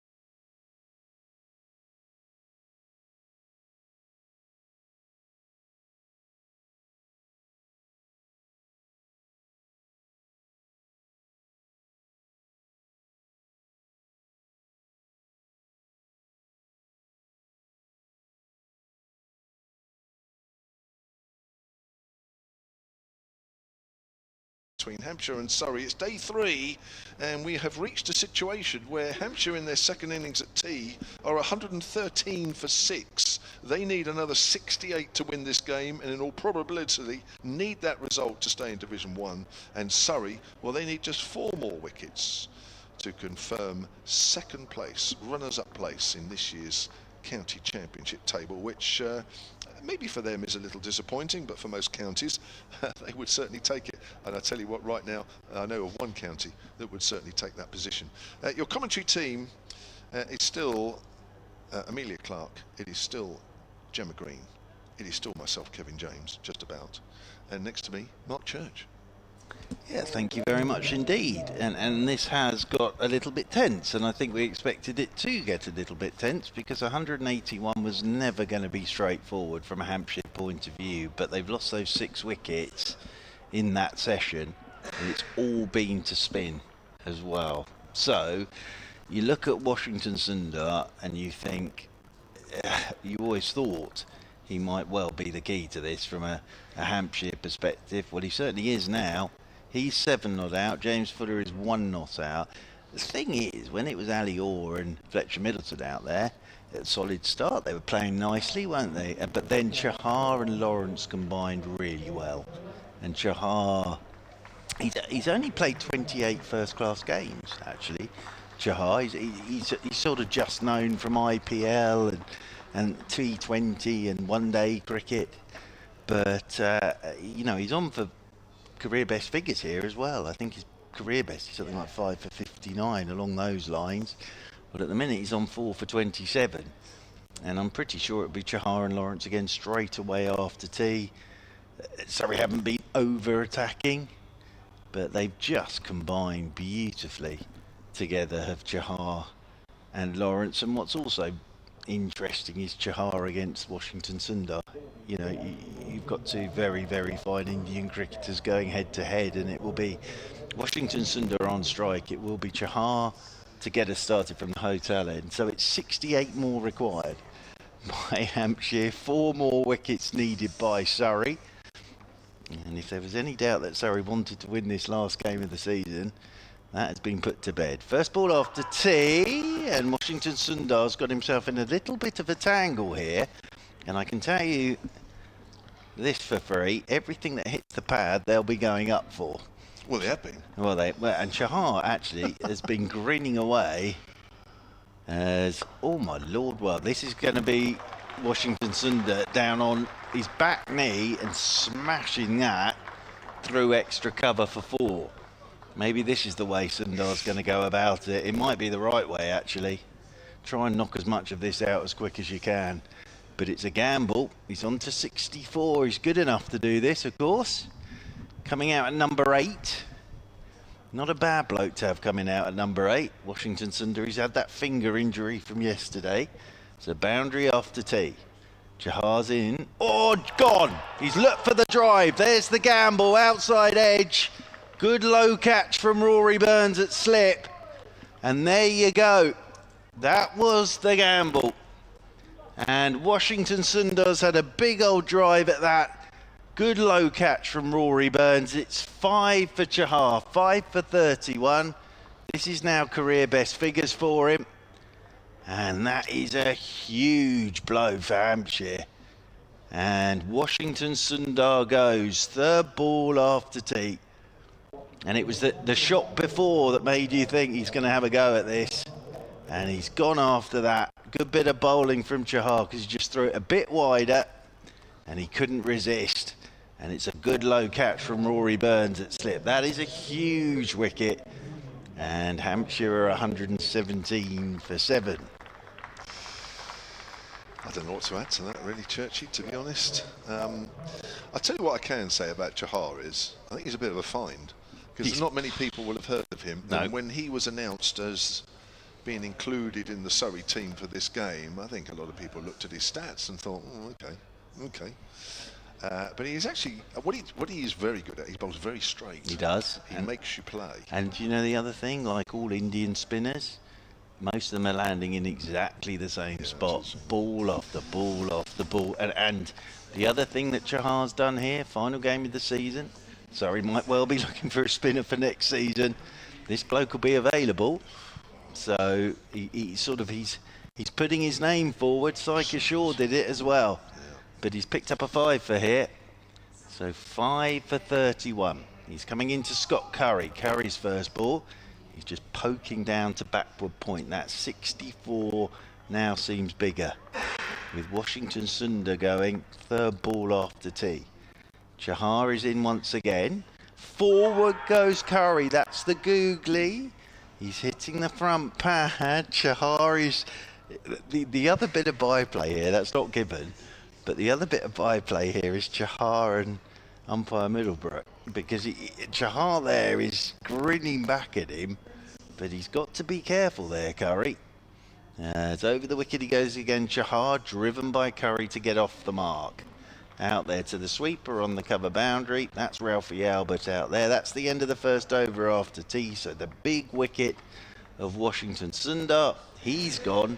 Hampshire are 118 for 7. They require 63 more runs.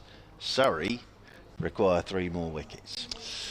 Well, either side of tea, Hampshire lost 6 for 44 before tea. With that wicket, they've lost 7 for 56. And when you look at the first innings, they lost their last 7 wickets yesterday morning for 94. Washington Sundar hit 56 of those. So actually, the batters have got very, very few runs in this game. Does that mean they deserve to win this?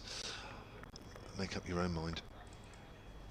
Right, well, we have, not surprisingly, Dan Lawrence into the attack. 63 runs are needed. That does feel an awful long way away at the moment. And Scott Curry will face, there is a short leg and there is a slip.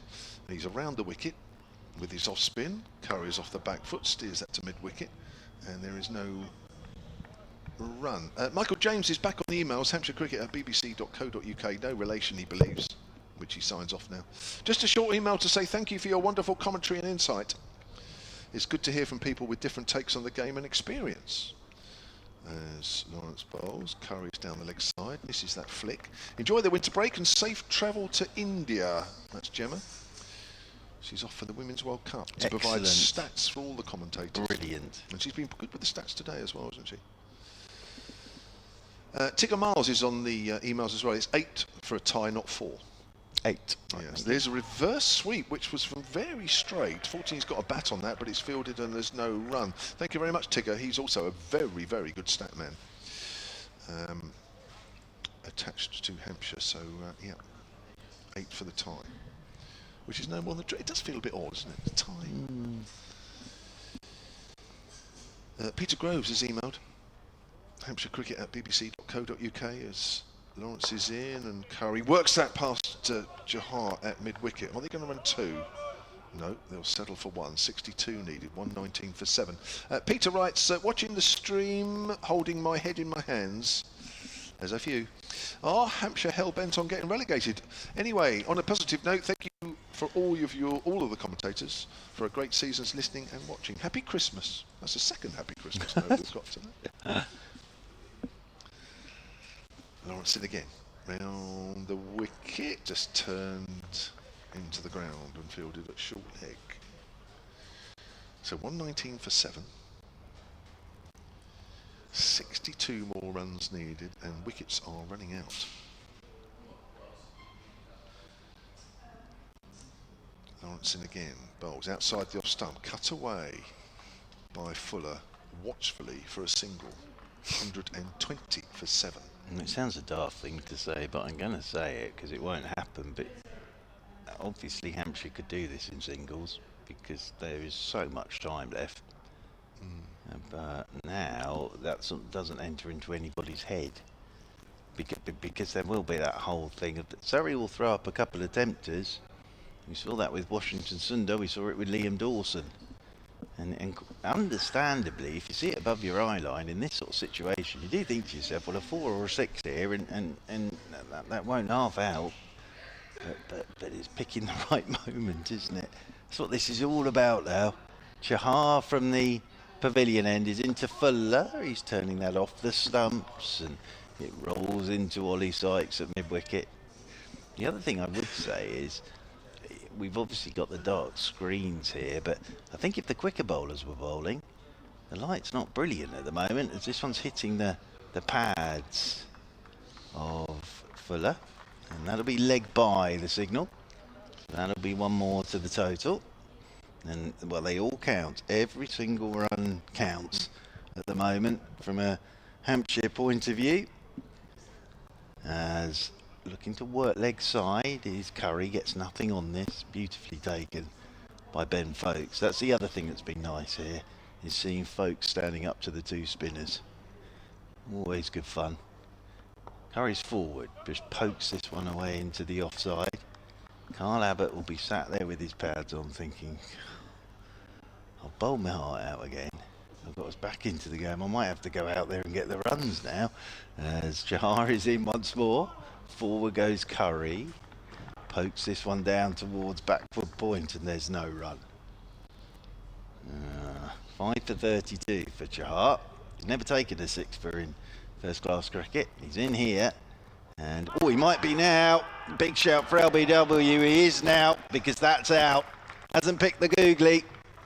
And the finger goes up straight away, and he has got 6, and Curry's gone for 2. And it's 121 for 8, and again, it's really good bowling from Chahar. The googly hitting that front pad, and umpire Middlebrook finger went straight up, and Chahar has 6 now, 6 for 32. Just not picked the googly, and Curry didn't dare look up.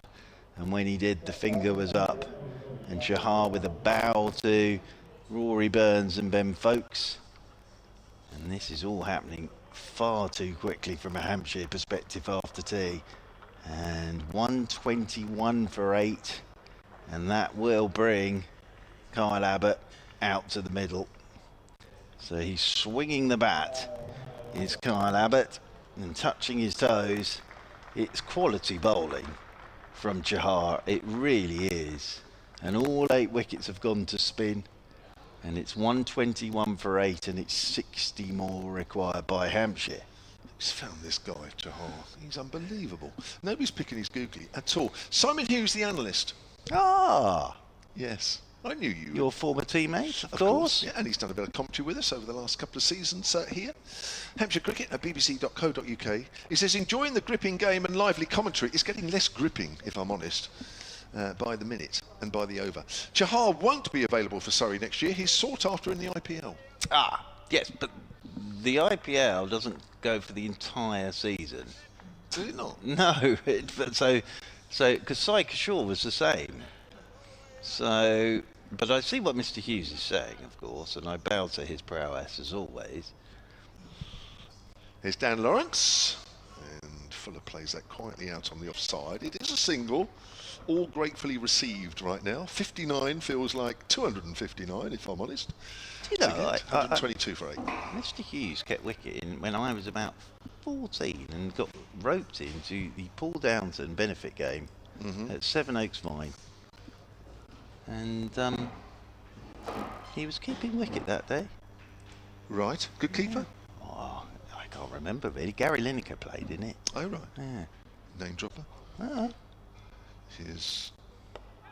Oh, gosh, that was driven. I'm not sure it was in the air as it went through short leg. It might have been, but it was hit a little too hard. I played as Martin Kemp, the Spandau Ballet, and EastEnders actor.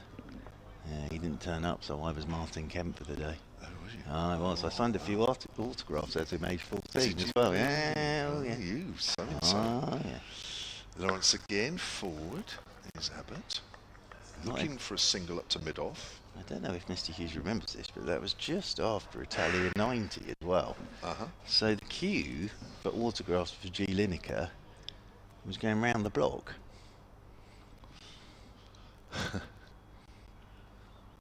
Is Lawrence again. It's Fuller. It's driven off the bottom of the bat by Abbott. Goes out on the leg side, no run.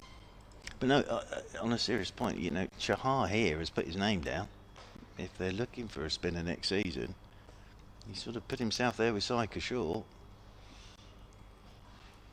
Here's Lawrence again, flighted, and it's turned away behind square on the leg side. That's a single. Abbott off the mark. 58 needed, 123 for 8.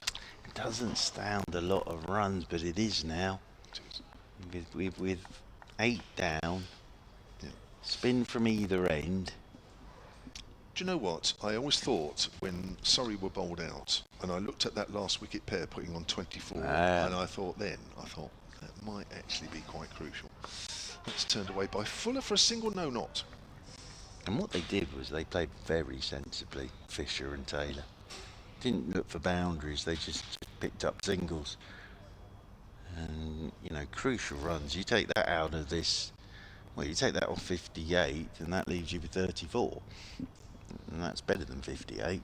I'd be happier with that. Yeah, even I can work that one I'd be out. happier with about 5. Yeah, If I'm honest. although, to be honest with you, at the moment, even 5 at this Well, I was point gonna would say, be nerve-wracking. Yeah, 1 to win would be right, really Yeah. good right now. So Chahar is bowling from the pavilion end, 6 for 32 he has. He's lethal, this bloke, at the moment. And Kyle Abbott will be on strike. 58 more needed by Hampshire. Chahar is into Abbott. Abbott drives back down the pitch. Chahar does the fielding off his own body. We've seen him use, he has this amazing thing where he looks like he's coming round the wicket and then he darts back in and bowls over the wicket. And it's quicker turn by Abbott into the leg side. Quick singles taken. Ollie Sykes gets round to do the fielding. Another single. 57 more needed by Hampshire. You're just waiting for the next googly. Because he's pitching the googlies absolutely perfect. He is, and then the other thing, like any Indian spinner, he's just hitting the same spot. He's in again here, and that was the googly, and that was turned by Fuller down into the leg side, and it's picked up by Ollie Sykes. Rory Burns clapping away in there at first slip, well, the only slip, as Chahar's in, sweeping his Fuller. That's a good shot. That's going to go for 4. So he's picked the right one to sweep. And away for 4 it goes. Good from James Fuller. He's on to 10. 53 more required by Hampshire. But he's picked the right one to sweep there is Fuller. Got good bat on it. And that has whistled off down to the fine leg boundary rope for 4 runs. Just going to leave Matt Fisher a little deeper there and a little finer for the sweep. As Chahar is in, Fuller's forward goes past the edge. Beautiful piece of bowling again from Chahar. Beautifully taken by Ben Folkes as well. He's whipped off the bails for good measure. And very kindly James Fuller uses his bat handle to put the stumps back to where they should be. Chahar is in and forward goes Fuller, and there's hands on heads again. He's got bat on it and it's trickled away into the leg side for a single, so better over for Hampshire there. 52 more required, 27 overs remaining today. Surrey need a couple more wickets, Hampshire need 27 more runs. They find themselves 129 for 8. How many more? 52 they need. Matthew Bradshaw has emailed hampshirecricket@bbc.co.uk. Thank you for all the fantastic commentary from the teams up and down the country. Excellent as always from the Solent team. My favourite was listening to Kevin Dermot Reeve reminiscing their careers like 2 blokes chatting in the pub over a pint. I've never had a pint with Dermot Reeve, actually. I always remember Vic Isaacs. Now, Vic is a former scorer here from many moons ago. Actually did move to the new ground here. That's a lovely drive through mid-off by James Fuller, who's raising the hopes once more with a boundary. 133 for 8. He moves on to 15 and Hampshire need 48. I always remember Vic Isaacs wishing everyone a happy Christmas at the old Northlands Road ground every September. It was probably earlier then. Oh, earlier when he wished people a happy Christmas, not Christmas was earlier. So happy Christmas all. We were saying earlier, wasn't we? We've got a couple of messages today wishing everybody happy Christmas, which is the first time I think any of us have been wished a happy Christmas this year. Here's Lawrence again and bowls on the line of leg stump. Good take, neat take behind the stumps. Getting the head around a Division 2 season next year, says Matt. A disappointing end to a disappointing season.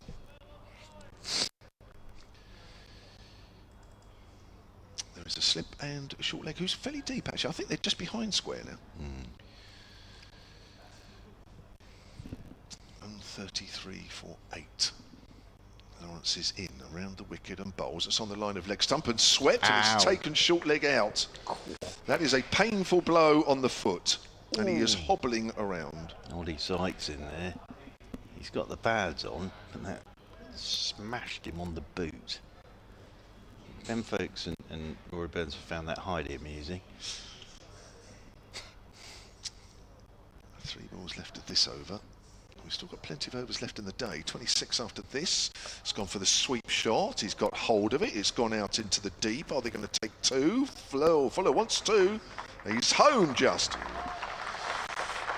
Yeah, the crowd, as I say, are just getting their hopes up for about the, I don't know, 20th time in the game and about the 5th time today. Only to have them dashed. Just to say, Josh Blake is out there for Dom Sibley, because that groin again when he was chasing a ball before tee.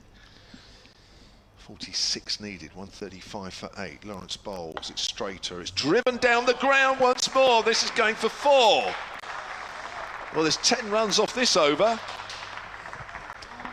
And James Fuller, with 2 boundaries, takes the score on to 139 for 8, and Hampshire now from here need 42. It's good batting, isn't it, from Fuller, because it's not like he's dancing down the pitch and trying to smash it over the top. He's just leant on that and hit the gap. So really good batting from Fuller. Keeping the same field, there's still that gap between the bowler and extra cover. As Lawrence is in once more, it's a length ball and Fuller just quietly plays that away on the offside. So 139 for 8, Fuller's 21 from 33, Abbott is 2 from 6. We've had 2 wickets since tea. Washington Sunder for 11 and Scott Curry for 2. And well, Matt Fisher 42 needed. And Rory Burns are having a bit of a chat here. We've had Lawrence and Chahar. Lawrence has got a long spell here, 17 overs, 2 maidens, 255. If he's going to go to a quicker bowler, it will be Fisher. He's not going to get rid of Chahar at the moment. So it may be that Fisher, who we've seen for the entirety of this game from the pavilion end, may come into the attack at some point from the hotel end. So Chahar it will be to continue from the pavilion end. And it will be Kyle Abbott on strike. As over the wicket goes Chahar to Abbott. Oh, there's your tempter. He's just thrown it a bit wider. And just for a second, Abbott, I thought he's going to go after this. And then he decided against it. So he's actually done the right thing there. Unlike Liam Dawson. Yeah, well, absolutely. As Chahar is in again. There's another tempter. It's well played by Abbott. It's driven away. Out towards Ralphie Albert. Sweeping on that cover boundary rope. Throw comes in over the top of the stumps. 41 more required. As back onto strike comes Fuller. Brad Wheel will be watching all of this, sat up on the balcony in his pads. Just manoeuvring the field. They're cutting out the sweep, getting a fielder down there. As that's quicker from Chahar, and well, he's pulling this is Fuller down towards Sykes. So all of a sudden it's come down to 40 more required. It still feels like a lot, but we were only saying a couple of overs ago, weren't we, that 24 for the final wicket, 35 sounded a lot better. Well, it's down to 40 now.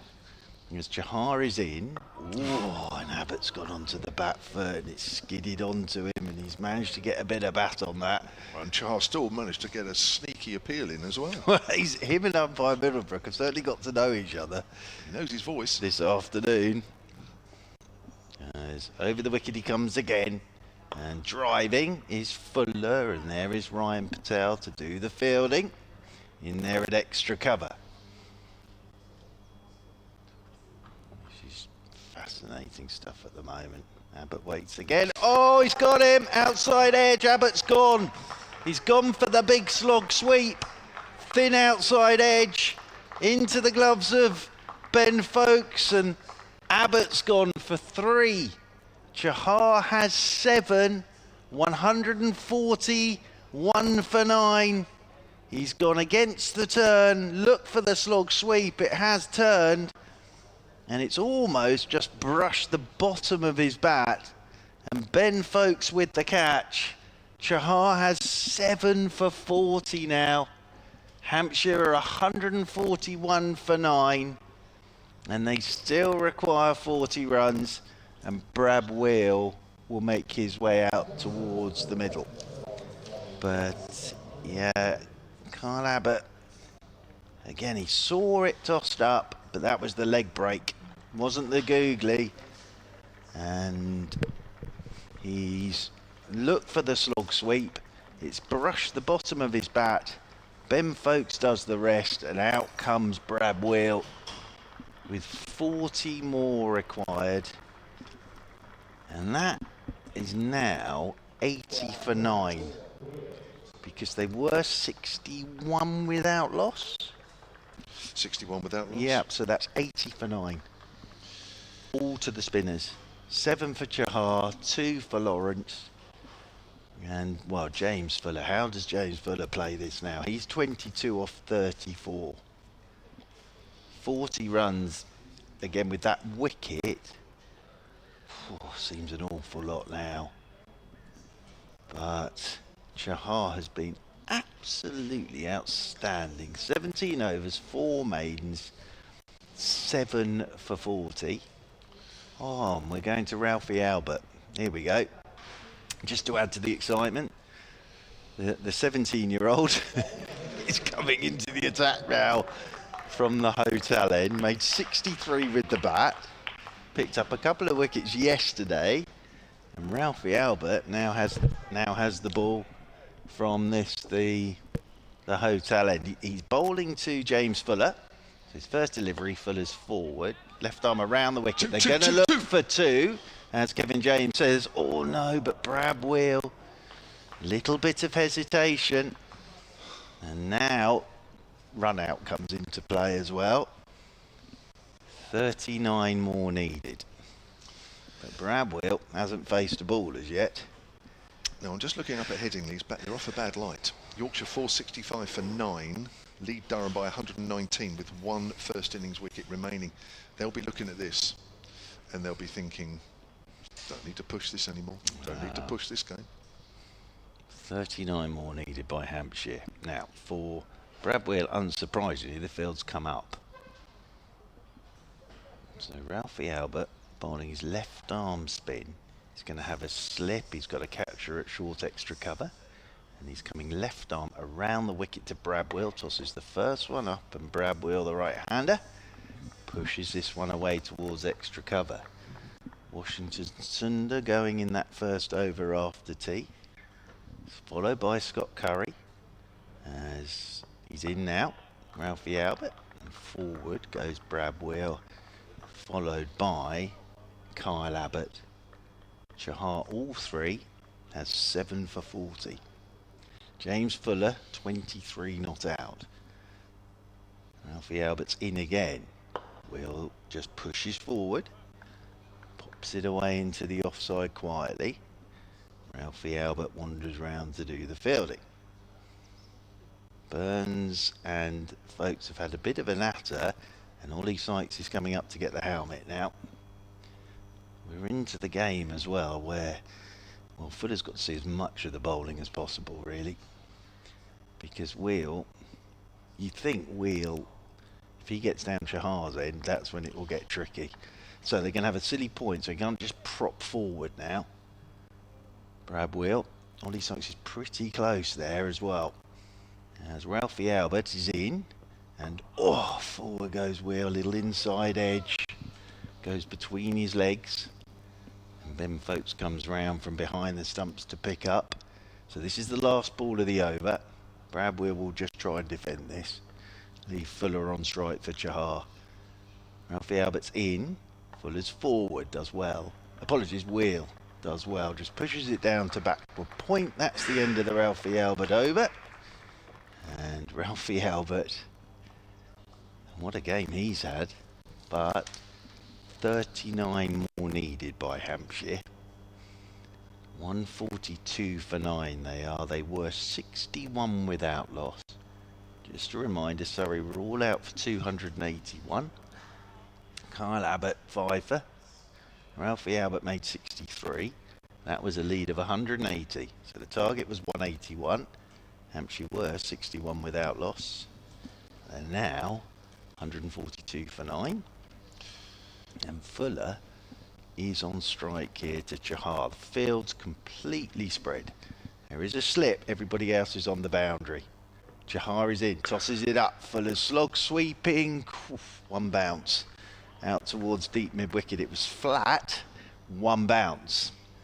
Fuller there has seen it with the field spread and has played the slog sweep. Chahar is in again to Fuller. Quicker. And Fuller's forward. Playing this one back up the pitch. Into his 18th over here is Chahar. Now he wants... Does he want the sweeper on the cover rope up a bit? He's asked the sort of sweepers on the cover rope to come up a touch. He's in again here, and Fuller just pokes this one away into the offside. So that's 3 balls of the over gone. After this ball, if Fuller's still on strike, I'm pretty sure they'll bring it up. And then he's going to tempt him. As Chahar is in once again to Fuller. And Fuller, he's almost looking to let that go, and it just hits his bat. There we go. Up comes the field. So the field comes up. They'll leave long off and long on out there. But they bring a man into short extra. They'll bring a man into short mid-wicket. They'll bring in a backward point as well. Chahar is in. To Fuller. Quicker. Oh, and that bounces on him. And it's just hitting the bat and rolling to backward point. Got to try and find a single here as Fuller. Although Will played Ralphie Albert pretty comfortably. Chahar's in, tosses it up, Fuller drives, straight back to Chahar. Bump ball, end of the over, maiden. It's still 142 for 9. There are 23 overs to go today. And that target is still 39, Kevin James. Yes, thank you very much. You're smiling as you say that. Brian Blewett, Hampshire Cricket at bbc.co.uk says, I look forward to hearing the Kev's commentary next year. All right. I'll have to wait though until next April. In the unlikely possibility... What is this? On the unlikely possibility of Kev taking part in Strictly, there was absolutely no chance I would ever do it. Would you ever do that? I would never do that. I wouldn't, but I'd like to see you do it. No, believe me, that's one thing I would be absolutely hopeless. I wouldn't just be voted out in week 1, I'd be voted out before they'd even been introduced to the partners. I would pay good money to see your cha. Yeah, well, anyway. You've got Chahar on the brain now, just because he's taken a few wickets. I hope Hampshire get the runs required to win today, says Brian. Well, my gosh. If we lost today, I could imagine Yorkshire... Oh, hang on.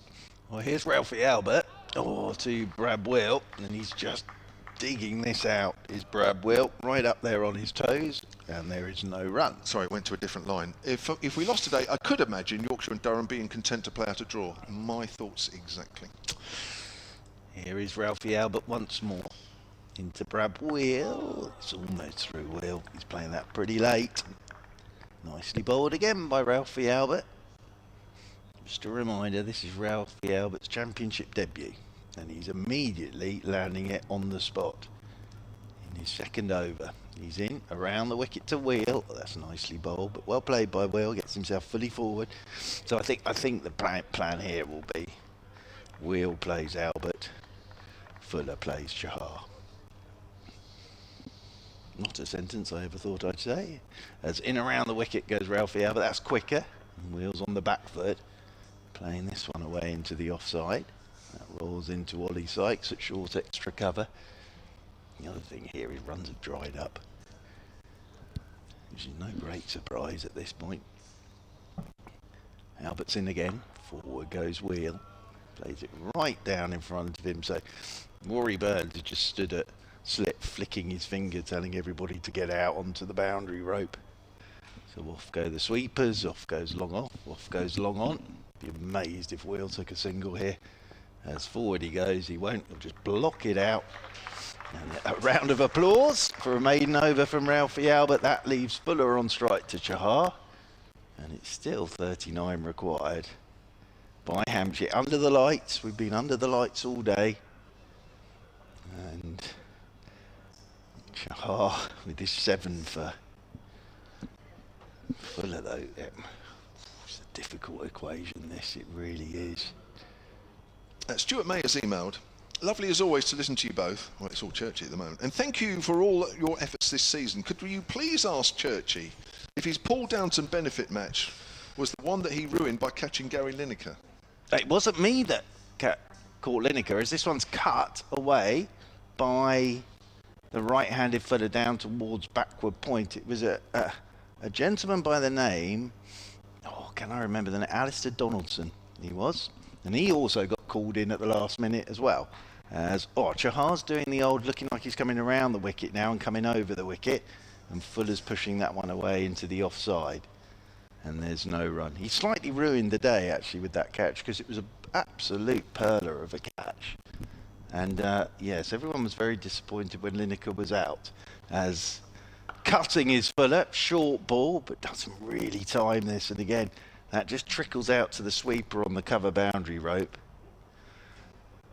So there are no runs being scored at the moment either. That's the other problem from a Hampshire point of view. Chahar is in, Fuller drives, good looking shot, won't take a single, down towards long off.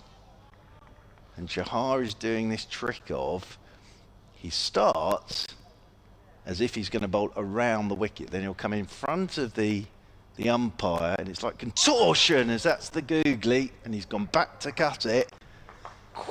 That's not too far away from bottom edge and off stump. Just can't pick it. Good bowling from Chahar. This is the final ball of the over. Forward goes Fuller, wants a singles, not going to get it because Chahar was quickly round to do the fielding. So it leaves Brad Wheel on strike. Haven't had a run for about 4 overs now. So it's still 39 required. 7 for 40 still for Chahar. And Hampshire still 142 for 9. What are the umpires talking about now? Imagine if they pulled them off a bad light now. With 2 spinners going from either end. We have to come back tomorrow morning. David Atkinson has emailed. I'm just giving you a bit of a break, Churchy, because you're doing a lot of talking. Thanks for yet another season of excellent and knowledgeable commentary from you and the team. What a disappointing end to an indifferent season by Hampshire. Most of the batters have questions to answer. The cracks have been showing for a while, and in all honesty, we don't deserve to stay in Division 1. Well, Ralphie Albert from the hotel end, and forward goes the right hand Brad Wheel. You told me to. I did, yes I did. Yes. I said keep talking, didn't I? Yeah. Honestly. Talk about throwing me under the bus live. As in around the wicket again goes Albert. Forward goes Brad Wheel. Turns this one into the leg side. The other bit of news for everybody is, and I caught a quick glimpse of it, Europe have gone very well in the opening 4 balls this morning, which is excellent news. Very, very good news. 3.5. It's a good start. As forward goes, that'll shut him up. As forward goes the right-handed Wheel. Plays this one down into the leg side. Yeah, shout all you want on the first tee. What's on the board at the end of the 18th that counts. As in comes Albert and pushed by Wheel off the back foot. Out there towards extra cover. And there's no run. Burns at slip. Ollie Sykes is still stuck under that helmet. That silly boy. Actually, the way we're going here, though, I'm sure we'd have the extra half hour anyway, but we could get part through these 20 overs and the score will be the same. As Ralphie Albert's in, as forward goes Wheel, pushes this one down into the leg side, and there's no run. We could be back tomorrow with Hampshire 142 for 9 with the extra half hour having been played tonight. Because there are absolutely no runs being scored at the moment. Wheel waits again. Here comes Ralphie Albert. Oh, are we having a run? Yes, we are, because it's inside edge. No, we're not, because round goes Chahar to do the fielding. Got round very quickly there, did Chahar. Now, Fuller was I think, thinking there was 2 there, actually. But it's another maiden. So, we haven't had a run now for 29 balls. 29 balls. And if they can keep this going till 5:30 tomorrow night, we could get a draw. Well, there you are. It Or makes, tie. to be honest with you though, you know how much I like a rear guard. So you do this. Yeah, well, you is see, playing into your hands. it This is. one. John Flynn has emailed hampshirecricket@bbc.co.uk. Don't worry, Hampshire fans. I can guarantee you loads of runs at Canterbury next season against our non-existent bowling attack and a very brittle batting. It would be in Division 3 if it existed, said John, who's in Stepney.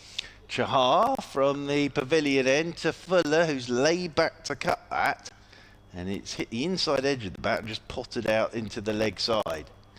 So the field at the moment is Burns and Folkes. Burns at slip, Folkes the keeper, and Chahar, and then every other Surrey fielder is on the boundary rope. As Chahar over the wicket, he goes to Fuller. Fuller's forward, won't take the single again. You just wonder, how long can Fuller keep doing this? How long can James Fuller keep doing this? I might toss one up in a minute. Just waiting for Long On to head back to the boundary rope. He's in again, Chahar. Fuller's turning, leg side. Won't take a single. Off goes Ben Folkes to do the retrieval work. So Is he just waiting for a bad ball? Because he's Chahar not going to get hasn't actually one. bowled one. has he? No, I know that's the point. If he is waiting for a bad ball, he hasn't bowled one today. So I get the game plan of Fuller facing Chahar and Wheel facing Albert, but no runs are being scored. Here goes Fuller, slog sweeping for 4. So he split the 2 sweepers on the mid-wicket boundary row. That's good batting from James Fuller, and it gets it down to 35 required. And Fuller, 27 not out. I don't think Chahar will mind seeing him sweep, but he struck that very firmly. Chahar is in again. Fuller just dabs this one down in front of him. That's going to potter back to Chahar. Well, Roy Burns at the moment is leaving the field out. He did this the last ball of Chahar's previous over. As Chahar is in. So there's a single there if Fuller wants it. He's sweeping again. He struck it firmly and he will take a single, which means that Fuller will be on strike. But sorry, left the field out there. So Ralphie Albert will get a bowl here at James Fuller. He keeps the strike. He's 28 not out. 34 more to win. 147 for 9, Hampshire. Phil O'Rourke has emailed hampshirecricket@bbc.co.uk. Hi, Kev Churchy and all the team. Is now a good time to provide Kev with directions to Neville Road in Bristol for the championship game next year? How many times have you been there this season, though? Well, I've been there Quite a few in the times. white ball. Yeah, he says apologies though. Yeah, listen, we take it. We take it. I thought Hampshire were excellent in white ball cricket this year, especially the one-day cup match against Gloucestershire at Bristol. Hampshire are a very strong side. I made a brief commentary debut on the Gloucestershire stream in that game, says Phil. Thank you all for our excellent commentary this year. And this thank you goes out to all your colleagues across both divisions. Well, Ralphie Albert bowling for the first time here to James Fuller. Fuller backs away, cuts in behind square on the offside. He'll take a single off the first ball of the over. May as well, because Wheels look very comfy against Ralphie Albert. So the field will now move up with Wheel on strike. He's faced 17 deliveries so far as Wheel, and it's down to 33 more required by Hampshire. The reason we're here is Chahar on his Surrey debut's got career best figures of 7 for 45. Dan Lawrence picked up a couple of wickets as well. Surrey had set a target of 181. Hampshire was 61 without loss. And they now find themselves 148 for 9. 18.5 overs remaining today. But I'm pretty sure if we get through those 18.5 overs, we get the extra half hour in at 9 down. But there are, the runs now have just begun to turn again. We're waiting now for close catches. Dan Lawrence has just wandered across to have a chat with Rory Burns. Ryan Patel is wandering up as well. Burns is pointing in all directions, so that they're going to get men round the bat here for Brad Wheel. I'm not sure. Are the helmets coming out, or is Lawrence just going to pop himself in there at leg slip? He's just going to pop himself in there at leg slip, and Sykes will go to short leg. So 3 men around the bat of Brad Wheel, and everybody else is up. So the temptation is there as Ralphie Albert comes around the wicket to Wheel and Wheel's forward, inside edge, rolls away into the leg side. It's picked up by Ollie Sykes. In there at short leg, there's no run. Score remains 148 for 9, still 33 required. Ralphie Albert's in again, tosses this one up. Forward goes Brad Wheel. Pushes it away into the offside. It's picked up by Ryan Patel. 3 balls to go in this Ralphie Albert over. Brad Wheel has faced 19 deliveries. Lets this one go. Outside his off stump. Good leave from Brad Wheel. Off go the fielders. Off towards the boundary rope. A bit like me arriving at a party. Everybody scattering. Still keeping 3 men around the bat. Albert's in. Wheels forward. Plays it away into the offside. Rolls out there towards extra cover. Off goes Ben Folkes to do the retrieval work. So, 1 ball to go of the over. Wheel will just look to block this out, leaving Fuller on strike to Chahar. Ralphie Albert around the wicket he goes. Quicker, just dug out by Wheel.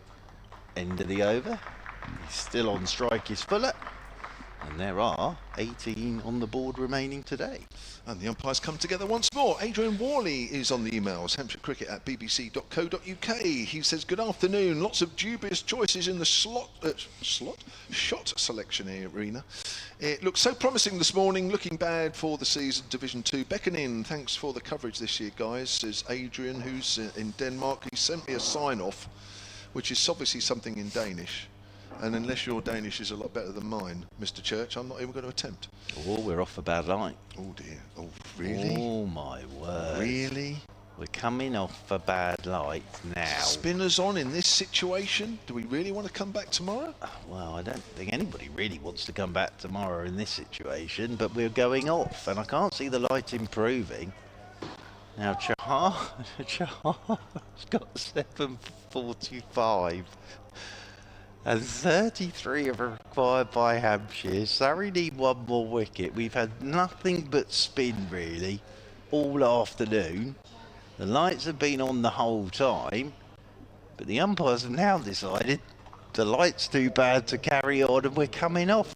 You couldn't make it up, really, could you? How can you do that? Fuller, well, I just don't understand that. I really don't. There's the letter of the law, and then there's common sense. Yeah, but I'm not sure the umpires these days are allowed to use any common sense, because otherwise they get jumped all over. Well, we're off for bad light with Hampshire 148 for 9. 33 more required to win for Hampshire. 1 more wicket needed by Surrey. Then we're coming off for bad light. And 18 overs remaining in the day. Well, we're going to be here. We're not going anywhere. Because Surrey will be hoping that the light improves. It's a funny one, that, because if we don't get back out there, it won't be any better for Hampshire in the morning.